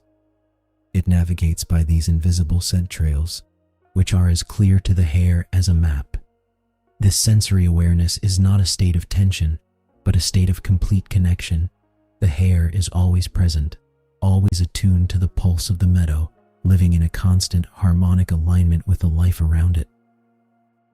Ultimately, the body of the hare is a balance between speed and serenity. It is built to run, yes, but it is equally designed to rest. When the hare tucks its limbs beneath its body, pressing its belly against the cool, soft earth, it achieves a state of perfect repose. It is a creature that holds the potential for great power in a vessel of quietude. This is the physical form that will carry our protagonist through the seasons, a resilient, graceful, and perfectly adapted companion for our journey through the peaceful life of the meadow. The habitat of the hare is a home without walls, a vast and open expanse that reaches toward the horizon. Here, in the sprawling meadows, there is no need for a roof or a doorway. The sky is the ceiling, and the horizon is the boundary of a world that feels both limitless and intimate. The grass, swaying in the gentle breeze, provides a shifting, living carpet that changes its texture and shade as the day progresses. It is a place of comfort, where the hare feels a sense of belonging that requires no construction, only the acceptance of the land as it is. The farmland surrounding the meadow adds a patchwork quilt of variety to this domain. At the edges where the cultivated fields meet the wild, the hare finds an abundance of life. There is a sense of order in the rows of crops, a different kind of quietude than in the deep, untamed sections of the meadow. The hare knows these boundaries well, moving between the wild, unruly growth and the gentle order of the edges, finding the best of both worlds. It is a land of plenty, where every corner offers a different perspective and a different secret to be discovered in the soft, dark earth. Further out, where the meadow yields to the forest, the environment takes on a new character. The light here is filtered and dappled, casting long, lazy shadows that cool the air even on the warmest days. The forest edge is a place of transition, a quiet transition between the openness of the field and the shadowed depth of the trees. The hare appreciates these margins, for they provide shelter and a sense of enclosure without ever trapping it. It is a place to retreat to when the sun climbs too high, a sanctuary of shade that feels like a cool, damp embrace. The hare does not dig its own home. Instead, it creates a form, a simple, shallow depression in the grass. This is its resting place, chosen with care and intuition. It might be tucked beneath the arching stem of a wildflower or hidden within a patch of clover. The form is a place of absolute stillness. When the hare settles into it, it becomes nearly invisible, blending into the landscape so completely that the wind and the grass seem to claim it as their own. It is a quiet, humble bed where the hare can watch the world go by, feeling safe and secure in its simplicity. Weather is the pulse of this home, an ever-changing guest that shapes the life within it. When the sun warms the meadow, the hare basks in the golden light, feeling the heat seep into its fur. When the rain falls, the grass becomes heavy and sweet, and the air grows thick with the scent of damp growth. The hare moves with these changes, adjusting its location and its rhythm to suit the mood of the sky. It does not resist the rain or hide from the wind, It lives alongside them, finding beauty in the way the world transforms under the shifting elements. And now, there is a subtle shift in the air, the arrival of spring. The long, silent winter is beginning to yield to the first tentative warmth of the new season. The frost is retreating, leaving behind a land that is ready to awaken. The meadow is preparing for a cycle of growth, and the hare, resting in its quiet form, feels the change in the soil beneath it. The days are growing longer. The light is turning to a clearer, more vibrant gold, and the meadow is exhaling the cold, welcoming the gentle promise of a fresh, green beginning. The dawn begins not with a sound, but with a change in the quality of the light. The deep, ink-colored sky of night fades into a soft, bruised lavender, and finally, into a pale, glowing pearl. In the meadow, the dew clings to every blade of grass, transforming the field into a shimmering landscape of tiny, crystalline mirrors. The air is cool and crisp, carrying the scent of damp earth and the subtle, waking perfume of spring blossoms. It is the moment when the world is held in suspension, caught between the dreams of the night and the gentle activities of the coming day. Inside its hidden form, the hare stirs. It does not wake with a start, but with a slow, languid expansion of its senses. It stretches its long, powerful limbs, feeling the tension flow out of its muscles, and lets out a soft, almost imperceptible sigh. It is a moment of deep, quiet transition. The hare blinks its large, dark eyes, adjusting to the gathering light. It remains low to the ground, a part of the earth, as it begins to process the quiet symphony of the morning. There is no urgency, no schedule to keep, only the peaceful unfolding of the day. The first movement is tentative. The hare lifts its head, its ears swiveling like radar dishes to catch the most delicate whispers of the meadow. It turns its head to the left, then to the right, mapping the world as it has grown since the sun last set. A spider has woven a new web between two tall stalks. A drop of dew falls from a clover leaf, striking the ground with a rhythmic tap. These small, intricate details are the map of the hare's morning. It rises slowly, its fur fluffed against the morning chill, and stands for a moment, simply existing in the stillness. Monitoring the environment is an instinctual dance. The hare's nose twitches rapidly, tasting the air for the scents of the meadow, the sweet aroma of new grass, the damp, rich smell of the soil, and the faint, earthy musk of other inhabitants that have passed through during the night. It is a language of scent that tells a story of safety and peace. The hare listens, too, for the absence of danger, for the low, rhythmic hum of the wind, and the gentle rustle of leaves. Every sound is a confirmation that the world is calm, and that the meadow is safe for another day. The morning breeze begins to pick up, a soft, invisible current that ripples through the tall fescue. It brushes against the hare's fur, carrying the coolness of the distant hills. The hare closes its eyes for a fleeting second, letting the sensation wash over it, the feeling of the wind, the dampness of the grass against its paws, and the slow, rhythmic beating of its own heart. It is a meditation on presence, a state of being where the self and the environment are one. The meadow is alive, and the hare is in perfect harmony with its steady, breathing pace. A new day has truly begun. The golden rim of the sun finally crests the horizon, casting long, dramatic shadows that reach across the field like fingers of light. The mist begins to lift, rising in ethereal ribbons into the warming air. The hare takes its first few steps, moving with a fluid, bounding grace that seems to lift it slightly above the ground.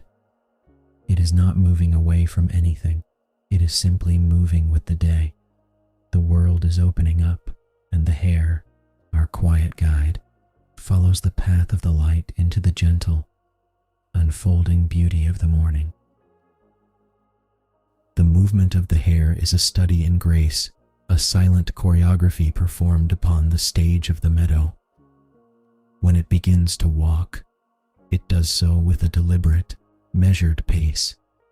Each paw is placed with quiet precision, pressing into the soft earth just enough to leave a faint, ephemeral print. There is a suppleness in its spine and a fluidity in its gait that makes it appear almost liquid as it navigates the tangled labyrinth of stems and leaves. It is not merely walking, it is flowing through the landscape, a shadow moving in rhythm with the gentle sway of the grass. When the pace quickens, the walk transforms into the long, signature bounding leaps. This is where the hare's true power is revealed, though it is never used in haste unless necessary. With a push from those powerful hind legs, the hare arcs through the air, covering impressive distances with effortless poise. These are not frantic jumps, but measured, rhythmic bounds. Each leap is a display of strength stored and released, a kinetic poetry that carries the hare forward in a series of elegant, sweeping motions. It is a way of traveling that feels both wild and entirely controlled. In moments of sudden alarm, the walk and the bound can accelerate into a blur of speed. This is the hidden potential of the hare, the legendary swiftness that has made it a master of survival for eons. It can reach incredible velocities in a matter of seconds, darting and weaving through the meadow like a bolt of light. Yet, even in this state of high speed, the hare remains remarkably agile. It can pivot and change direction with a flick of its body, leaving behind the threat and returning, just as quickly, to the silent, watchful life of the field. The most vital part of this movement is the pause. A hare does not run blindly. It moves in intervals, punctuated by moments of absolute stillness. It will bound forward, then suddenly stop, rising onto its hairs, ears held high and rigid. It stands like a sentinel, scanning the horizon and listening to the hidden frequencies of the air. This cycle of motion and stillness is the key to its existence. By pausing, the hare ensures that it is always aware of the world, never caught off guard, and always connected to the subtle shifts in its environment. When the danger or the perceived threat has passed, the hare does not linger in a state of agitation. It eases back into the rhythm of the meadow with a grace that is almost startling.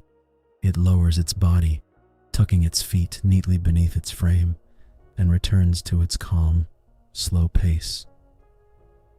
The tension evaporates, replaced by a deep, grounded tranquility. It is as if the hare has a dial that it can turn from high alert back to deep peace, allowing it to move from the intensity of the run to the softness of the graze in an instant. As the sun climbs higher, the hare settles into a patch of sunlight, its movements finally coming to a rest. The excitement of the morning's exploration has faded, leaving behind only the quiet satisfaction of a journey through the grass. It stretches out, feeling the warmth of the sun on its fur, and allows the stillness of the meadow to wrap around it once more. The rhythm of its breathing slows to match the gentle movement of the wind in the weeds, and the hare drifts into a state of quiet contentment, the perfect picture of peace in the wild. The world of the hare is a place where silence is a language of its own.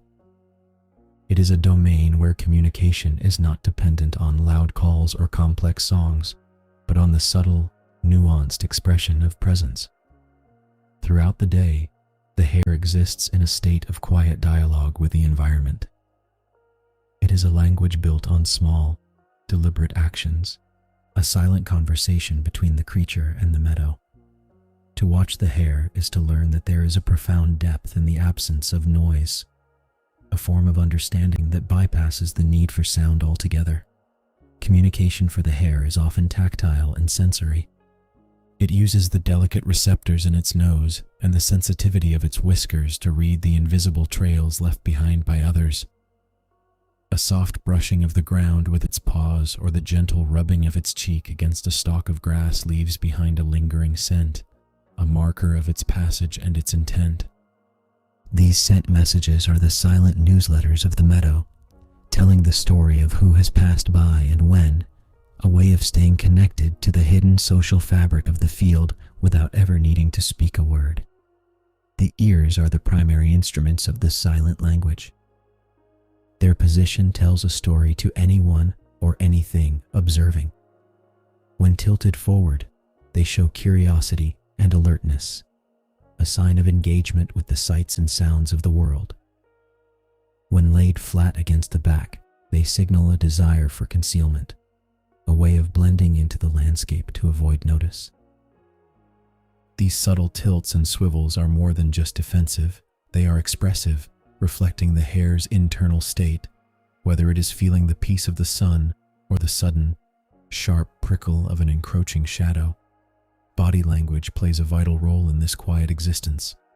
A slight arching of the back, a sudden shift in the weight of the hairs, or even a slow, deliberate blink can convey volumes. There is a specific, grounded posture the hare adopts when it feels safe, a relaxed curling of the body that signals comfort to the rest of the meadow. Conversely, a rigid, tense stance communicates warning to any nearby creature. It is a sophisticated way of interacting, a dance of signals that keeps the community of the field in a state of harmonious balance. Signals of danger are handled with a unique, silent gravity. Should the hare detect a threat, it does not scream. It reacts with an intensity that is communicated through its swift, sudden movements.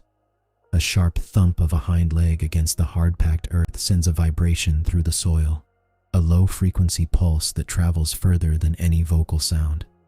It is a warning that the earth itself carries, a tactile signal that others in the vicinity can feel through their own feet. It is a profound, primal way of looking out for one another in the silence of the wild. As the sun begins to dip low and the evening transition starts, the meadow settles into an even deeper stillness. The light turns to a soft, golden amber, and the shadows grow long and cool. The hare, having spent its day in this quiet communication, finds the coming of night to be the ultimate expression of its life. The stillness of the night is not empty. It is full, a complete, resonant silence where the hare feels most at home. It is a state of grace, a quietude that allows the heart to beat in rhythm with the stars. The meadow is, in essence, a vast and bountiful dining table, laid out with care by the changing seasons. For the hare, the act of feeding is not a hurried chore, but a deliberate, meditative ritual. As it moves through the sea of green, it samples the offerings of the land with a discerning palate. It seeks out the tender shoots of spring grass, the sweet, clover-filled patches that offer both nutrition and delight, and the occasional wild herb that provides a burst of flavor. This is a life sustained by the earth, direct and unadorned, where every meal is a connection to the cycle of the seasons. The search for food is an exercise in mindfulness. The hare wanders with a rhythmic, casual gait, pausing frequently to sample a leaf or a stem. It knows exactly which plants are at their peak, the ones that are most succulent and rich in the nutrients it requires. There is a quiet confidence in its movements, a deep knowledge of the meadow's hidden larder. It chooses its path based on the scent of the vegetation, moving toward the areas where the morning dew has kept the plants fresh and sweet, ensuring that its journey is as nourishing as it is peaceful. As the seasons progress, the menu of the meadow shifts. In the early days, it is the soft, bright green of new growth that draws the hare. As the months unfold, it begins to favor the seed heads of tall grasses and the sturdy, nutrient-dense leaves of summer plants. This seasonal adaptation is a key to its survival. The hare is always moving in lockstep with the natural world, consuming what the earth is ready to provide. It is a harmonious existence, where the hunger of the individual is satisfied by the abundance of the whole. a cycle that has repeated for millennia. When the hare finds a patch that is particularly rich, it settles in to eat with a focused, steady rhythm. This is the moment of greatest vulnerability, yet the hare remains calm. It creates a small, protected space within the tall grass, a private dining room where it can focus on its meal. It eats in short, precise bites, its jaw working with a steady motion that is deeply soothing to witness. There is no anxiety here. The hare is fully immersed in the experience of the present, savoring the cool texture and the vibrant taste of the wild plants. The digestion of the hare is a unique and specialized process, an efficient system that allows it to thrive on a diet that might seem simple to others.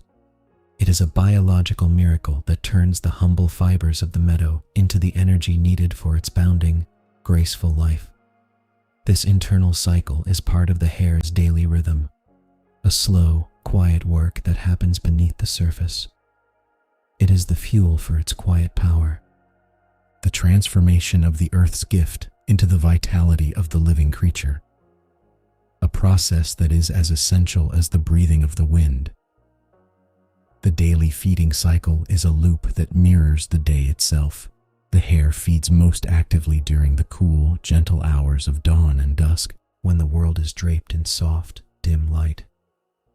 During the heat of the day, it retreats to the shade, resting and allowing its system to process the bounty it has gathered.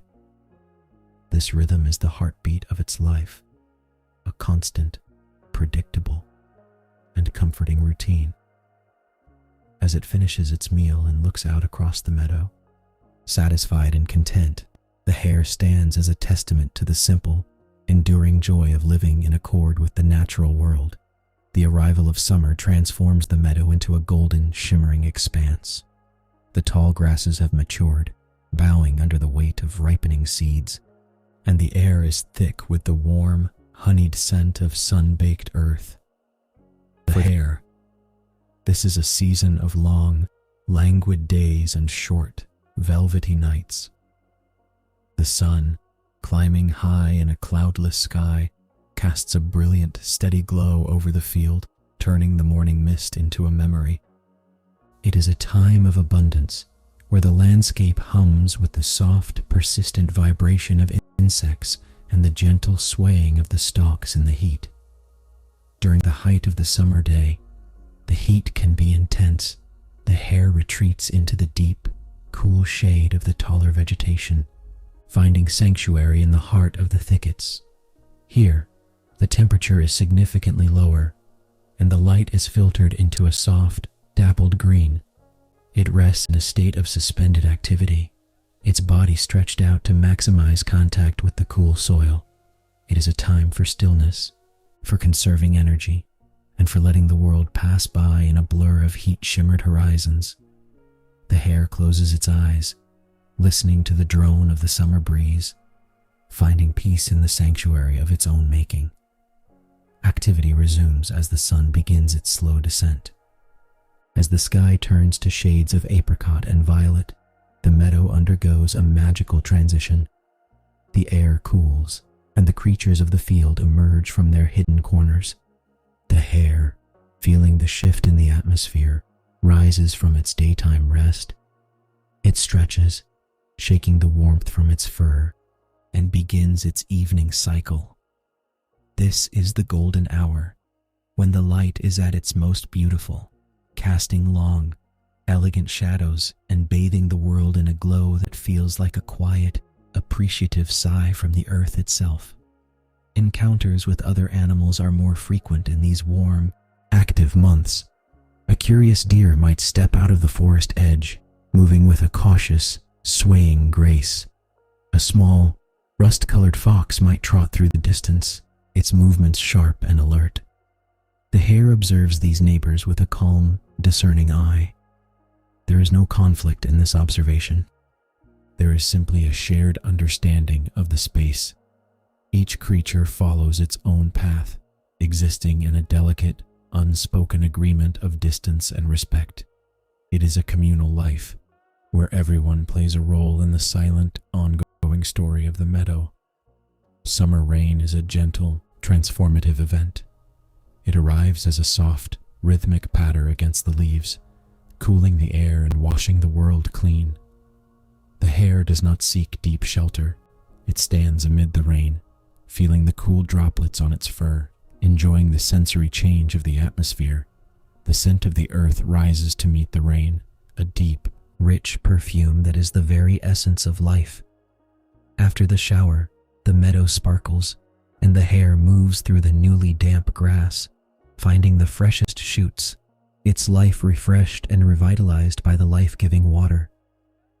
As the summer reaches its peak, there is an underlying current of anticipation in the air. The hare, sensitive to the subtle shifts of the season, begins to sense a change. The days will soon begin to shorten, and the energy of the meadow is shifting toward the needs of the future.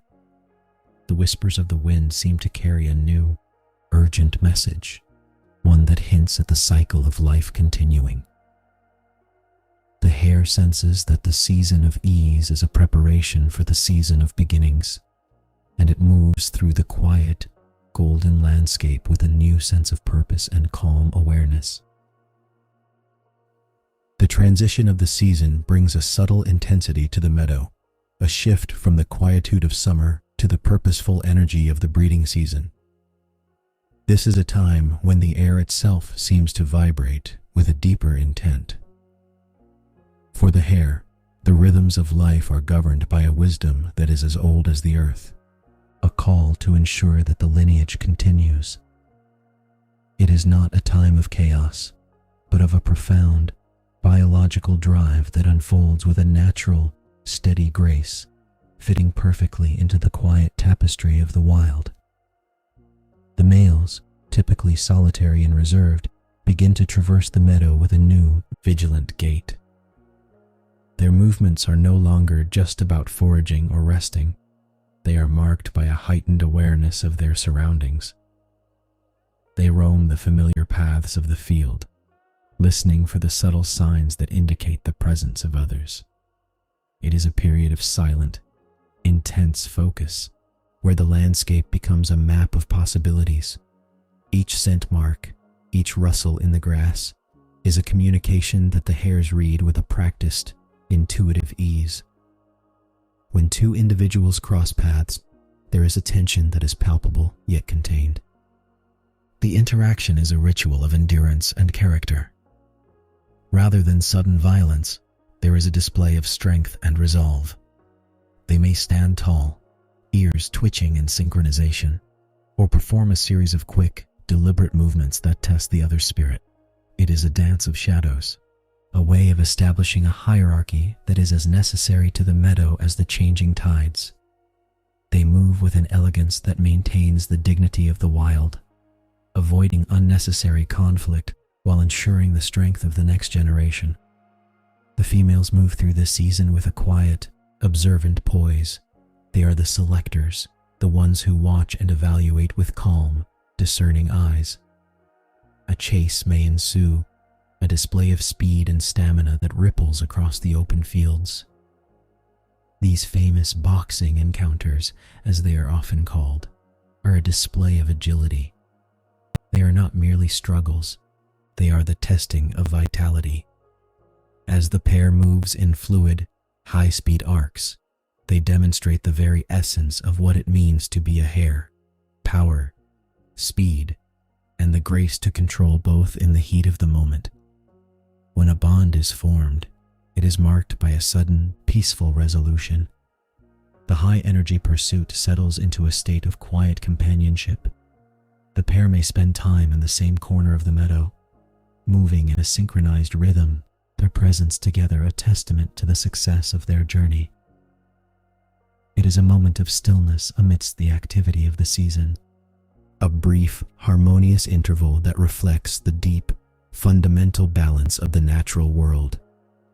They rest together, the tension of the preceding hours replaced by a steady, communal calm. As the successful pairing takes hold, the focus of the meadow begins to shift once again. The anticipation of new life brings a softening to the environment. The female, now carrying the future, moves with a measured, careful pace, finding the most secure and peaceful spots to graze and rest. The environment seems to honor this transition, with the winds whispering through the grass as if to protect the secret growing within. The cycle of life is moving forward, and the hare, in its quiet, resilient way, prepares for the arrival of the next generation, anchored by the steady, rhythmic pulse of the earth. The passing of summer brings a gentle hush over the meadow. The vibrant, active energy of the previous weeks begins to settle, replaced by a sense of quiet preparation. Within the female, lies growing in the silence of the long, warm afternoons. She moves through the field with a new deliberation, her body heavier, her senses even more finely tuned to the safety of her surroundings. Every movement is a calculated decision, a testament to the instinct that guides her to protect the life that will soon emerge to meet the world. Protection is the primary focus of her existence now. She seeks out the most hidden spots, where the grass grows thickest and the shadows provide a curtain against the prying eyes of the world. She is careful not to draw attention, choosing paths that are tucked away from the main thoroughfares of the meadow. Her solitude is no longer just a preference, it is a shield. She finds a peace in this isolation, a deep, maternal tranquility that allows her to focus entirely on the quiet, internal rhythm of the growth she carries. Choosing the right place is a matter of profound instinct. She explores the edges of the thickets and the sheltered hollows beneath the wildflowers, looking for a spot that feels secure, dry, and hidden. It is a place that must be both a sanctuary and a cradle. She clears a small space, not by digging, but by gently pressing the stems and leaves to create a soft, inviting depression.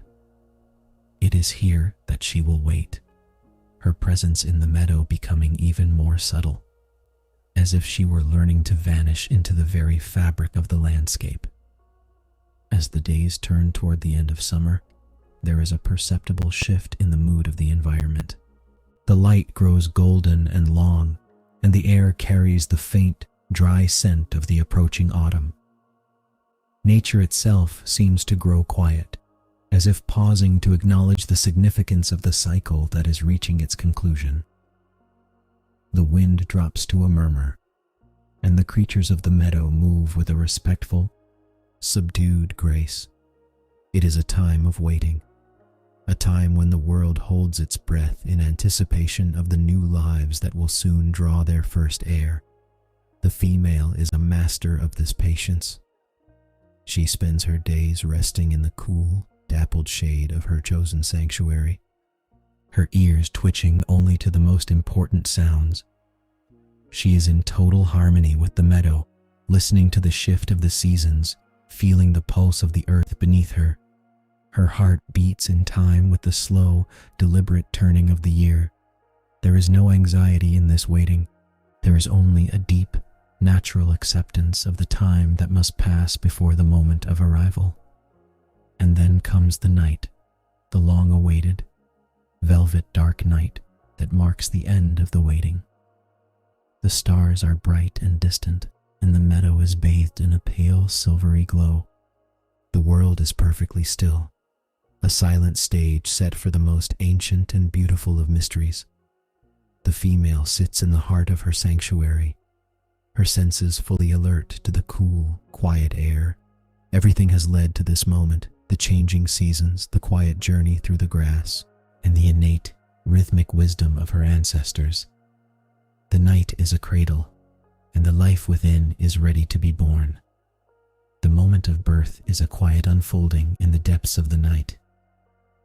There is no drama, no sudden cry to disturb the peace of the meadow, only the rhythmic, steady breathing of the mother as she welcomes her young into the world. Within the hidden sanctuary, beneath the protective arch of the grass, the first breaths are taken, small, quick, and light. It is the beginning of a life that arrives fully formed and ready to face the vastness of the field.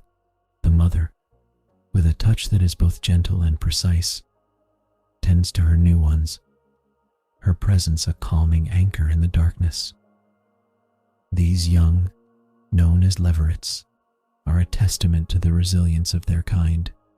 Unlike many other small creatures, they are born with their eyes open, their bodies covered in a soft, fine fur that mimics the colors of the earth. They are miniature, fragile reflections of their mother, already possessing the same sharp, alert expression. As they shift in the damp, cool air of their first minutes, they are silent, their instincts already whispering to them to remain still, to blend into the shadows, and to trust in the quiet shelter of the meadow. Their first glimpse of the world is a kaleidoscope of soft shapes and filtered moonlight. The meadow, which will eventually be their vast home, is for now contained within the perimeter of their hidden form.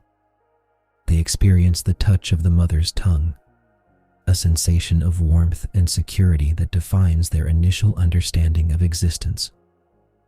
They are learning the language of the wild without a sound, the rhythm of the mother's breath, the scent of the grass, and the subtle, protective pressure of her body as she curves around them, shielding them from the cooling night.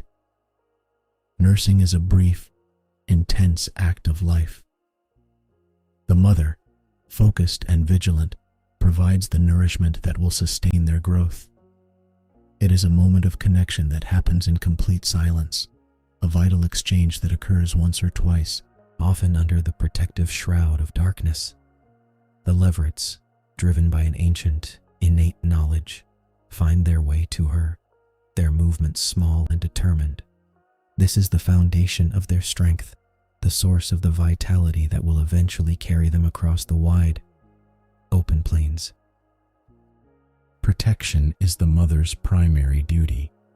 She remains the silent guardian, her large, dark eyes scanning the perimeter of the sanctuary, her ears swiveling to capture the slightest irregularity in the night's symphony.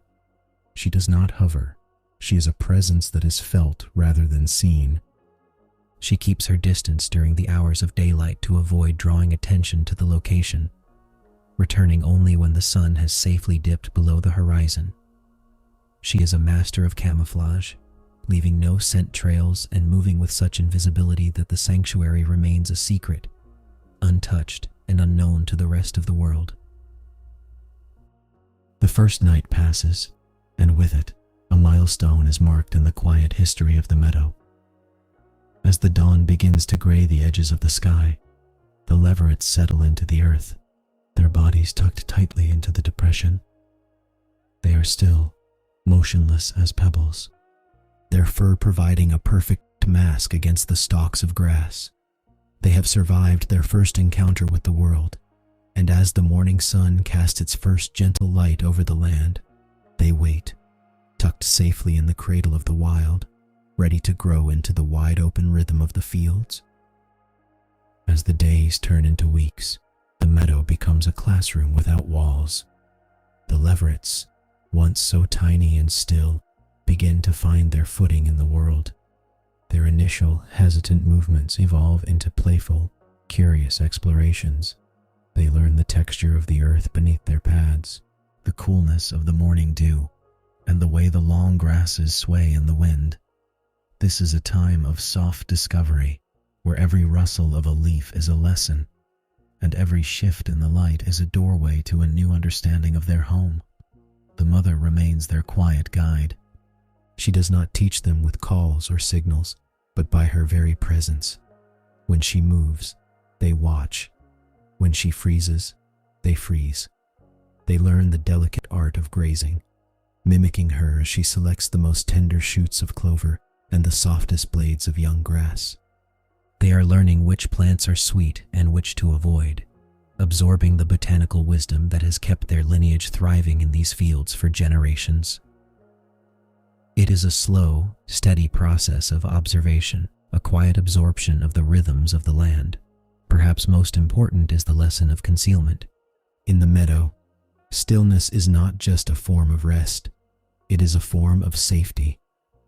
The leverets practice the art of vanishing, pressing their bodies into the earth until they are indistinguishable from the shadows in the soil. They learn to listen to the meadow's heartbeat, identifying the sound of a distant bird, the rustle of a field mouse, or the soft, reassuring tread of their mother. This constant vigilance is taught not with fear, but with a calm, focused attention that becomes second nature. Caution is woven into every moment. They learn to be wary of the open spaces, choosing their paths along the protected margins where the cover is thickest. They watch the horizon with the same wide, dark eyes as their mother, their long ears twitching in unison as they process the world. When a sudden gust of wind rushes through the field, they do not panic. They simply pause, waiting for the movement to pass, their bodies relaxed yet ready to move. This is the balance they must master, to be alert without being anxious, to be present without being exposed. Play is the heartbeat of their childhood. In the quiet, golden hours of the late afternoon, they tumble together, practicing the bounds and pivots that will one day be their strength. These games are not merely entertainment, they are the training ground for their future. They leap and twist, their movements light and airy, refining their coordination and their speed. It is a joyful, exuberant expression of life, a brief interval of freedom before they return to the silent, serious work of living in the wild. Independence grows with every sunrise. They are no longer completely dependent on the mother's constant proximity, beginning to forage a few paces further away, exploring the edges of their small, familiar territory. They are gaining confidence, their frames filling out, their reflexes sharpening. The lessons of the meadow are taking root, building the foundation for the life they will lead once they are fully grown. They are no longer just the young, protected inhabitants of a hidden form. They are becoming the masters of their own graceful, quiet existence in the vast, green world. Autumn arrives in the meadow with a subtle, cooling breath. The vivid greens of summer begin to fade into a mosaic of honey, ochre, and soft, weathered gold. For the young hares, this change is more than just a shift in the landscape. It is a time of maturation. Their bodies have grown lean and strong, their movements no longer tentative, but characterized by a newfound power and precision. The awkwardness of youth has vanished, replaced by the fluid, bounding elegance that is the hallmark of their kind. Their coats are shifting, too. The soft, wispy fur of the leveret is being replaced by a denser, more resilient layer, tinted in tones that mirror the drying grass and the turning leaves. This change is a natural armor, a way of blending perfectly into the landscape as the meadows prepare for the dormant months ahead. They feel the change in the climate, a crispness in the evening air and a frost that lingers on the clover until the mid-morning sun burns it away. It is an invitation to prepare, to harden their spirits and sharpen their focus for the challenges of the coming winter. The range of their movement expands with every passing week, no longer bound to the immediate vicinity of their birth form. They venture further into the open fields, mapping the meadow with their own instincts. They learn the secret corridors through the thickest grass and the safest vantage points for watching the horizon. Each new patch of ground they explore adds to their internal map, giving them a sense of security that comes from knowing the land intimately. They are learning to navigate the world as individuals, growing more self-reliant as they claim their own place in the ecosystem. Strength is not just physical, it is the ability to endure the slow shifts of the natural world. They spend more time grazing, consuming the nutrient-dense vegetation that will sustain them through the cooler nights. The frantic energy of play is replaced by a more grounded, steady state of being. They move through the autumn landscape with a silent, confident grace, their ears rarely missing a tremor in the wind. This is the transition into a solitary life, where they learn that the quietude of the meadow is their most valuable asset. This is the end of childhood, a subtle turning point that goes unmarked by any grand event. There is no moment of departure, only a gradual, natural drifting away from the constant companionship of the mother. They begin to spend their days resting in their own forms, choosing spots that offer the best view and the safest cover. The bond remains, a deep, silent recognition between kin, but they are now individual actors in the grand, quiet theater of the meadow. They have learned the rules, honed their skills, and are now ready to face the world on their own terms. As the sun sets earlier each day, casting a long, melancholy light across the field, the young hares stand at the precipice of their own independent lives. They look out at the landscape, no longer just a protected sanctuary, but a world they must master. The frost settles on their fur, the wind sighs through the dry, rattling stalks, and they hold their ground with a calm, unwavering focus. They are ready for what lies ahead, prepared to move through the coming seasons with the steady, resilient heart of the hare. The path to independence is not marked by a sudden departure, but by a quiet, unfolding release.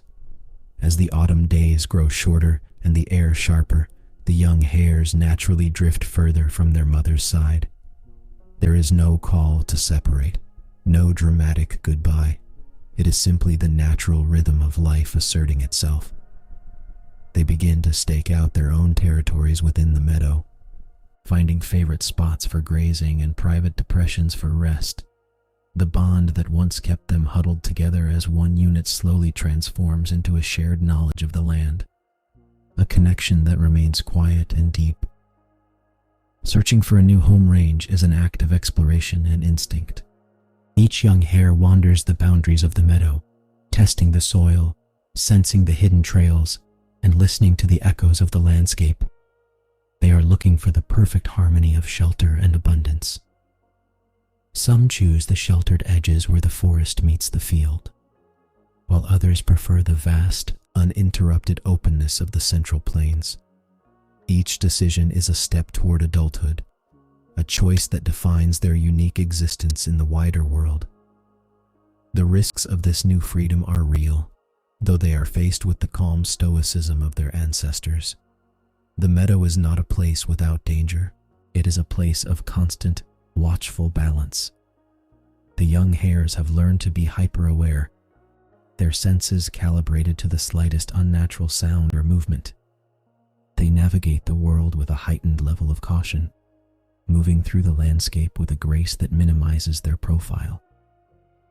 They know that in the silence of the field, being invisible is the greatest defense, and they practice this art with masterful dedication.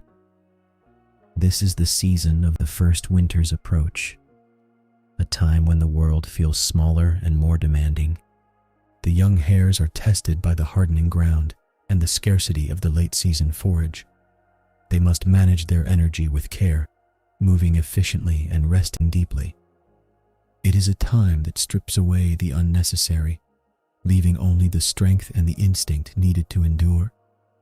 They watch the changes in the sky, the gathering clouds, the leaden hue of the afternoon light, and they steady themselves for the transformation of the world around them. Survival is the quiet triumph of the spirit.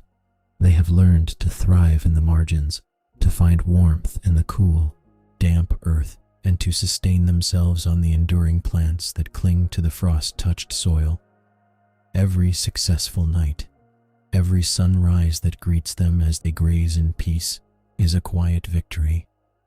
They are no longer the protected young, they are the survivors, the ones who have mastered the lessons of the meadow and are now fully integrated into the cycle of the seasons. The beginning of this new life is a quiet, profound realization.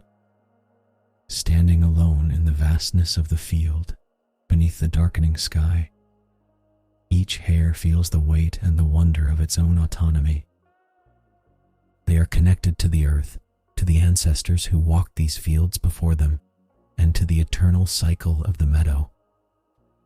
As the first breath of winter mist brushes across the grass, they settle into their chosen forms, prepared to face the months of patience ahead, their spirits steady, their gaze fixed on the horizon, ready for the life they have built for themselves. Winter descends upon the meadow like a soft, heavy blanket of silence. The vibrant colors of autumn have surrendered to a landscape of muted grays, whites, and deep, shadowed browns. The air is crystalline and sharp, biting at the tips of ears and nose, and the ground has grown hard and unforgiving beneath the frost. For the hare, this is the season of profound patience, a time when the world slows to a near halt, and the very act of existing becomes a rhythmic, meditative endurance. The snow, when it falls, transforms the field into a foreign, ethereal kingdom. It muffles the sounds of the world, creating a stillness so deep it feels like an embrace. The hares navigate this frozen expanse with a calculated, steady grace. They seek out the patches of ground where the wind has scoured the snow thin, revealing the tough, persistent grasses that cling to the earth. They move with an economy of motion, conserving every ounce of their internal heat, their long, powerful legs carrying them across the drifts with a rhythmic, bounding ease that defies the weight of the cold. Food is scarce, and the search for it requires a quiet, focused determination. The hare must be more selective than ever, seeking the sheltered hollows where the frozen plants remain accessible. It digs with a swift, gentle motion of its forepaws, uncovering the hidden sustenance of the earth. There is no urgency in this labor, only a calm, rhythmic persistence. The hare knows that the meadow provides if one only looks with patience, and it eats with a deliberate care, savoring the small nourishment that sustains its life through the long, frozen days. Energy conservation becomes the primary rhythm of life.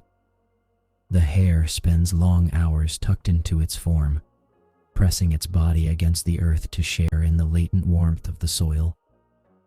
It is a time for deep, quiet rest, where the heart beats slowly and the senses remain engaged in a soft, low-power state of alertness. The cold does not break the hare's spirit, it only highlights the strength of its resilience. It is a creature of the elements, finding a way to balance on the razor's edge between the bitter chill and the warmth of its own enduring life. The nights are long, spanning hours of endless, starlit dark. Under the cold, silver glow of the moon, the meadow is a place of haunting beauty, where the hare moves like a ghost through the landscape. These are the nights when the stillness is most absolute, when the silence is so profound it feels like a physical presence. The hare waits, resting in its form, watching the stars wheel overhead, a silent witness to the slow, frozen progression of the winter. It is a period of reflection, a season where the soul of the hare seems to align with the crystalline peace of the winter sky. And yet, in the heart of the cold, there is the quiet, unshakable knowledge that the cycle will turn. Even as the wind whistles through the dry, icy stalks, the hare carries the memory of the spring. It is this internal promise that sustains it, the understanding that the earth is only sleeping. As it waits for the first, faint suggestion of warmth to return to the air, the hare remains a symbol of patient strength, a creature that does not fight the winter, but lives through it, holding its place in the meadow until the sun, once again, brings the promise of new life. The return of spring to the meadow is a gradual, melodic awakening. It begins as a softening of the frozen earth, a subtle change in the quality of the light that signals the end of the long winter's patience. The snow retreats into the soil, leaving behind a land that is damp, expectant, and vibrant with the smell of rebirth. For the hare, who has weathered the frost and the silence, this is a homecoming, a return to a world that is opening its arms once more to the warmth of the sun and the vigor of growth. The young hares, now fully matured through the tempering fires of their first winter, emerge into the new season with a seasoned grace. Their frames are strong, their instincts honed to a razor's edge, and their understanding of the meadow is absolute. They are no longer the curious youth of the previous year. They are the keepers of the land, survivors who have claimed their place in the ongoing story of the field.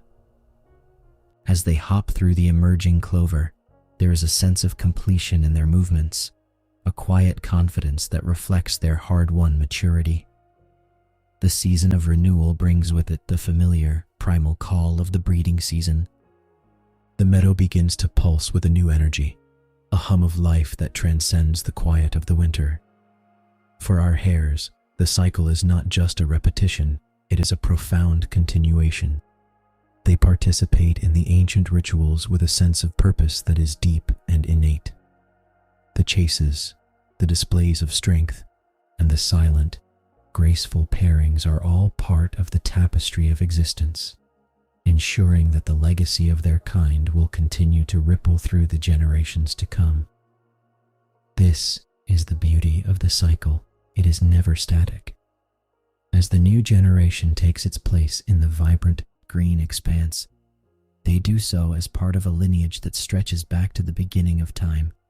They are the living bridge between the past and the future, carrying the wisdom of the meadow in their blood.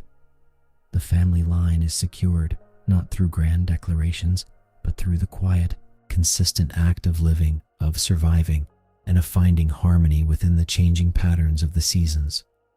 Nature is renewed, and with it, the soul of the meadow finds its voice again.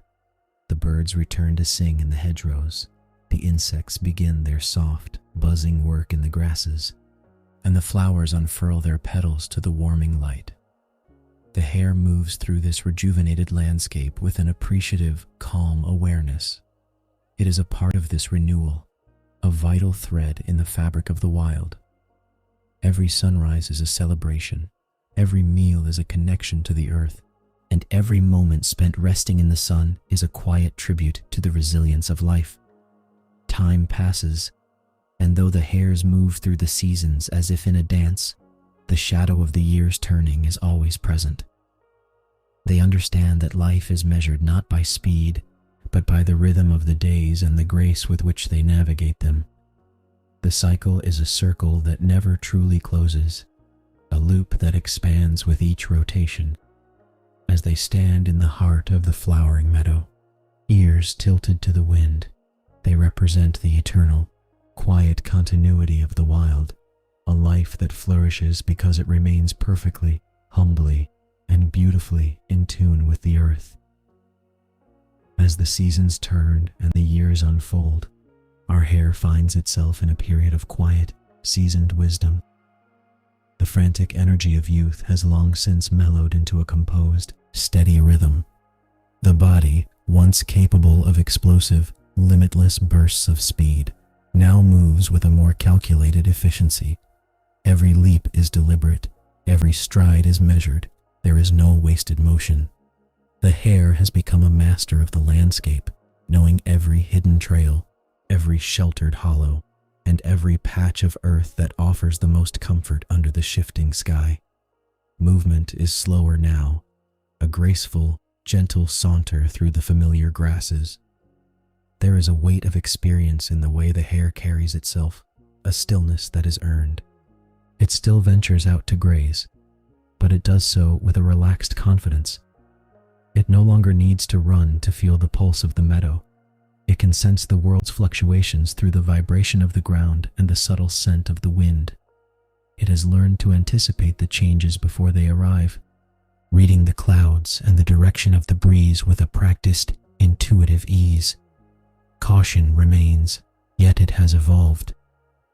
Where once there was the sharp, nervous alertness of the survivor, there is now the deep, watchful prudence of the elder.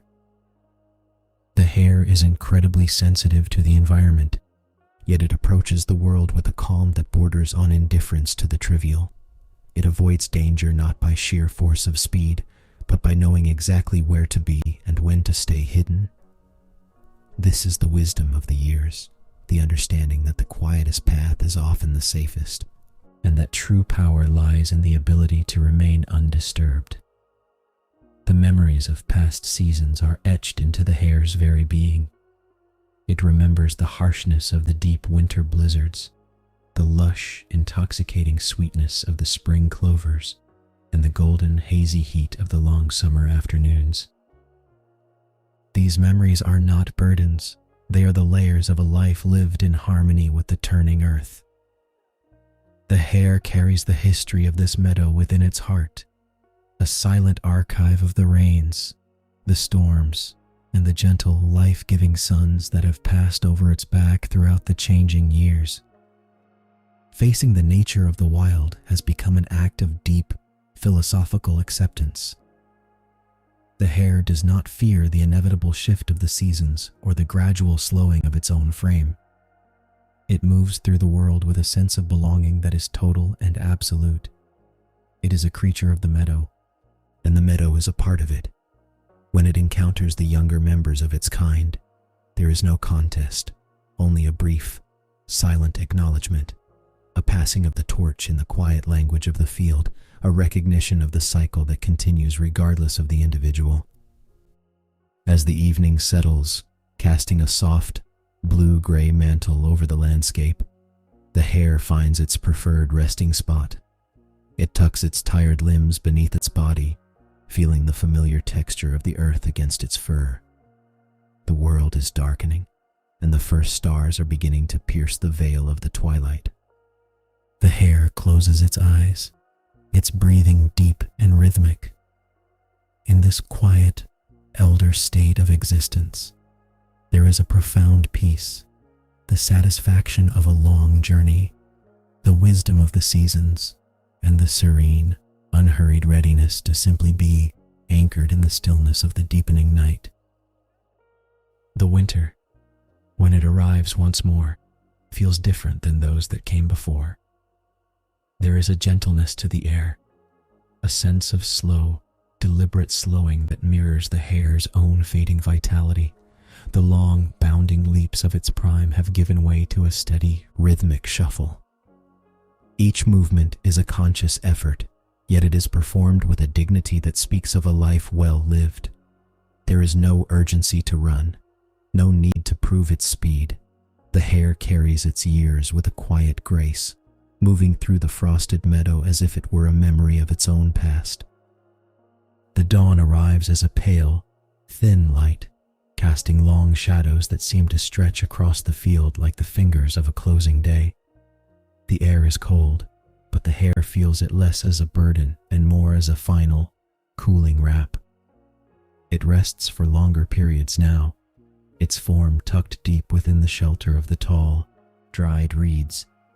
It watches the meadow with eyes that have seen the turning of many cycles, observing the world with a calm, detached awareness.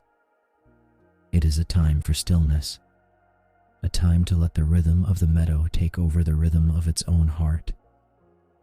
Activity has become a rare and precious thing. The hare may rise to forage, but its pace is slow, its focus narrowed to the immediate vicinity. It finds a patch of sheltered grass and eats with a meditative, slow-motion precision. There is no concern for the future, no anxiety about the changing weather. It exists entirely in the present, grounded by the soil and cradled by the familiar wind. The meadow, which was once a vast, challenging territory to be conquered, is now a comfortable room, a small, safe space where it is fully at home. The deep stillness of the forest edge or the center of the meadow begins to feel like a sanctuary of peace. The hare finds that it can sink into the silence more easily than ever before. The background noise of the world, the rustle of leaves, the distant calls, the movement of the wind, all seem to harmonize into a single, steady hum. It is a state of deep, resonant quiet, where the boundary between the creature and the landscape begins to blur. The hare is no longer just an inhabitant, it is becoming part of the earth itself. The journey is reaching its natural conclusion, There is no sadness in this transition, for the hare understands the language of the meadow, and it knows that every end is simply a part of the greater, endless flow. It feels the coolness of the earth against its belly and the softness of the dried grass beneath its fur. It is a moment of profound acceptance. The long, wandering path, the seasons of plenty and the seasons of hunger, the joy of the run and the peace of the rest, it all comes together into a single, unified state of quiet gratitude. Nature waits in the background, patient and vast. As the sunlight wanes and the stars begin to claim the sky, the hare settles into the deep, dark soil. The world grows quiet, the wind drops to a faint whisper, and the meadow prepares to receive its own. There is no struggle, no fear, only the soft, sinking into the stillness of the night. The hare closes its eyes, the journey of its life ending exactly as it began, in the quiet, undisturbed heart of the meadow, under the vast, watching sky, perfectly at peace with the cycle that continues to turn. The dawn that breaks over the meadow is not an end, but a new beginning, a golden promise that washes over the land. The frost of the final winter begins to melt, transforming into tiny, brilliant diamonds that catch the early light. The field is not empty, it is a space waiting to be filled, a stage upon which the timeless play of life continues. From the forest edge, a new generation emerges, moving with the same hesitant, joyful energy that defined the youth of those who came before. The cycle remains unbroken, a living, breathing testament to the resilience of the wild. The next generation finds its place in the meadow with the same instinctual ease. They bound through the newly sprouted clover, their movements fluid and light, learning the same lessons of caution, play, and survival. They inherit the wisdom of the land, a silent knowledge that is passed down through the blood and the earth itself. The meadow recognizes them, holding them in its embrace just as it held their ancestors. There is a sense of continuity that fills the air, a reassurance that despite the passage of time, the heart of the field remains unchanged. Life goes on with a rhythmic, pulsing energy that is both ancient and ever new. The creatures of the field, the birds that nest in the hedgerows, the mice that scurry through the grass, and the hares that bound across the open plains continue their silent, interconnected dance. The meadow is a bustling community of existence, where every individual plays a part in the grand design. It is a world that thrives on the interplay of birth and growth, a landscape that is constantly renewing itself, feeding on the past to fuel the beauty of the present. The seasons continue their eternal, graceful rotation.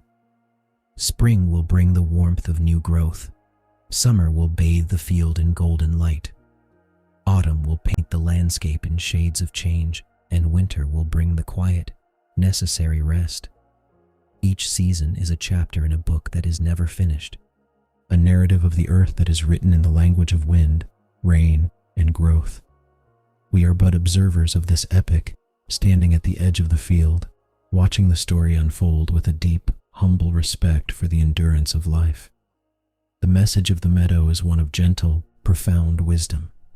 It tells us that we are all part of a larger whole, that we are connected to the earth, to the rhythm of the seasons, and to the quiet, unfolding cycles of existence.